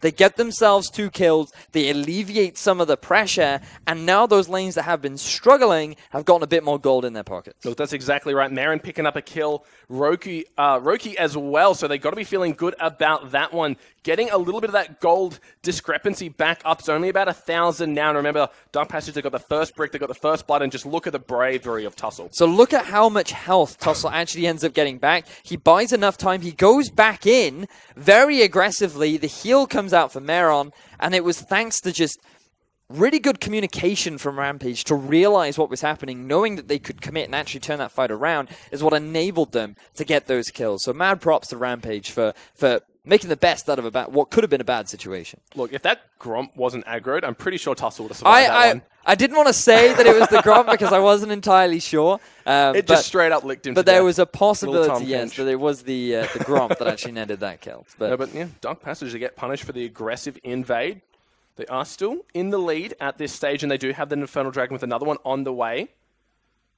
Up in the top, Elwind. He's doing a great job, still keeping a consistent about 10 or so CS lead, and Trundle just not going to be able to deal with this Tiamat Fior already. He just can't handle it. It is that Tiamat that's making Paz's life so difficult right now because Elwind getting the first blood gold, also getting himself the early item advantage over his lane opponent is really the big reason as to why he's able to maintain this pressure. And now because he has a big minion wave building up, they could look to set up a dive onto Paz. Korsq roaming around as well, trying to force this tier 1 turret in the top lane. And Paz, he's just going to be forced to back. Tussle He's going to set up a play in the mid. Oh, Ezreal gets hit by the ultimate, and Rogu gets stunned up. He's going to have to flash out of that one, but I think it might be all a little too late. He's getting low. The Hemoplague, add insult to injury, going to get bursted down by that one. There it is. Roki picks up that, and Rampage, they knew exactly where the DP squad was. They had 3 in the red side jungle, so there's answer mid. And interestingly enough, DP actually tried to rotate background to the mid lane. Yeah. They had an opportunity to set up a play in the top half of the map, try and get something back for losing 2 of their members, but instead they just try and respond to the aggression from Rampage, which was honestly just a really good setup. They had the Ash Arrow, it landed onto the Ezreal, who had no summoner spells. Rogu, he didn't really have anything to help protect his AD carry, other than the exhaust, which, to be honest, was very useful because he just died too quickly. Yeah. So fair play to Rampage, getting themselves another pick in mid, and now they're just sitting on a healthy kill advantage, but still a little bit behind in gold because they don't have any turrets just yet, as we do see DP moving to the top half. Well, they really want to try and take out Pass here. Uses a subjugate onto Elwind. Here comes Tussle straight in word. onto Xena. Look at the damage, but there's a grand challenge that's been laid down onto Tussle. Pass is quite low, so is the tower. They shouldn't be able to stay under this one for much longer. Looks like the aggression of DP just pushing them off. Now, Dara, he has rotated to the top side of the map. He wants to try and provide some assistance while Roki and Meren, just continue to push in their lanes. But good response from Korsku to deny the siege coming out from Meren is going to result in Dark Passage picking themselves up a tower advantage. So I really want to know what they plan to do with this Nami and why they picked it over the Kench, because you said in Champion Select that Kench is the hands down the best option here, and we saw why it would have been good in that mid lane fight earlier. Oh, yeah. Xenot gets hit by the ult. Rogu eats him up and walks away. No double kill. But the ultimate at such point blank range, the tidal wave just isn't that effective. So the thing is, if you're going to pick a ranged support, you're picking it for lane dominance, right? And so the problem that Dark Passage have is they did get a lot of lane dominance, but they're running it with an Ezreal. Ezreal takes a while to scale up. That's true. And he's actually not the best at taking down towers. So what Dark Passage should have tried to do is actually keep that bottom lane turret up a little bit longer, extend the laning phase, as we do see a bit of a contention around this Rift Herald. And Dara's only level 5, so doesn't have that key ultimate yet for these early game skirmishes. So they do pull them off the Rift Herald, but no kills coming out. But this is what you're seeing right now. Ezreal hasn't even completed an item yet now. We don't have time for that because Korsku... Oh, it doesn't actually get feared back in. So Tussle missing the ultimate. He's going to change it around. Dara doing what he can to keep him healthy. Ezreal not going to land. And Rampage is just going to get the hell out of here. Zoning arrow, forcing the Malzahar away. Perhaps he just didn't quite calculate the trajectory. Korsku going a little bit too fast. Did have to pop the ghost, so he will end up trading a summoner spell. But fortunately, Dara was there to keep his jungler healthy. And speaking of junglers, it looks like he's going to go for that early Trinity Force. And this is the difference you can see right now. Looks like that we are actually seeing the AP jungle item come out from Kirei. Sure. And we also have the Sheen and Phage completed for Tussle. So he is level 9. He has been involved in a lot of action throughout the map. He has actually been involved in every single kill the Rampage has picked up. So it's fine for him right now. He's not that far behind his opponent jungler. He's going to hit the Trinity Force at about 15, 16 minutes, which is reasonable for a jungler. And then you will start to see a lot of teamfights being kicked off by Rampage because of how ahead the Vladimir is, because of how strong the Ashe is once she's completed a couple of a bit more AD under her belt. And once you have a Trinity Force Hecarim, I mean, it's just teamfight city for the side of Rampage. Well, they're going to have to make it work. Like you said, they're investing a lot of time and gold into getting this Hecarim to a point where he's able to contest these high-intensity fights. So once he does get it, they're going to have to. Dragon is up, and remember, it is the second Infernal. Just how important is this to get a second one under your belt? Oh, extremely important. And Dark Passage, they want to try and get this one, which is why they've set up a lot of vision. They've claimed control over the Scuttle Crab, which means that they will know if Rampage move towards that objective, whereas Rampage, they are basically saying, hey, we don't want to allow you to get that second. We want to get a bit of damage amplification ourselves. And so we are setting up for it. You can see a couple of wards, pinks as well, but very few pinks actually in the inventory of Rampage, whereas you can actually see 3 from Dark Passage. So in terms of the priority of that dragon, definitely more so in the eyes of Dark Passage than Rampage. And definitely prioritizing that vision, denial, and control, where Rampage don't really have much of a means to take a tussle. He's just standing on a ward, so DP know exactly where he is, and with all this pink ward control, they can clear out any vision that comes in. Teleport coming in. There is the Taric ulti, but he gets knocked up immediately by the Nami. They might just be going for the dragon still here. Paz around in the backside. Can they catch out the Malzahar? Looking dicey. Not the best teleport from Paz. And note that the Fiora is continuing to push, so all Dark Passage have to do is buy time. They're actually forcing Rampage back, and they may very well be able to get a tower and a dragon for themselves. This is looking bad. Rampage, they kind of just force it a little bit too eagerly there. Like you said, bad teleport, bad initiate. Kirei just jumps over the wall, resets the fight, and not going to get the tower in the top just yet as Trundle has rotated his way back up, but a lot of damage. Xenot in trouble, does get feed, is able to Arcane Shift out in time. Tidal Wave hits too, but Roku, he's flashed on in, looking for Xenot. He survives on an absolute slither of health. Bad luck, Roki. He's going to have to ghost his way on out of there. There's the ultimate, and he takes out Dara. Sniped. Ooh, unfortunately, Kozku flashes into all, but it doesn't matter because here comes Elwin. Not over yet. Elwin gets the first one. Is he looking for another? Flashes on in. Gets the Tiamat proc. That's a double kill for Elwin. That could not have been any worse for Rampage. They tried to contest the dragon. They tried to set up a play, and everything just goes so wrong. Dark Passage, they get damage onto the tier 2 in the top lane. They get themselves an Infernal. They get themselves 3 kills, and now they're going to round things out with the tier 1 turret in the mid lane. So many things going so fantastically for Dark Passage. And very early on into the game, you have to wonder now, Rampage, I feel like you had a window to take advantage of that you have very quickly missed. Look, all these question marks surrounding Dark Passage now turning into explanation marks because these guys have been controlling the map from what seems to be the first 30 seconds as the dust settles after that fight. Got themselves a 4,000 gold lead at only 16 minutes in 2 Infernal Drakes, and Kozku going to be picking himself up the blue. But what's the next step here for Dark Passage? They still have mid lane towers down. It's just the tier 2s left. So you can set up for the 1-4 or the 1-3-1. Fiora 3-0-0. Black Cleaver completed. Tiamat also under her belt. And the moment she has that Ravenous Hydra, no one on the side of Rampage will be able to deal with her. I don't care if you have Trinity Forces. Xehanort goes in. That's very bold stuff, but Roki accidentally stepping the wrong way. Can't seem to get the stun, and Xehanort just straight up 1v2ing right now. He does have Roku to help support him, but Roki taking a fight he just straight up couldn't win. That is a play that you punish if you're Rampage. He just burnt his escape. He doesn't have his flash. You have the Ash Arrow. Fire it out. You can set it for an easy stun from Dara. You then have the damage from Roki, flank from Tussle, and Rampage just not really seeing these opportunities to punish Dark Passage. And this was something that honestly is just very disappointing because they had an opportunity to try and force a play. They didn't take advantage of it, especially around the Infernal Drake. They should have just come in. They had 5 members to fort. They could have forced the teleport out of Fiora, and instead they didn't end up doing anything. They just disengaged, and then when they do force the fight, they're not in a position to fully commit, and everything just goes abysmally wrong. Now they're sitting at a 4k deficit. Elwin's going to pick himself up the Rift Herald buff at a very efficient time as well. And things just keep getting bad to worse for Rampage. I love how he just like walks past, sees all 4 members doing it, doesn't even offer to help out, just picks up the buff, goes on his merry way. So yeah, I deserve this. I'm 3-0 right now. I've got myself Black Cleaver, the makings of a Ravenous Hydra. But like you said, Ezreal, if he's Arcane shifting into a Vlad Taric, there's no way he's not going to die. He should die. No summoners available either. And he straight up just turns the fight around, forces the Vlad to be on the retreat here. So Rampage, they're kind of playing with that lack of confidence that we're not used to seeing them have. All I had in my head was this Bloodlord, walking up to lane like, I will now consume you. And Ezreal's like, have this map!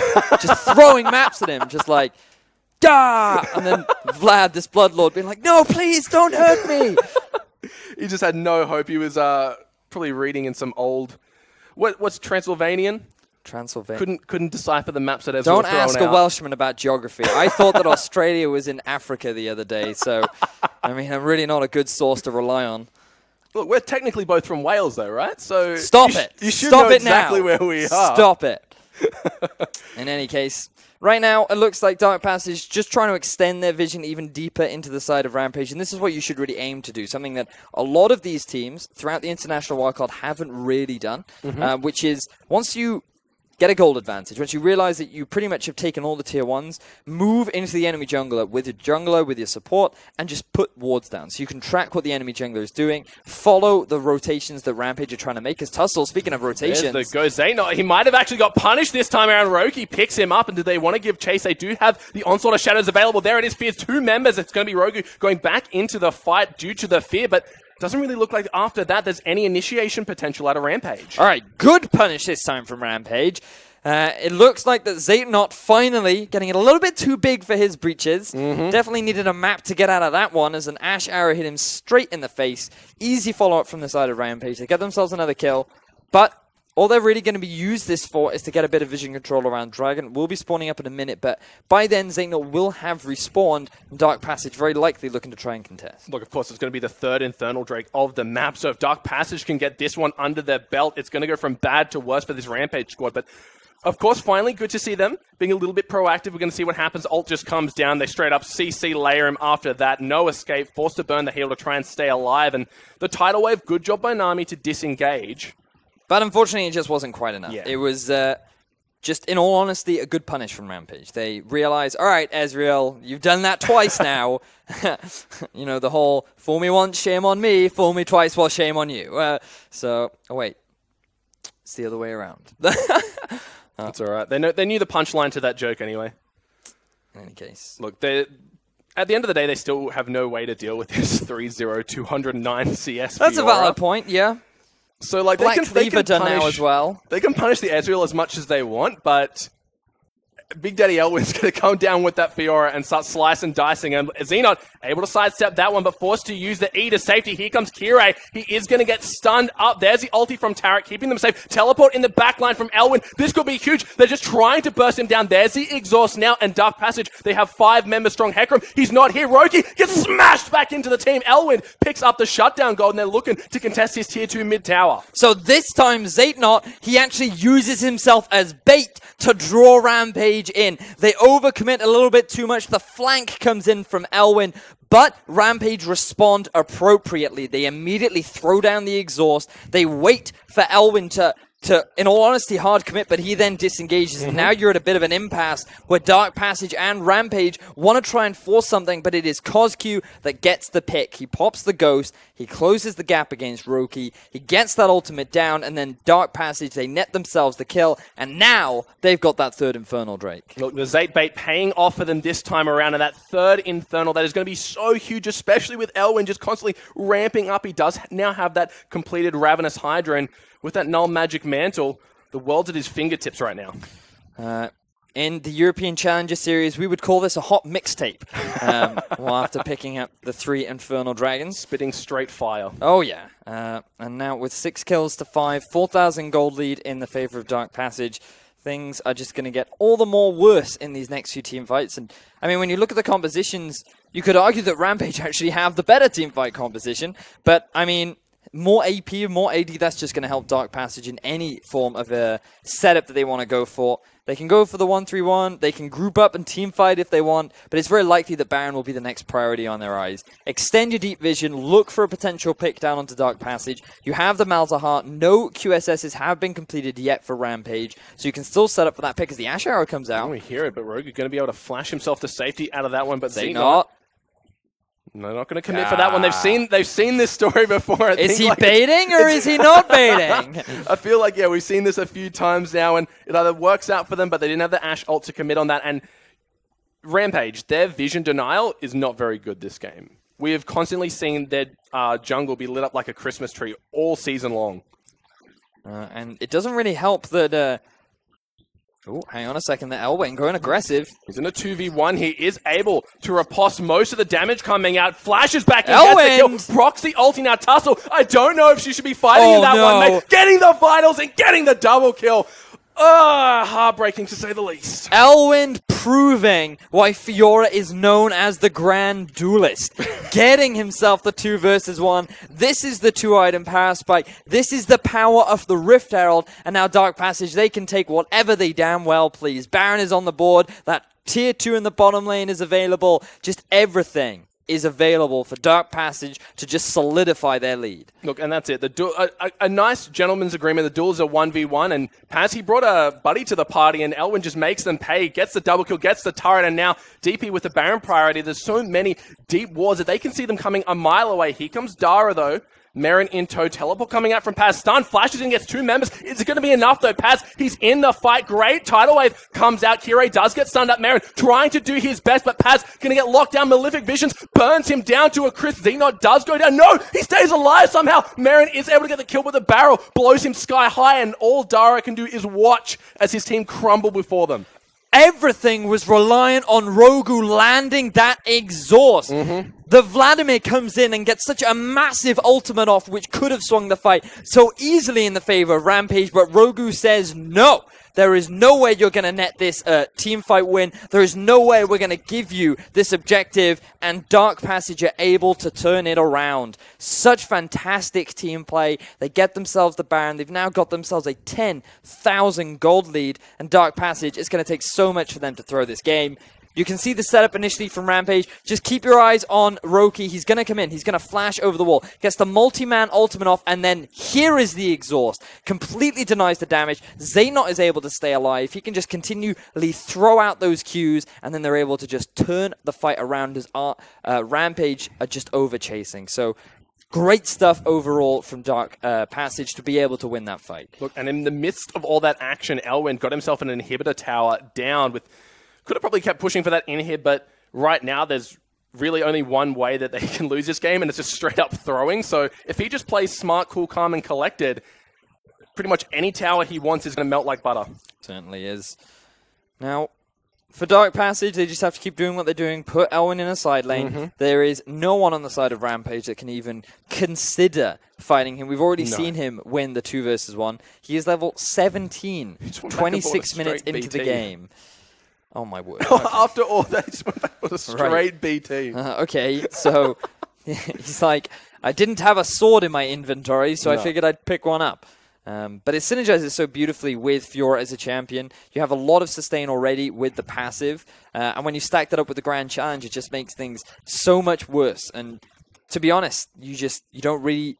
I mean, the sustain and the extra AD is more than enough. So not to mention the shield on top. Oh, yeah. Now Dark Passage, they're going to quickly pick up this inhibitor in the bottom lane. 27 minutes into the game. This feels like, to be honest, that this shouldn't be this big of an advantage this early on. No, with Dark Passage, look to try and close things out. 12 to 11,000 gold lead right now for Dark Passage. They have 3 Infernal Dragons. They've got the Baron as well. Here comes Tussle trying to go in on the back of that, but Xenon, he's able to get his way to safety. He's still alive somehow, but here comes Elwyn. He does go down, unfortunately. Elwyn not able to get into the fight, but here comes Kirei. Doesn't have the ultimate to try and knock anyone back, but that's still an inhibitor tower down. Elwyn in the back of the fight. Dara can't get the ultimate off in time to save his Vladimir. Elwyn is godlike right now, and we can see why. Not even damage through the shield. Paz does get bubbled up. Here comes Kirei. Grand Challenge has been popped. So much damage being dished out by Elwyn. No one can contest him right now, and Dark Passage in the 4v5 looking to get some more. They take out Marin. Not even your Nexus is saving you right now, as this looks like it could be the game. Elwyn does everything that he needs to do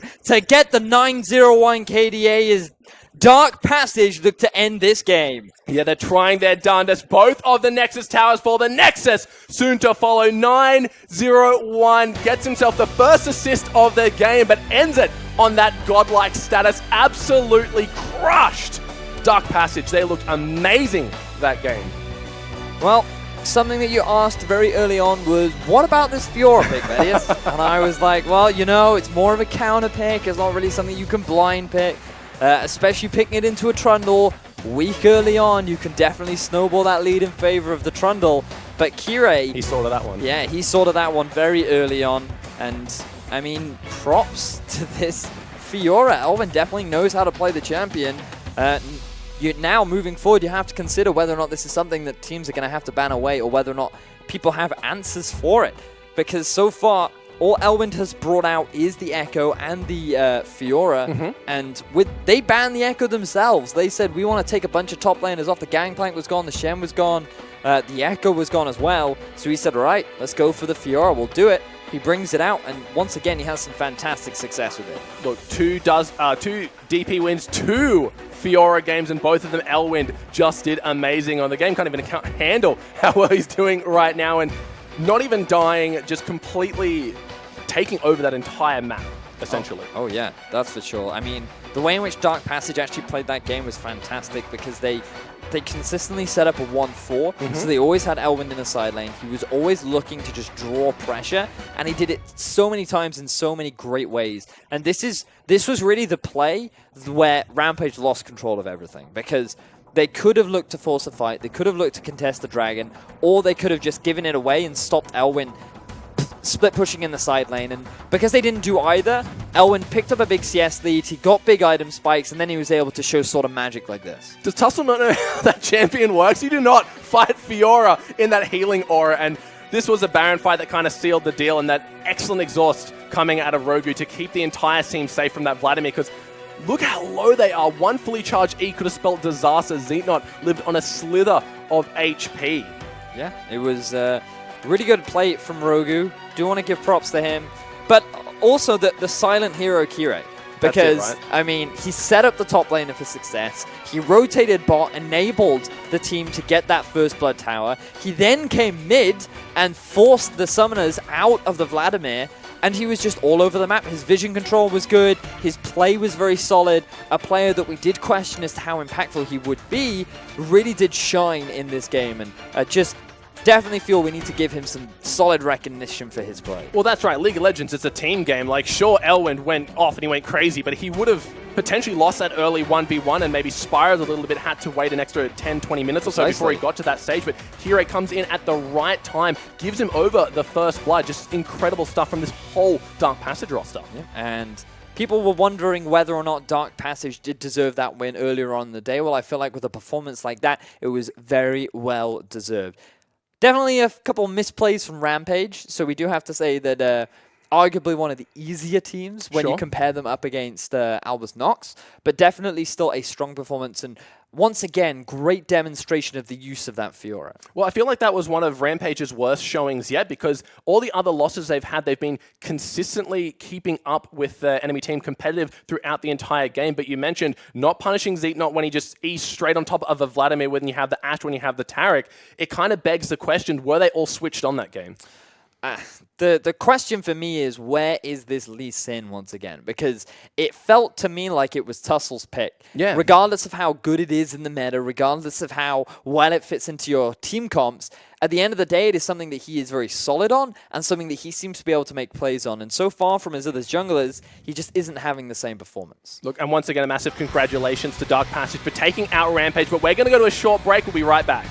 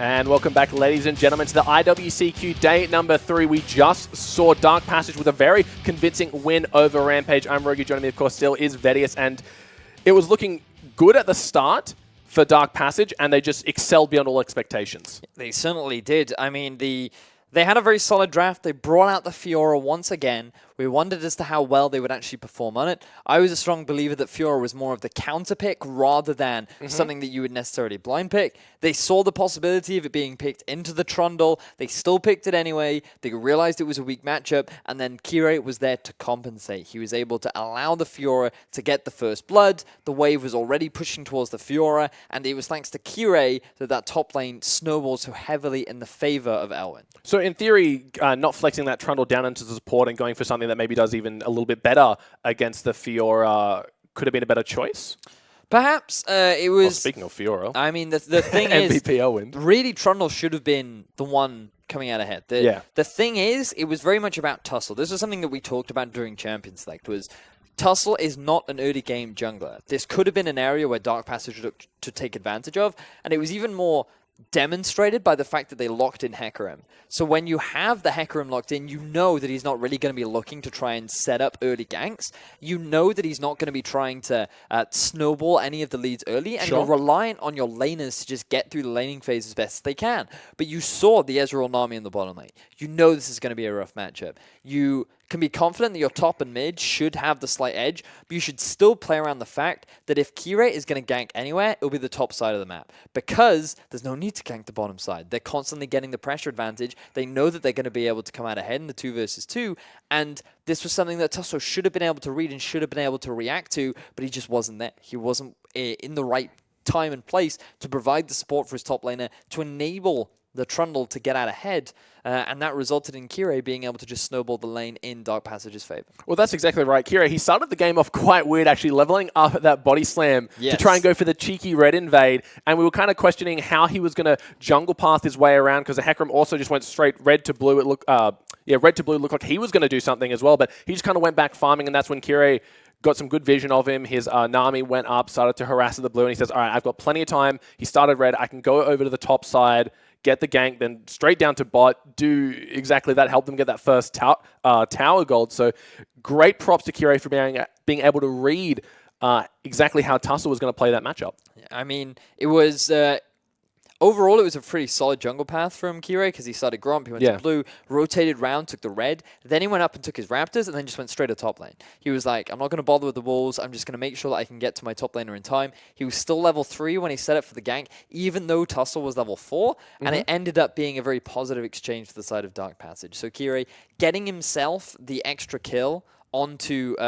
the top laner was exactly how they wanted the early game to go, and then, as you rightly said, he could just rotate around to the bottom lane. They already had the pressure advantage. They were already shoving into the enemy turret, and that enabled them to get themselves the first blood turret gold, which really just snowballed the things in their favor. Where things started to get a little bit dicey was when Zeitnot thought that, hey, I can 1v5 the world. If you guys want to try and challenge me, well, you're going to end up regretting it. And then he went into the mid lane. He did get caught out by a couple arrows, but then he also didn't get caught out, which was a little bit of a missed opportunity for Rampage, but still definitely a bit of over-aggression from Zeitnot, which is something that teams going to play against Dark Passage in the future could potentially look to try and punish. Well, I guess that's kind of the silver lining to why he's on that Ezreal. He can make those really aggressive plays and still kind of have... He can't shift in, though. It's Look, super you are aggressive. correct. You should not be shifting in straight under a Vladimir Tarek with while you're versing an Ashe, but somehow he makes it work.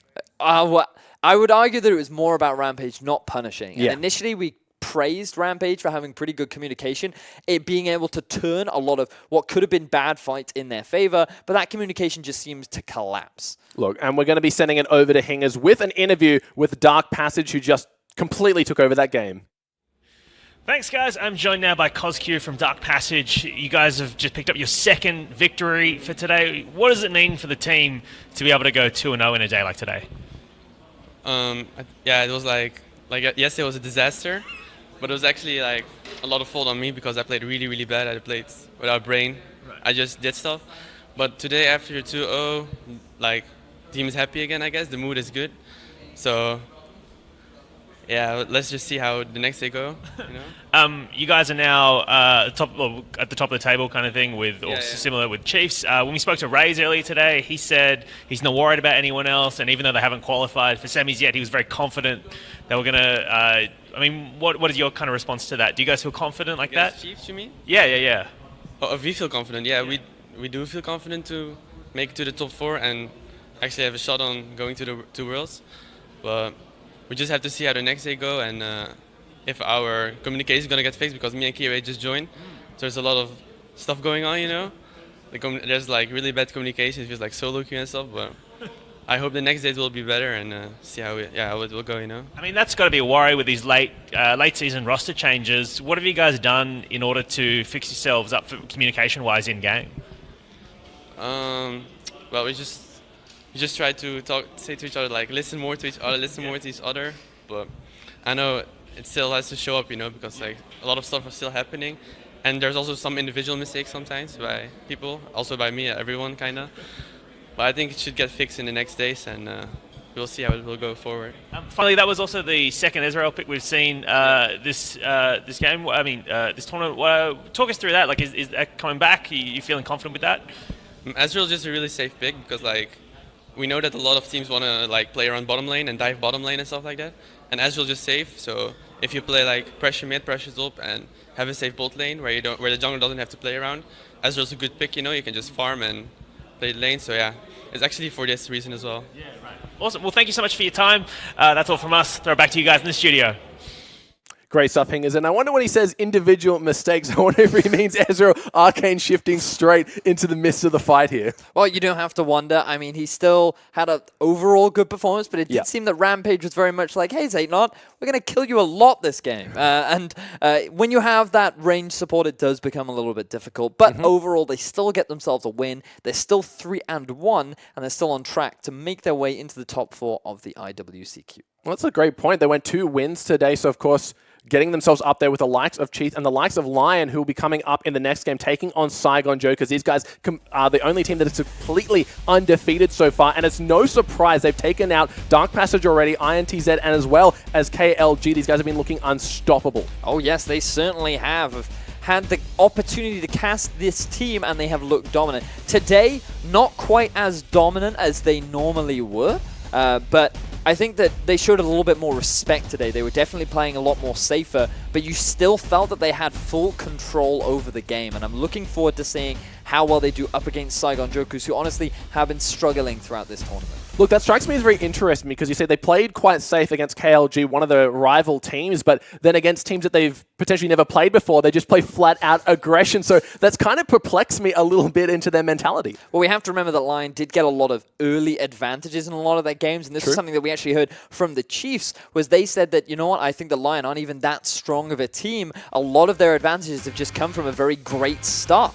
And I mean, to be honest, it's one of the things that we can say for certain about Lion is that if they get an advantage, they definitely know how to snowball it. Look at the Lion roster. You got Jural up in the top. Oddie, the godlike jungle Saya in the mid lane. White Lotus, amazing play all tournament long so far. And Arce on that support. These guys, completely star-studded lineup. They've all been able to turn it up when they need to, but Jural seems to be the main one facilitating these kind of things. His Gnar play, his just top lane dominance has been unrivaled. Maybe Elwind is getting kind of up there, but we'll have to see when they go up against each other one more time. It definitely has been a very important performance. The one for me, though, has been very much about Oddie, because I feel like he is a very smart jungler. He seems to know exactly where to be on the map, and some of his plays have just been outstanding. Just something that I remember early on in the day where he catches a Rek'Sai out of position, and then just as the Rek'Sai is looking to tunnel, he gets the flash body slam off, and the only way he could have made that play better was if he actually predicts the flash and uses his ultimate to knock the Rek'Sai back into his part of the map. But still, props to this guy. He is a very talented jungler, and he has been consistent throughout this tournament so far. So I feel like he is going to be the big player to watch in this series in particular. We'll have to see if they can take the advantage. Of course, they are going up against Saigon Jokers, who unfortunately are 0-2 right now, so they're quite hungry for their first win of the tournament. Yes, they certainly are. And one of the big issues that Saigon have had is very much about, honestly, execution. I feel like that this seems to be a common thing with the bottom teams that we're starting to see trend in the IWCQ. Very much about how whenever they try to set up for an objective, there's very little preemptive setup. They don't look to try and get themselves deep vision. They don't try and play around power spikes. Sure. They just don't really properly understand when is a good opportunity for them to really force a fight, and instead they just go for the fight anyway. Hey, dragon's up, let's start it. Hey, this objective, this tower is available, let's try and force the play, and they end up getting punished as a result of it. So this is something that they need to very quickly rectify, because Lion is a team that will very readily punish your mistakes. Look, and not to mention they've been kind of flip-flopping with their mid lane, as one time it's Warzone, next game it's Levita. We'll have to see what they go with today in day number 3. Not sure what they'll go with, of course, but back to Lion Gaming. You got Joral in the top, Oddie in the jungle, Saya on that mid, White Lotus and Arce. Look at White Lotus' KDA, 17.5. Look at Oddie's KDA. I mean, okay, never mind. Never mind. Oh, 41. This guy has been a consistent performer. This is what we were talking about earlier on. I mean, he is just regularly outperforming his opponent junglers. He is never dying. He is always just in the right place at the right time. He just has a great understanding of the game. He was a newer addition to the lineup, replacing Thead, a well-known jungler that, to be honest, didn't have the best success with Lion, but on a young player comes in and, in all honesty, makes Lion look like a completely different team. Look, completely just meshes the team together. His Gragas play is some of the best we've seen in this tournament so far. Then you've got their opponents tonight, Saigon Jokers. You've got Ro in the top, Hanyan in that jungle. Looks like they will be starting with Warzone, so swapping him out once again. Celebrity on the AD carry and Sue on support. Celebrity play. As a Ashe, his positioning has been completely bonkers this whole tournament long. He's just been able to sidestep, seismic shoves, you name it, and while constantly dishing out damage. Man props does need to be given to the AD carry of the Saigon Jokers, but so far it hasn't really resulted in them being able to accrue themselves any sort of real wins on the board, which is an unfortunate situation for them. This is going to be their 3rd game of the tournament, and to be honest, they still have a lot of opportunities to make their way back, but for me, they're going up against one of the favorites of the tournament, and so even if they fall down here, they should just try and use this as an opportunity to fix some of the mistakes they've had so far, because that's what's most important. Getting as fast growth as possible, realizing where your weaknesses lie and how you can rectify them moving into the later stages of the tournament to just guarantee yourself top 4, because that's the goal at the end of the day. You want to try and make it into the top 4 so you have a chance in the semifinals and you have a chance to net yourself a world spot. Well, when we're comparing and contrasting these two teams, you look at how Lion were playing in their last game. They played very respective of their opposition, quite slow compared to their first 2 games. And Saigon Jokers, we know they like to play fast and they like to go for these early skirmishes that tend to abuse that slow play. So the question that I've got is, will Lion respect this roster in terms of slow play style? I mean, you'd like to think so, because the thing about Lions is they don't want to get overconfident. Something that many teams have fallen prey to in the past is, hey, we've been dominant. I mean, we've beaten some of the big teams so far. We took out INTZ, we took out Dark Passage. We're on a roll right now. Let's just continue with our aggressive play style. Let's try and net ourselves an early lead, and we can just roll over this team. But what we saw earlier today was the fact that they can play passive, they can respect their opponents, and even though Saigon has not had the best performance, it's still only 2 games. You know, that you can't garner a lot from only 2 games, which have been best of ones. And again, we just have to echo the fact that it's about how well you grow as a team, because even though you can have weak performances, you can identify any draft issues that you may have had. You can identify any potential outplays that you may have experienced, and you can just learn from these opportunities and just grow throughout the tournament to have a better shot against the top contenders. Well, that's the thing. Both their games, unfortunate losses for them, were very close and only losing by a few key mistakes that came into it. So if they are able to kind of bandage those coming into this game, they are in with a real shot. Lion, they've been looking incredible, but people are saying, are they overperforming or are they just that good? Like, as the tournament progresses, we are going to see just how they're playing, but we are into the pick and ban phase here with Lion taking on Saigon Jokers already. Bans coming out quick and fast. You see Karma and Rek'Sai ban on the side of Lion following that Gragas, and Jokers taking away that Echo and the Nasa, very top lane oriented bans. I don't want Joral getting his hands on either of those ones. Interesting that Lion have actually banned away a lot of junglers. The Rek'Sai and the Gragas gone. which means that Elise has to be somewhere on the priority. Elise or Rek'Sai. Sorry, not a Rek'Sai. Rek'Sai gets banned away. Elise has to be the priority right now if you're Lion Gaming. I think that it's a good champion for Oddie. He can have some good early pressure on it. And then Saigon, they're going to be forced to go on to something like the Nidalee or the Graves, which really can't match the same sort of early pressure that an Elise can. So I feel like for Lion, it is a safe, solid first pick.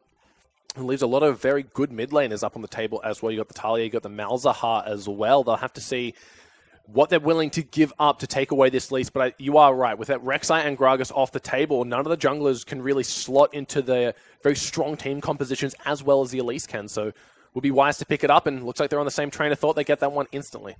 So now you can respond with either the mid lane picks that you were talking about, perhaps the Talia, considered fairly safe right now, but given that only the Vladimir has banned away, there are a lot of options that you can pick into it.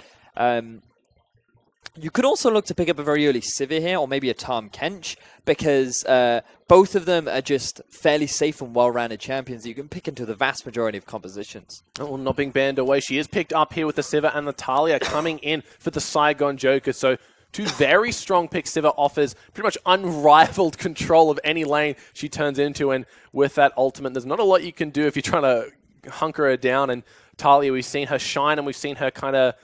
It's either a diamond or just another cruddy rock, essentially. Well, now if you're Lion, I feel that Cassian would actually be a very solid pick into the Talia and the Sivir as well. But you might not want to pick it on this rotation. It's a little bit risky. You could try and pick something up for top. Shen is still available, something that actually hasn't seen much prioritization, but is very well-rounded and can pick into a number of compositions. Alternatively, you could also look to pick your support right now. Something like a Braum would be pretty safe up against someone like the Sivir, because Sivir Braum is a very safe and well-rounded lane that's very risky to play against and doesn't really have many weaknesses. So picking up the disengage form of Braum and also relatively strong laning could just be a very safe pick for Lion. That's exactly what they're going to do here. They pick up that Braum in the support as well as the Gangplank. And when you look at the top lane bans that have been taken off the table, seems like a wise pick up here. So have to see what Saigon Jokers answer with. Well, they know now what the top laner is. Yep. Unlikely that they're going to pick up the Shen. You typically want to try and go for something a little bit more aggressive to try and challenge the Gangplank. Aurelia's a little bit risky. You can. Early levels, you would have the advantage. Fiora would be reasonable. Other top laners that you could pick into, something like the Olaf, perhaps. There's quite a few things left available. But excuse me, because nope, I'm good. I thought I was going to sneeze. I've been there. I was like, wait, do I need to sneeze? No, I'm good. Right. That's why my train of thought was distracted. So if your Saigon Joker support and jungle are typically the best picks, you want to try and hold on to your top laner until you see the entire composition so you can pick around that. Looks like they go for that Hecarim in the jungle with so many banned away. We didn't see it work out too well for Tussle last game, but let's see if Han Yan can make it work a little better, of course, getting themselves that Nami. So the second Nami consecutively picked here. Saigon Jokers getting themselves that one. The tidal waves were kind of a hit and miss. Sometimes they were very impactful, and other times it was just magic up, you splash. Tarek would have been the strongest support for the Saigon Jokers. Nami is just not the best support into Braum because of how effective his shield is against the tidal wave and how good his disengage is against, honestly, the Hecarim and the Nami. But now if you want to try and round out your composition for Lion, Jhin could be a solid pick. A little bit. If you want to go for a bit more lane dominance, Lucian would also be a solid pick. It would fit nicely with the Gangplank as well because of the mid priority and how well that he synergizes with the Trinity Force spike if you go for the Black Cleaver Ghostblade build. And on top of that, if you're looking for mid lane, you could go for the Malzahar or Cassidy, or perhaps the Cassio that we have been seeing a lot of as well. There it is, a Cassio getting locked in immediately, and that Lucian is going to have a very easy time putting on the fancy feet, dodging away from those bubbles. Just have to deal with pretty much unavoidable damage that the Sivir brings to the table, as well as a Cassiopeia. We've seen it do quite well in the past throughout this tournament, so it's going to be the pick up against the Talia. Have to see how well he does, and right now Saigon hovering over that Aurelia with a lot of the kind of flavor top laners being banned away. Seems like that will be the go-to, and there it is. So this is a bit of a skill matchup. We can talk more about it once we actually get into game, but it's clearly something that Saigon Jokers want a little bit more comfort around. Definitely able to win out on the lane, but the problem is this Hecarim pick and his ability to actually add value to the lanes. natural lane advantage down the bottom because of the range advantage. In the mid, early pressure will go towards the Taliyah, and so naturally you'd think that both junglers will look to try and get an early snowball in the top, because if the Gangplank gets ahead, he's going to snowball out of control. If the Aurelia gets ahead, she's going to snowball. It's a race to Trinity Force in the top lane. So both junglers' impact will be very integral, but when you match up the fact that you have an Elise versus Hecarim, you'd naturally just give the advantage over to the Elise. So I feel like the early game, that's where we're going to have to track. It looks like we got another title fight up in the top lane between Jural and Ro. Jural has been playing so well this entire tournament long, whether he's on the Echo or the Gnar. This time it will be the Gangplank, actually. So haven't seen him on that just yet, or maybe we have, I can't remember at the top of my head. There have been so many games we've been having to cover here, but his Gnar and the Echo really stands out to me the most. And going up against this Aurelia, we've seen how well he can do on that as well. So like you said, it's going to be a rush to that Trinity Force. Yeah, I'm excited. I think this will be a fun game. Lion want to try and maintain their undefeated record. Remember that to get here, they were undefeated. They went 14-0. Impressive scoreline. To then qualify, and they're now 3-0. So far, throughout their competitive record, they're still doing incredibly well, yet to lose a game. And to go 7-0 into the International Wildcard will be a great way to make your way into Worlds. Look, you're exactly right, and they're looking to do so right now. We have Lion Gaming taking on the Saigon Jokers. Lion completely undefeated so far, the only team to do so. And Lion Gaming, Saigon Jokers actually the only team without a win, so both. Well, of course, Saigon looking for their first win. Lion definitely not looking for their first loss, but looking to make that a solid 4-0. So let's have a look at the early laning phase. Remember what we talked about in the previous game. If you have the range support, you want to aim to interrupt your opponent's early camp, or at the very least, go for an early push. So this is what we're likely to see from Saigon. That's why you're getting the ward coming out from Lion's bottom lane. Ideally for them, they want to try and get themselves the Krugs, or at the very least, they want to predict the invade coming out from Saigon and then punish them for trying to set that one up and getting an early push themselves. So early push is very important in the current meta because you have the standard lanes. Getting that early level 2 is a very big swing. But also note that Hecarim is actually starting on the bottom half of his map, which will actually be a better setup for then ganking the top lane very early on. We'll have to see if he can swing that matchup into Ro's favor, because we saw how impactful top laners have been throughout this entire tournament, especially when they have something like the Aurelia. When Jural got ahead in one of his previous games, he was absolutely just dominating anyone that came into close proximity with him. So if Ro can kind of emulate that power, it should be a very easy time for him. But Gangplank, he's never truly behind. You can always ult across the map, and doesn't matter how weak you are, that ult is always going to be massive zoning potential, massive control. And I think that's the closest vote we've seen, and we're up to day 3, the last game. That's surprising. I am surprised that we're seeing a fan vote. Clearly some GPL fans, or Southeast Asia fans, sorry, are definitely in heavy favor of Saigon Jokers being able to pull out the win right now. As we do experience a very slight issue, which has now been very quickly resolved. Look, we have a great team here working round the clock to give us the best League of Legends action available. IWCQ. White Lotus is doing a good job of CSing here. He's almost up a wave over Celebrity, who, like you said, they didn't start a camp.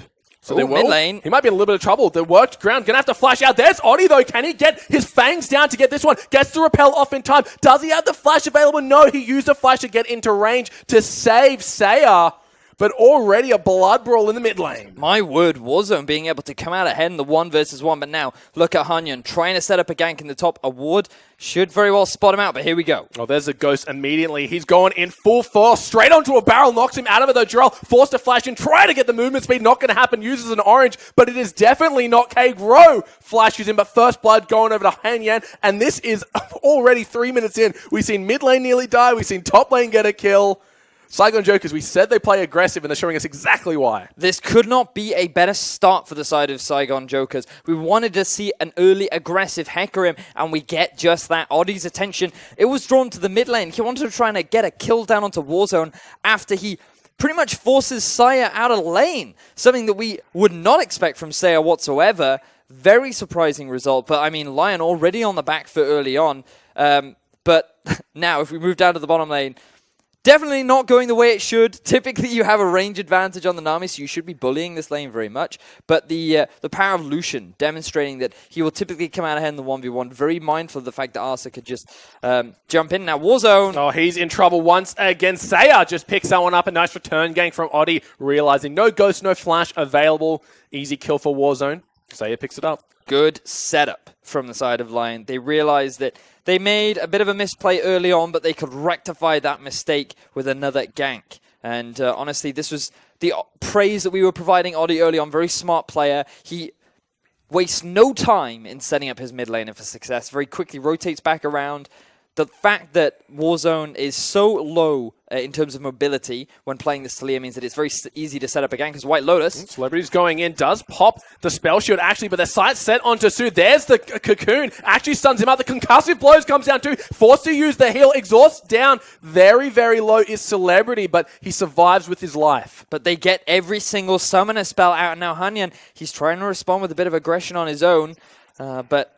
he is not going to be able to do it. Realizes that is a big minion wave in the mid lane. Warzone would not really be able to provide that much support.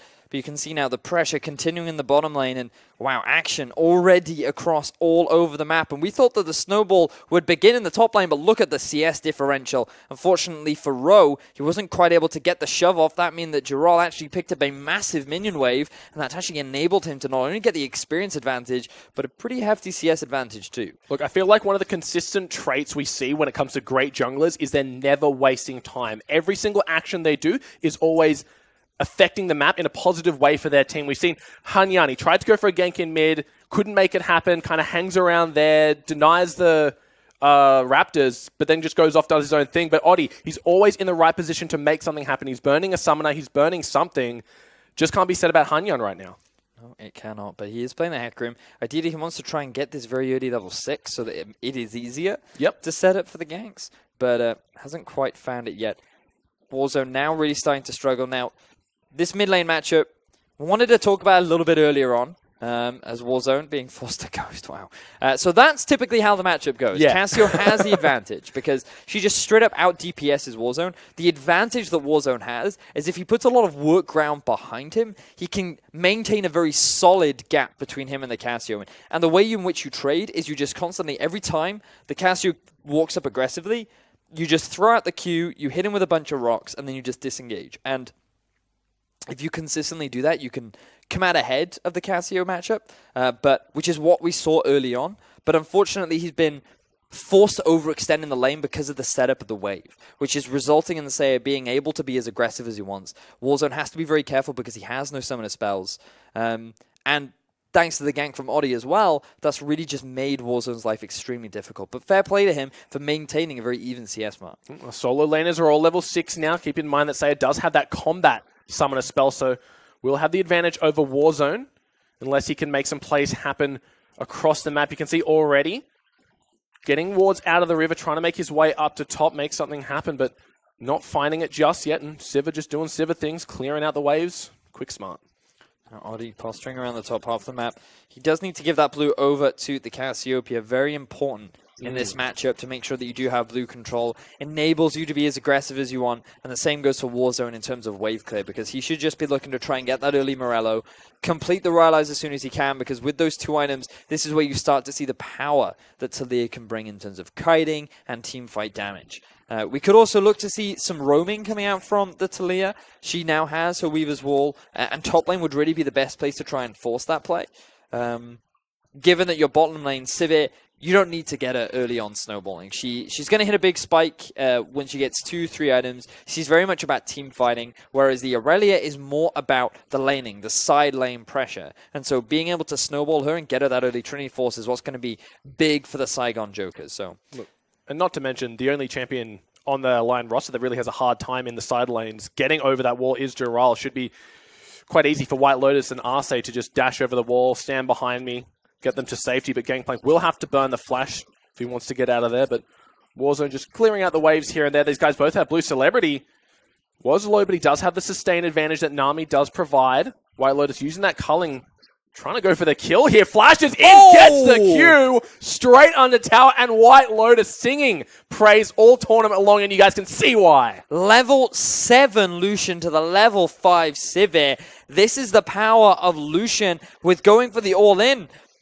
I mean, the risk that you have to be careful of with this Lucian Braum lane is the fact that it's so easy for Braum to just dive in, throw down the ultimate, you get the passive down, and it's so easy for White Lotus to follow up. He didn't even need it. He just throws out the culling, Celebrity, he's forced to eat all of it, and then White Lotus goes for such an aggressive flash, gets his team a kill, and Lion just seemed to have retaken control over the game. Look, Celebrity still had heal available. I don't know if it was either just coming off cooldown or he didn't expect the piercing light damage, but he goes down, not putting up too much of a fight, and White Lotus completely spiraling this bot lane out of control. Good damage down onto Oddie. Here comes Hanyan. There's the repel to get him to safety. A good wall. They should be able to pick this one up. Hecarim does, but Saya trying to take him down. There is Arce. Gets a nice double knock up. He's so low. Just 2 more attacks will break it. Wasn't in the back doing great damage. 1 more attack. Wasn't gets it onto Arce. And Saigon Jokers find a pick, get 2 kills. So, unfortunately for Lion right there, White Lotus had just backed away, but Saya wants to try and get something back. Not going to quite be able to do it. But still, overall, net gain for Saigon Jokers. They get themselves another 2 kills. The play from Arce was very promising. He thought that if I could just get the crowd control down, then my mid laner can rotate round. But Saya was being zoned away by Warzone, who very smartly was just using his abilities to zone, just trying to force Saya away from the team fight and allow the rest of his teammates to get the kill down onto Arce, which overall does result in them getting the kills that they wanted. But just look at the difference between the AD carries right now. It is so huge so early on into the game. Look, that's exactly right. 16,000 to basically 16,000, about 400 and change separates these 2 teams right now, and it's all that advantage in the bot lane. So this is the mistake that Arnie make. Definitely underestimated the burst because, I mean, trying to clear out that ward, it's understandable why you try to do it. But then you see Arce coming around, trying to provide the CC that's needed for Saya to then come in. But Saya was just a little bit too afraid to hard commit. And then if you look to your mini-map, then White Lotus was nowhere to be seen. He had to back. He had to pick up his Caulfield's Warhammer and Serrated Dirk as heal forced to be used as Arce. Takes a little bit too much damage. Look, Lion, they know where their advantages lie. It's in this bot lane. They want to get White Lotus as far ahead as possible, but underestimating that tower damage forces the heal, but they do get that first brick gold, so still a bit in their pockets, gets them about 1.2k ahead at the moment. And looking at the gold discrepancies here, and 1.4 in favor of the Lucian, that's huge. Just it's a BF bit. sword and change. We talked about the mid-game spike synergy that they have with the Gangplank and the Lucian. I mean, Cassio, she does a lot of damage regardless as long as she can land that poison. And now it looks like Saigon, they want to try and get an advantage for themselves as Hanyan. Trying to set up for a dive, but the pink ward is going to spot him out. Oddie is in the vicinity. Is going to dissuade this gank as well. So Saigon Jokers definitely, they're on, I don't want to say a time limit because their late game is actually pretty phenomenal. But then when you think of Cassio and Gangplank, it's pretty hard to say that Lions don't exactly have a solid late game themselves. But in terms of the mid-game spike, definitely heavily in favor of Lion. The only real advantage that Saigon are going to have is this great team fighting prowess, because you have the Nami, you have the Sivir, you have the frontline Hecarim, you have the flanking potential of the Aurelia as well. But they might not even get to that point because Lion, they're using this AD carry to their advantage, rotating out to the top half of the map. They're going to very quickly pick up another turret. They initiate the lane, swapping it forces a Saigon Jokers to answer. Sue and Celebrity, they're already so far behind. He's only level 6. Can't really do much about that row. Has to walk down to the bot lane, cancels the TP. Jirol just going to teleport down to answer. Going to catch a nice big creep wave for himself. So many good things coming out from Lion here. What they do is they realize that the bot tower is gone. They rotate up to the top half of the map. They now realize that, hey, maybe we can catch Aurelia off guard. But Aurelia is just backing off as the Lions bottom lane reach the top half. This means that they can try and force the play. They try and look for the tower, but Saigon Jokers read the play. They respond in kind. They keep the turret alive. And Ro actually uses his teleport to a ward that was behind them to try and scare Lion off of the turret. It works, but that also allows Jirol to say, hey, if you're going to use your TP, I can use mine. So he TPs to the bottom half of the map, and he's able to soak up all this juicy farm as we now see the Weaver's Wall. Here comes Warzone. He gets knocked off early. Jirol misses the flash, but Ro can't seem to find anything, and the cannon barrage under tower enough to keep him safe. And a lot of summoner spells expended here and no kills going to either team. Good response from Dural to flash the knock-up coming out from Warzone. Yeah. He did not care about getting over the wall because, in all honesty, he had a great opportunity to get himself a kill. He decided not to overcommit and just be happy with his life as Hanyan trying to set up a play. He really wants to get onto White Lotus here. Forces the flash. There's the ultimate. Fears them back in. This should be a free kill for Celebrity. He gets it. Tidal Wave and Bubble. Not going to land. Arce knocks them both up, but the Jarl just going to call it a day. Back off and take some minions, maybe get some chip damage on the tower. Arce could have used his ultimate a little bit sooner, but he decided to hold on to it. Unfortunately, because of that, it resulted in Hanyan being able to get behind White Lotus and force the fear up towards his teammates. That's going to be a big shutdown bonus. That's going to allow Celebrity to close the gap ever so slightly, and now Saigon should be able to respond with a turning kind. Doing a lot of damage down onto that one, but Warzone constantly being threatened by Seiya. We've seen time and time again, just hits 1Q, forces a flash, forces the ghost, so they are getting themselves kind of back into a manageable state between the AD carries, but they're forfeiting a lot in the meantime. Now, where is Oddie, is the question, because early on we saw him make good plays around the mid, but since then, after his death, he hasn't really done anything else on the map. He has now completed his first big jungle item, but when you compare the two junglers, Hanyan's been the guy that's been roaming around the map, and he could have completed his Trinity Force right now. He's 2-0-2. Instead, he decides to rush that early magic resistance to deal with the Elise and the Cassio. And Oddie hasn't really been able to set anything up for the rest of his team. He hasn't been playing around his strong side of the map. He hasn't looked to set up any more plays in the mid lane. And to be honest, the momentum that Lion had built themselves up early on had definitely slowed down, even though they still hold on to the gold lead. Yeah, they get themselves another tower, so gets it about 1,000 and some. Nearing that 2,000 lead. But like you mentioned, Oddie, we praised his decision-making early on this game, but he's kind of just been a non-factor after the 10-minute mark or so. Like you mentioned, he died, had to go back, didn't really want to commit to anything, and it's all been on Hanyan. But back in this mid lane war zone, he's been forced under tower time and time again. It's allowed Seiya to get a little bit of a lead here, and down on the bot road, just doing a good job of freezing that wave. He is behind about 25 to Dural, sitting on 1-0, but they both have their Trinity Forces completed. Maybe looking to brawl for the Dragon. We haven't seen either team go for it, but it is a Cloud Drake, so it's understandable. Well, it's still an objective that both teams should look to try and play around. As I thought I saw the Nami ultimate come out then. It looks like she was just spamming laugh. Bit of an interesting setup if that would have been the case. But now Lion rotating around to the mid lane. A final tier 1 turret that they want to try and pick themselves up. The setup for this is going to be difficult to take because when you look at the wave clear from the Talia and the Sivir, Lion are probably going to be there for quite a while. Yeah. Given that Lucian does have a pretty short range, getting close to the turret is going to be a bit tricky for him, especially with the risk of this flank coming out from Hanyan. So the better play for them is to actually play around a lane that isn't Talia. Because of how good she is at clearing these waves. And Dragon could be a good way to force this. Remember the mid-game spike that we were talking about? Lucian completed the Ghost Blade. You also have the Morello done for the Cassiopeia and the Trinity Force. But it looks like the Saigon are actually going to be the ones to set this up. And, good use of the Talia wall to prevent Lion from being able to try and contest. Look, of course, us with our God Vision, we know they're not even going to try for it, but it's still utilizing every advantage that your kit has to offer. So props to him. They're not going to be looking for any plays off to the sidelines anytime soon. So denies all potential at a steal from Lion. And it looked like Lion wanted to go for that mid lane tower. They saw the Sivir back, but without the appropriate vision, she's going to come back to lane. She's got herself a BF sword completed now, as well as the critical chance cloak. So she'll have a little bit of an advantage here. Honestly, she can start hitting them. I think that was a bit of a misplay from Lion, simply because they wanted to force a fight right now. They're very strong right now. They're in a good position to try and set themselves up for success, and they didn't take advantage of it. The Cloud Drake would have been the objective that Saigon are most likely to try and fight them for, or at the very least draw Saigon into a position where Lion could actually force a fight, and instead they choose to go back to not really pick up any significant items. They may have been sitting on a bit of gold, but look, I mean, all White Lotus did was pick himself up a Phage, so they missed a window of opportunity, and now Saigon are going to continue to be able to stall because Lion can't push down this mid turret, especially with a Sivir and a Talia there. They can push these side lanes, but they're too afraid to commit to these tier 2s, and Rift Herald is really the only other objective they could try and set up for, but Saigon are very unlikely to try and contest that objective. They'll just give it away for free because in terms of dueling power, the Irelia has that ever so slight edge, especially at this point in the game. So honestly, Lion just missed their one opportunity, and now they just have to be careful of the fact that Saigon do have a pretty good scaling comp.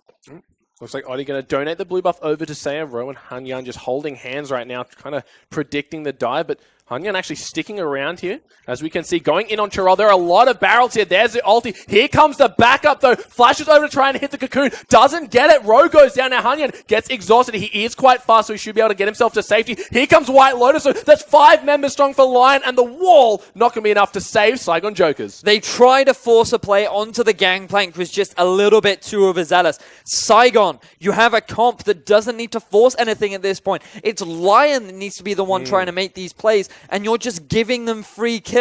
Sure, Lion might lose a turret in the bottom lane, but they only care about this mid lane turret, and with this many members, they should be able to get it for themselves. Well, that's exactly right. Kind of playing into what Lion want to do right now, and you've got to give them props for having all 5 members up in that top lane, kind of predicting here. As we saw, Seiya did just get donated that blue buff, but they are going to go take control of this mid lane tower, take it down, and Baron spawning in 10 seconds. That means that the Rift Herald is going back to the Void now.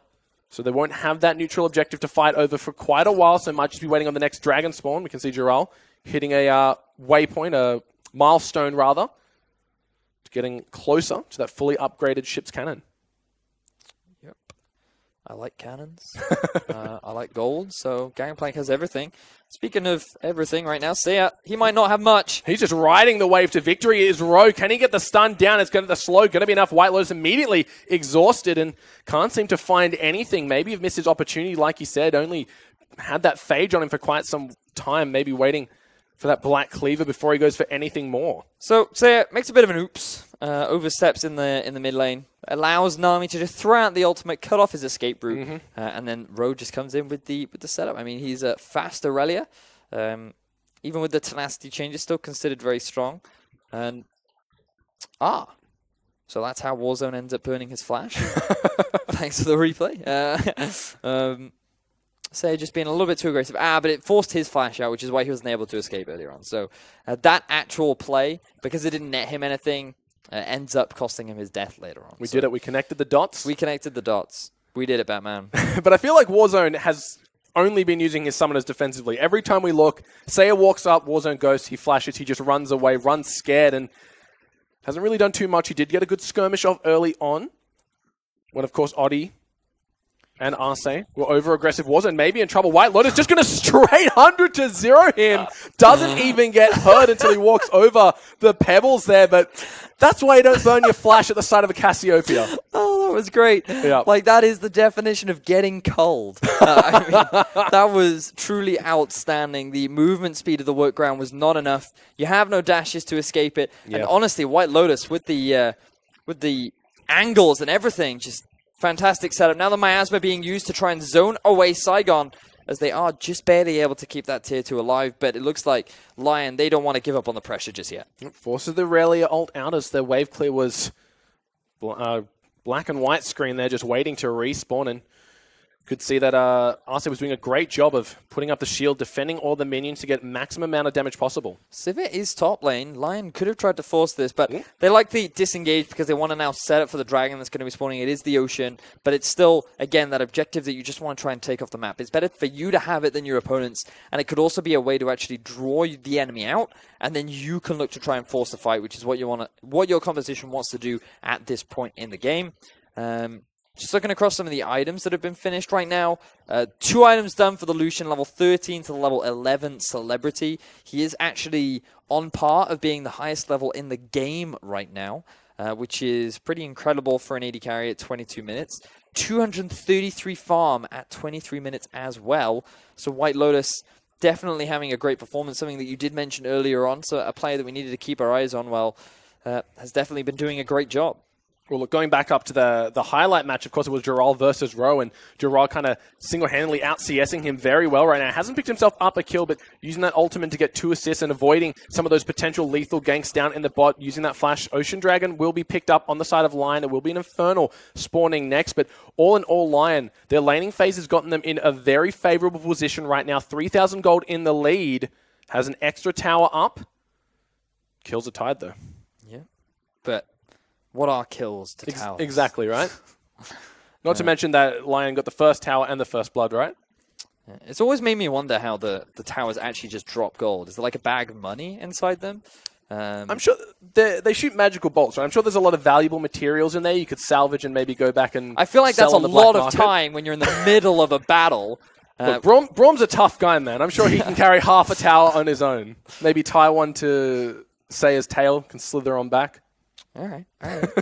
Personally, I'm more of an advocate of just a bag of gold in the towers. Someone's just left it in there being like, yeah, it'll be fine. That's careless. It'll be fine. That's just straight careless.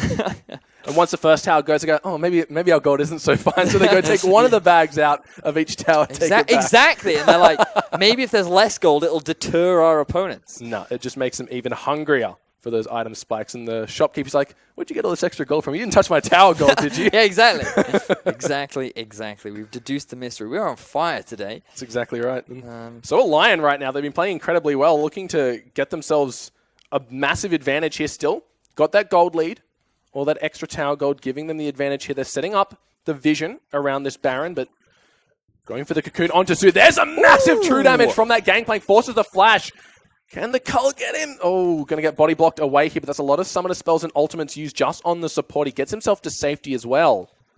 Question is now, what can Lion force off of this? Because it is only the support. Yes, he loses his exhaust and he loses his flash, but in terms of the actual objectives to play around, Lion haven't built themselves up enough of an advantage to try and force something like the Baron. And with the Aurelia still applying pressure on the bottom side of the map, Lion are just trying to take whatever objective they can. Red buff will be on the menu, and handing this over to White Lotus is definitely something that they want to try and do as the Weaver's Wall comes through.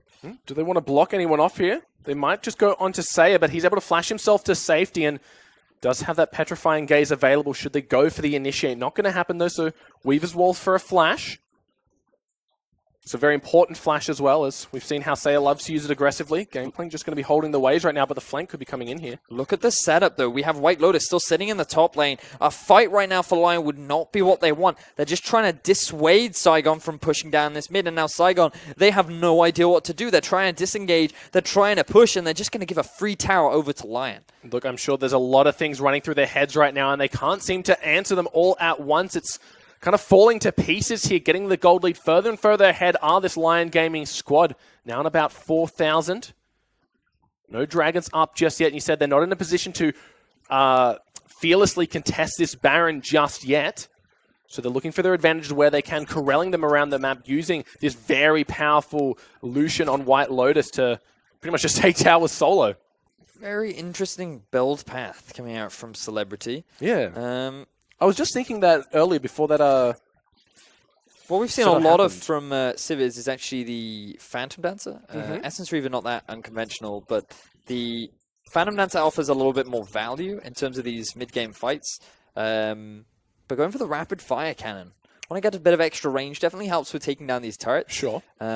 Also, if you can proc your W and land it onto a target when they're all grouped up, as now White Lotus flashing. Forced a flash, but look at the stun coming out of Say. Hits 3 members of Cannon Barrage, completely stopping any of the potential engaged. Hunyan, he's in the backline. He can't seem to fight White Lotus. He stays alive, and now it's all going to hell for Saigon Jokers. They do get 1, but they lose 3 in the process. The Repel comes up to safety. Here comes Jarrell. He's looking for Warzone, but Warzone, he has so much zoning potential still left in him.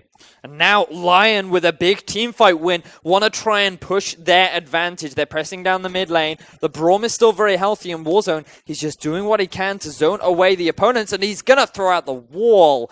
Great use of that Weavers to just deny the pressure coming out from Lion. This is going to mitigate it, but not for long because the minion wave is still on its way.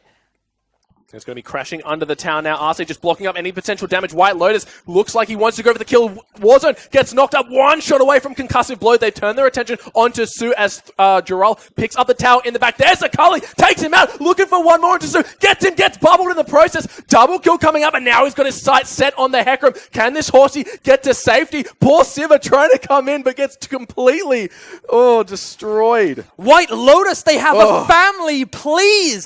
You are just going absolutely absolutely insane, and the pressure just seems to be unrelenting as Lion look to take themselves another turret. Yeah, they are doing such a good job right now. Look at White Lotus, 612, 300 CS, putting the team in his backpack right now. We mentioned this guy's positioning and ability to catch people off with that culling has been on point all game long, and it's getting from bad to worse. 8,000 gold, a Lion in the lead, and theoretically, they should be setting up for this Baron now. Oh, yeah. Lion, their next objective is definitely going to be picking up that Baron. Dragon also spawning about 30 seconds, but it looks like Ro is next on the menu. Oh, he's just going to get hit by that massive true damage proc of the Gangplank ulti, trying to turn it around, gets the stun onto Saya, but the petrifying gaze slow enough for Oddie to sink in the fangs and take him out. They get themselves another kill. Ro overextends in the mid lane, and this is just going to make the decision all the more easier for the side of Lion Gaming. And they're not even giving us an opportunity to break down how that last fight even happened. Because bear in mind, this was a situation where Saigon just could not decide where they wanted to do.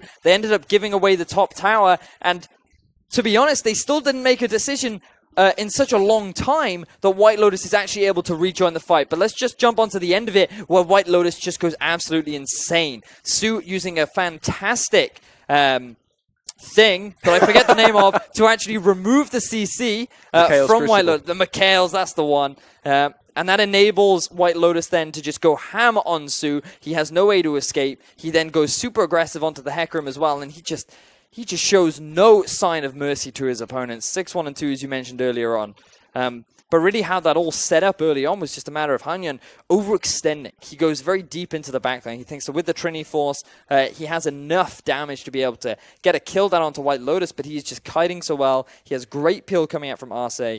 And then that just enables Geralt to just get so much damage down, combined with Saya, who really got a fantastic ultimate off onto two big key members. So honestly, just a fantastic team fight coming out from Lion. They said earlier on in an interview that they love to fight, and you can see why with such fantastically mechanical, proficient players. Look, Arce just been doing a great job. You mentioned this is why Braum is so good. Anyone that comes into the backline, all it takes is one auto, and then everyone has CC on that team. They are starting the Baron down to about 6,000 health. It is low. I don't even think Hanyan going to get there in time, and free Baron.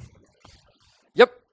That was just Baron for breakfast, really. Yeah. There was very little that Saigon could do to respond. They had the vision on it when it was about 40% health, and they just had to give it up. There was nothing they could do now. With Lion having one Infernal Drake underneath their belt as well as a Baron, it's now really their game to lose. But we have to wonder how they're going to be able to break into the base of Saigon, because one thing they have to respect is the fact that Saigon have a fantastic team fighting composition. The Sivir and the Hecarim, very good at dealing with all these grouped up members. So if Lion commit a little bit too much to one tower, there is always that potential of Saigon being able to get the collapse, being able to get that turnaround. So Lion, let's see how well they're going to be able to break into the base. Well, White Lotus has got his Infinity Edge completed now, so if he wasn't dealing damage before, which he was, he's going to be dealing exponentially more amount. Oddie just going to be getting himself that blue buff. As I say, Saya comes over. Much better recipient of that one. Doesn't get it anyway. So, they do have the Baron buff. They are threatening the mid lane inhibitor here. Arce, that's a full combo coming out of Warzone, and it's doing about half his health. He only has one magic resistance item as well, so even with a Void Staff on the side of Ro, I was going to suggest he picks one of them up, but he's got one. Yeah. And Power of Braum. The power of Braum has completed the locket. And there's the Mikhail's Crucible ready and waiting for Tsu once again. Now, it looks like that the 1-4 is being set up by Lion. They're just keeping the Gangplank in the bottom lane. 0, 1, and 7 so far. Cassio down. Well, I was just going to say, was that the sound of a Cassio? Tries to throw it out. Not going to pick anything up. But look at this. You can see Hanyan coming in for the flank. Yeah, he wants to go for this one. There's the Onslaught of Shadows into the backline. He's going to get stunned up immediately, even without the Cassio. They turn him to dust. Now, Ro trying to get down on Josea, but White Lotus being the primary damage dealer now. Celebrity, he's left just watching his team fall into Crubbles, and Su, you're a fast fish, but not that fast, sinks the teeth and takes him out. You could not have had a better setup if you are the Saigon Jokers, but Lion just know how to respond, and they do so beautifully. With 5 members strong, only Celebrity left alive, I think Lion are going to close out this game and maintain their perfect record. Oh, one more auto attack should do it. A massive 679 damage crit. Full Baron empowered minions in the top cannon to help them out. And with Geralt, Saya, and White Lotus just dishing the damage out. They take down the first Nexus turret, take down the second. The Nexus now under fire, and here you have it, ladies and gentlemen. Lion Gaming 4-0, undefeated by day number 3. Impressive. Well, Lion, you are certainly putting on a good show so far. Saigon Jokers continue to go on without a win on the boards. Yep. Definitely struggles. Definitely show a little bit more this game. I was definitely impressed with Hanyan and how he set up the pressure in the top lane. In all honesty, the weakness there for Saigon was how they fell apart in the bottom lane.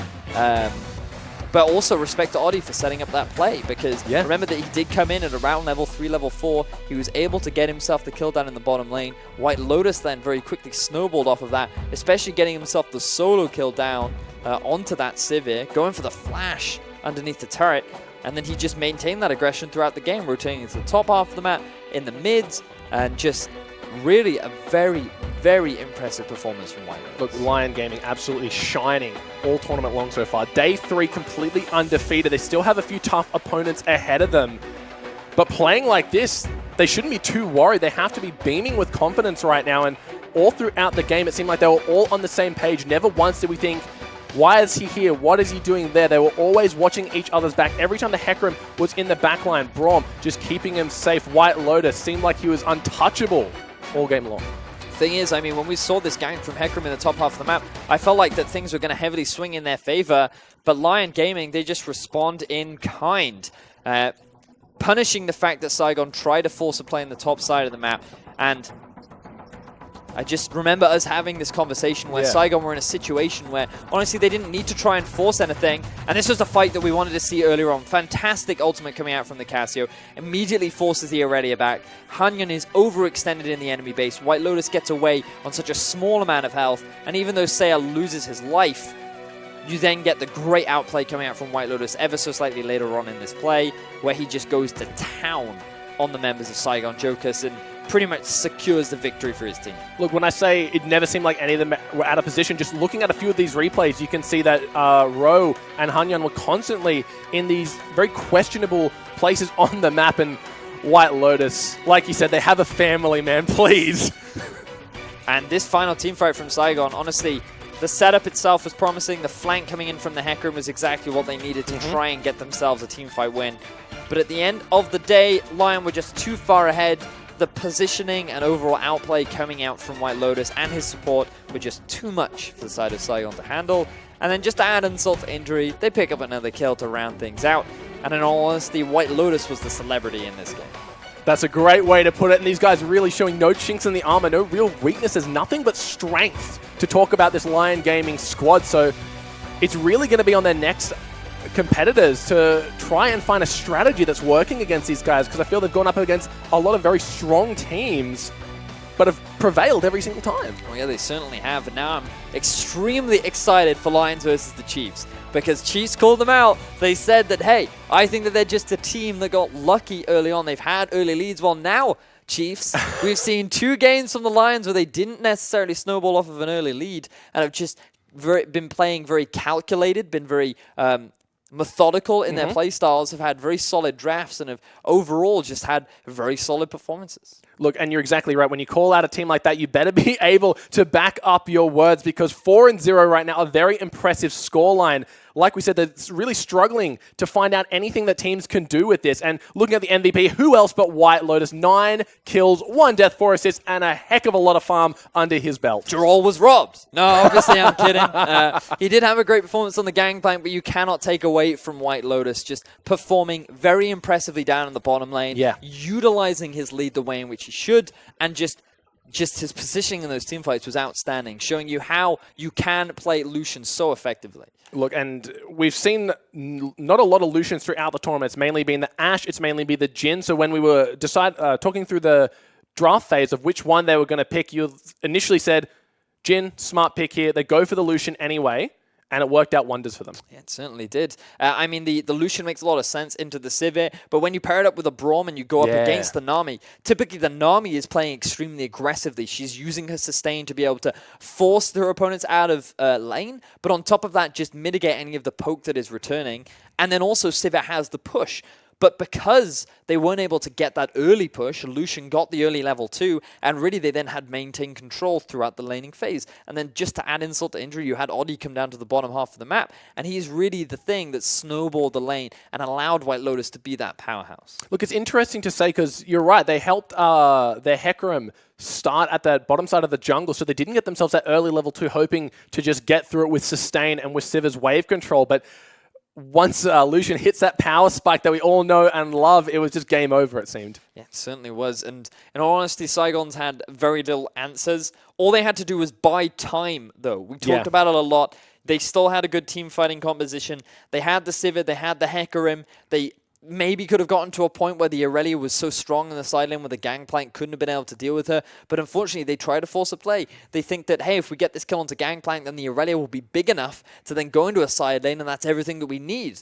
But the play just goes awry for them. They get absolutely nothing right. And then that really is where things just started to crumble for Saigon, and they had no way of clawing their way back into the game. Look, and not to mention, it was a pretty miserable time for poor Warzone in the mid. Every single time that Saya kind of stepped forward, slithered forward, he's forced to either ghost or flash to safety, so we never really saw that Weaver's Wall come into effect. We saw it once in the bot lane, didn't result in a kill, then every other time it was either helping them secure Dragon or defending a tower for a few seconds, but that's not really where Talia's level 6 strengths lie. Yeah, her ability to roam is very powerful, and we didn't see it this game. Because you can just shove up against the Cassio. Yes, she has a lot of kill pressure in the lane, which we did see multiple times throughout the laning phase, but she can't really just stop you from doing what you do so well, which is this wave clear. And they could have looked to set up a play top. They could have even looked to set up a play bot. They never take advantage of it, and then as a result, this Talia pick just doesn't really come into fruition. And this is one of the risks that you do have if you try to pick it very early on, because there are so many mid laners that were available for the counter pick. Look, and speaking of the champions that were available, we saw a Hecarim and a Nami in this game. So 2 of the first times we've seen them throughout the tournament, this time both on the same team. Do you think Nami is kind of the go-to when either the Karma or you're not feeling confident on the Bard? I feel like that when you look at the things that were banned away, Taric would have been a very solid pick here. I mean, when you think about the mid-game power that this composition has, the Gangplank, the Lucian, the Cassio, when this team hard engages onto you, you can just throw out the Taric ult, you buy a lot of time, the duration is very similar to that of the duration of the Gangplank ultimate. The Lucian damage is heavily mitigated, which enables the Sivir to position in a way where she can get her massive teamfight damage off, and instead they try to go for lane dominance with the Nami. She doesn't have the same sort of mid-game prowess that these other melee supports do, and then you saw what happens because she just offered very little. There was very little that she was just able to impact these mid-game fights, and it's just a risk. We saw it happen earlier on in the day, where with the Ezreal Nami, yes, that's where you get the lane dominance, and that's where you snowball it into a victory. But if you don't get that lane dominance, and in fact, if you allow your other AD to snowball into success, then champions like the Braum just become so much more successful. And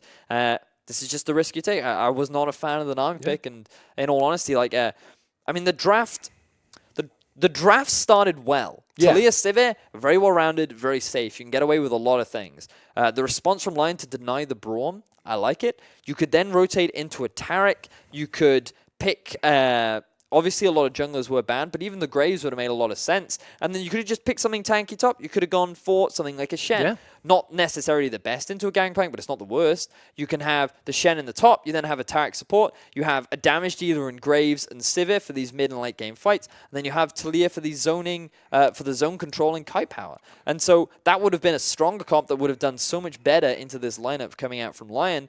But they sort of tunneled themselves going for this Hecarim and going for the Nami, which I just personally was not a fan of. Look, and let me ask you this. What's scarier than an invulnerable Hecarim with a Shen riding him into the backline? That could have been wonders for these guys. It certainly could have been. I mean, the combo has been well known throughout the world. LCK, Europe, just that submarine setup where you have the Hecarim to just dive into the backline, just really impressive overall. Look, and once again, we're going to send it over to Hingers with an interview with Lion Gamers' undefeated team. That, guys, I'm now joined by Oddie from Lion Gaming, who have now gone 4-0. How do you feel being top of the table? Ahora ustedes que llevan 4-0, ¿cómo se siente estar en el tope de la competencia? La verdad se siente muy bien. No sabía que íbamos a llegar tan lejos. Pensaba que al menos iba a ser un 2 2 victorias y 2 derrotas, pero pues hemos trabajado muy duro y pues ya estamos ganando todo ahorita. It feels awesome. They didn't think they would win all of this, but actually half of it. So they trust they will keep on going well. Excellent. Were you guys surprised about the composition, the other team that you get? Were you surprised they didn't ban out Lucian for that game? ¿Hubo alguna sorpresa en relación a la composición del otro equipo? Por ejemplo, no banear a Lucian, ¿podrían haberlo hecho? No creo que Lucian sea un ban, pero siento que no hemos jugado muy buenos matchups en bot lane. Pero la verdad me sorprendió mucho el pick de Hekari. No lo tengo muy bien como que pensado que podían haberlo jugado, pero se dio que nuestra bone estuvo muy fuerte, tuvimos un GP muy sólido y casi pues así de destrozos. He actually thinks that banning Lucian was not something he thought it would happen. They have been doing well on the bot lane. What mostly surprised him was actually picking Hackery on the other side. It was a bit unexpected, so to say, but they're having a strong bot lane, so they think it's good. Earlier today, we spoke to the Chiefs, who you haven't played yet, and they described you guys as quote lacking macro play. Do you feel like you'll be able to beat them when you play them in the rest of the tournament? Hoy les hablaron a Chiefs, que ustedes todavía no han enfrentado, y ellos han dicho que ustedes no tienen como macro play, como una visión más amplia del juego. ¿Qué piensas de esto? Bueno, creo que se equivocan. Nosotros hemos vencido a muchos equipos que ellos han sido derrotados, así que creo que vamos a dar un buen papel y pues callar la boca. He thinks they're actually wrong because they actually beat teams that actually beat Chiefs. Yeah, so they're going to do their part and make sure they're shut up in the end. Excellent. Thank you so much for the time. Congratulations on the win and being top of the table. And that's all from us. We'll send it back to you guys in the studio. Well, there you go. The gauntlet has been thrown now from the Lions. They are definitely willing to fight the Chiefs. Look, you heard him say it. Chiefs, shut up. We're going to beat you. So great confidence coming that once again. Thanks, Hingers, for being over there, getting our interviews. So Lion Gaming, how can you not be confident? Sitting on 4-0, going into tomorrow, you got to be feeling good, right? Oh, yeah, definitely. I mean, the team as a whole has impressed me. We praised Saya on day 1. We praised Oddie and Giral on day 2. And now we're playing White Lotus and RC on day 3. I mean, the team seems to have so many members that just step up when they need to. And I'm really looking forward to seeing how well they do throughout the rest of the tournament and how well they play up against tomorrow. Well, that's what it takes to get yourself to Worlds. No one player is going to carry you there. You need a whole team of superstars throughout that roster. And this Lion Gaming, I was going to say White Lotus Gaming, this Lion Gaming squad are doing just that. They're making me a believer. Oh, yeah, that's definitely the case. And I'm looking forward to seeing what else they are able to bring out. They've definitely been using a wide range of strategies and champion pools. And I think that moving forward into tomorrow's games, they're just going to continue on with their impressive success. Look, and we're going to have a look at the day 3 results and kind of catch you guys back up. If you joined us late or missed any of the ones, straight off we saw Dark Passage with a very, very cheeky win over Albus, Nox, Luna, and then Latin Gaming's. They're 4-0, so you kind of know how that one goes. They took out their partners, Chaos Latin Gamers. Then, of course, Chiefs Esports Club took it to INTZ in a very close game. Dark Passage once again getting another win over Rampage, who didn't look to be playing their best, and Lion Gaming 4-0 against Saigon Jokers, making it look easy. So some much-needed wins for a lot of these teams. Dark Passage now maintaining at the top of the table, but nobody can quite yet rival Lion. We thought that Albus would be the team to join them at the top, but for the time being, it is Lion sitting solely in that first-place position. Yeah, no one's really been able to do anything about it. We talk about the top of the ladder. Let's have a look at the standings and kind of brief you guys there. There they are standing, the one and true number 1. It's Lion sitting on 4-0, while Chiefs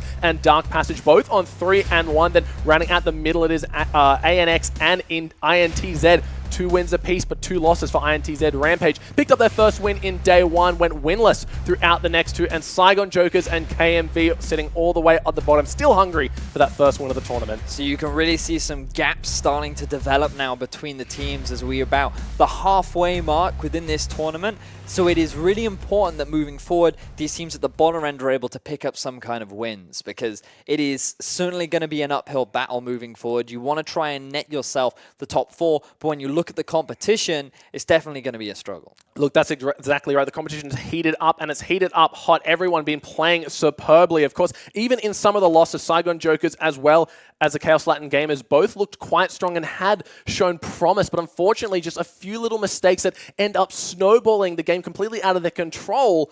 They got to go into these next games thinking of how can we kind of put a Band-Aid on this. They certainly have. And I mean, when we look forward to tomorrow's schedule, we do have to wonder whether or not things are going to get easier for them or if they're still going to be going up against these top-ended teams that can really punish you for making these small mistakes. Look, and there's a lot of strong teams. And speaking of tomorrow's schedule, we're going to get that up for you guys so you know exactly what you'll be seeing. Rampage taking on KNV. Once again, KNV still really looking for that first win. Then a massive title fight. You heard the interview. They want Chiefs to shut the hell up. Chiefs think they're overrated as Chiefs taking on Lion Gaming game number 2. Then Albus Nox Luna will be taking it to Chaos Latin in game number 3. INTZ and Dark Passage going to be having a good game. Then to round us off tomorrow will be Saigon Jokers taking on Albus Nox Luna. So a lot of exciting games tomorrow. Chaos Latin gamers have 2 games, which means that tomorrow is going to be a massive day. They have to make sure that they can net as many wins as they can.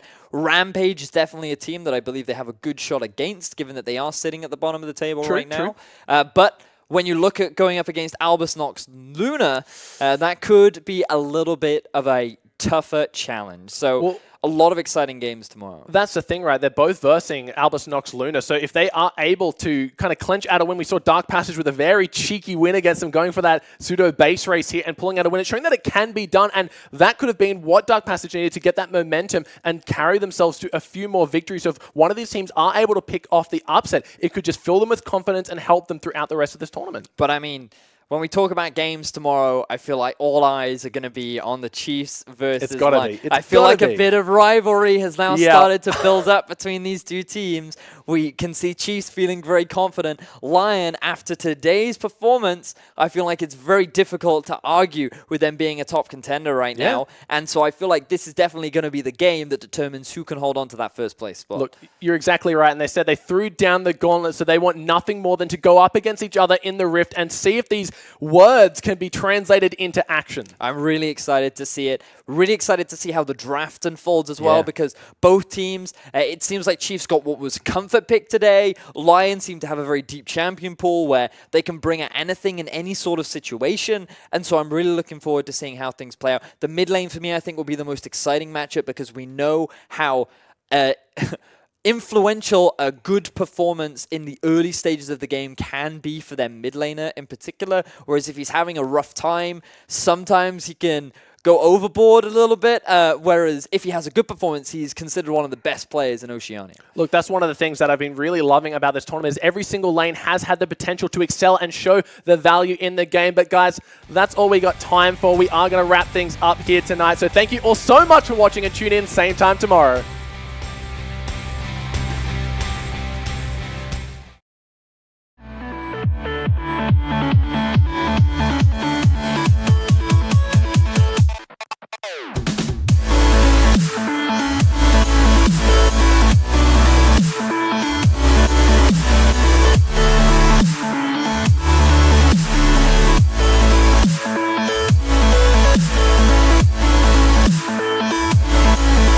Yeah.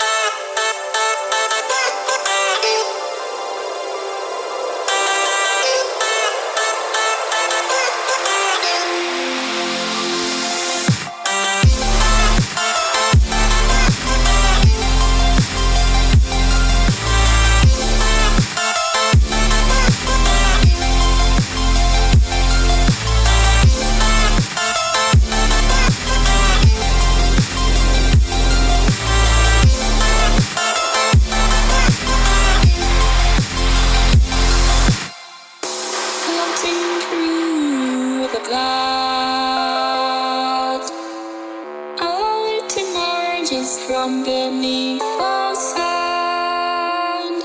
The instant miracles seem so far away. Across this universe, she lives another day. I know the reason she stays. I know the reason she's so far away. I know the reason she stays. I know the reason she's so far away.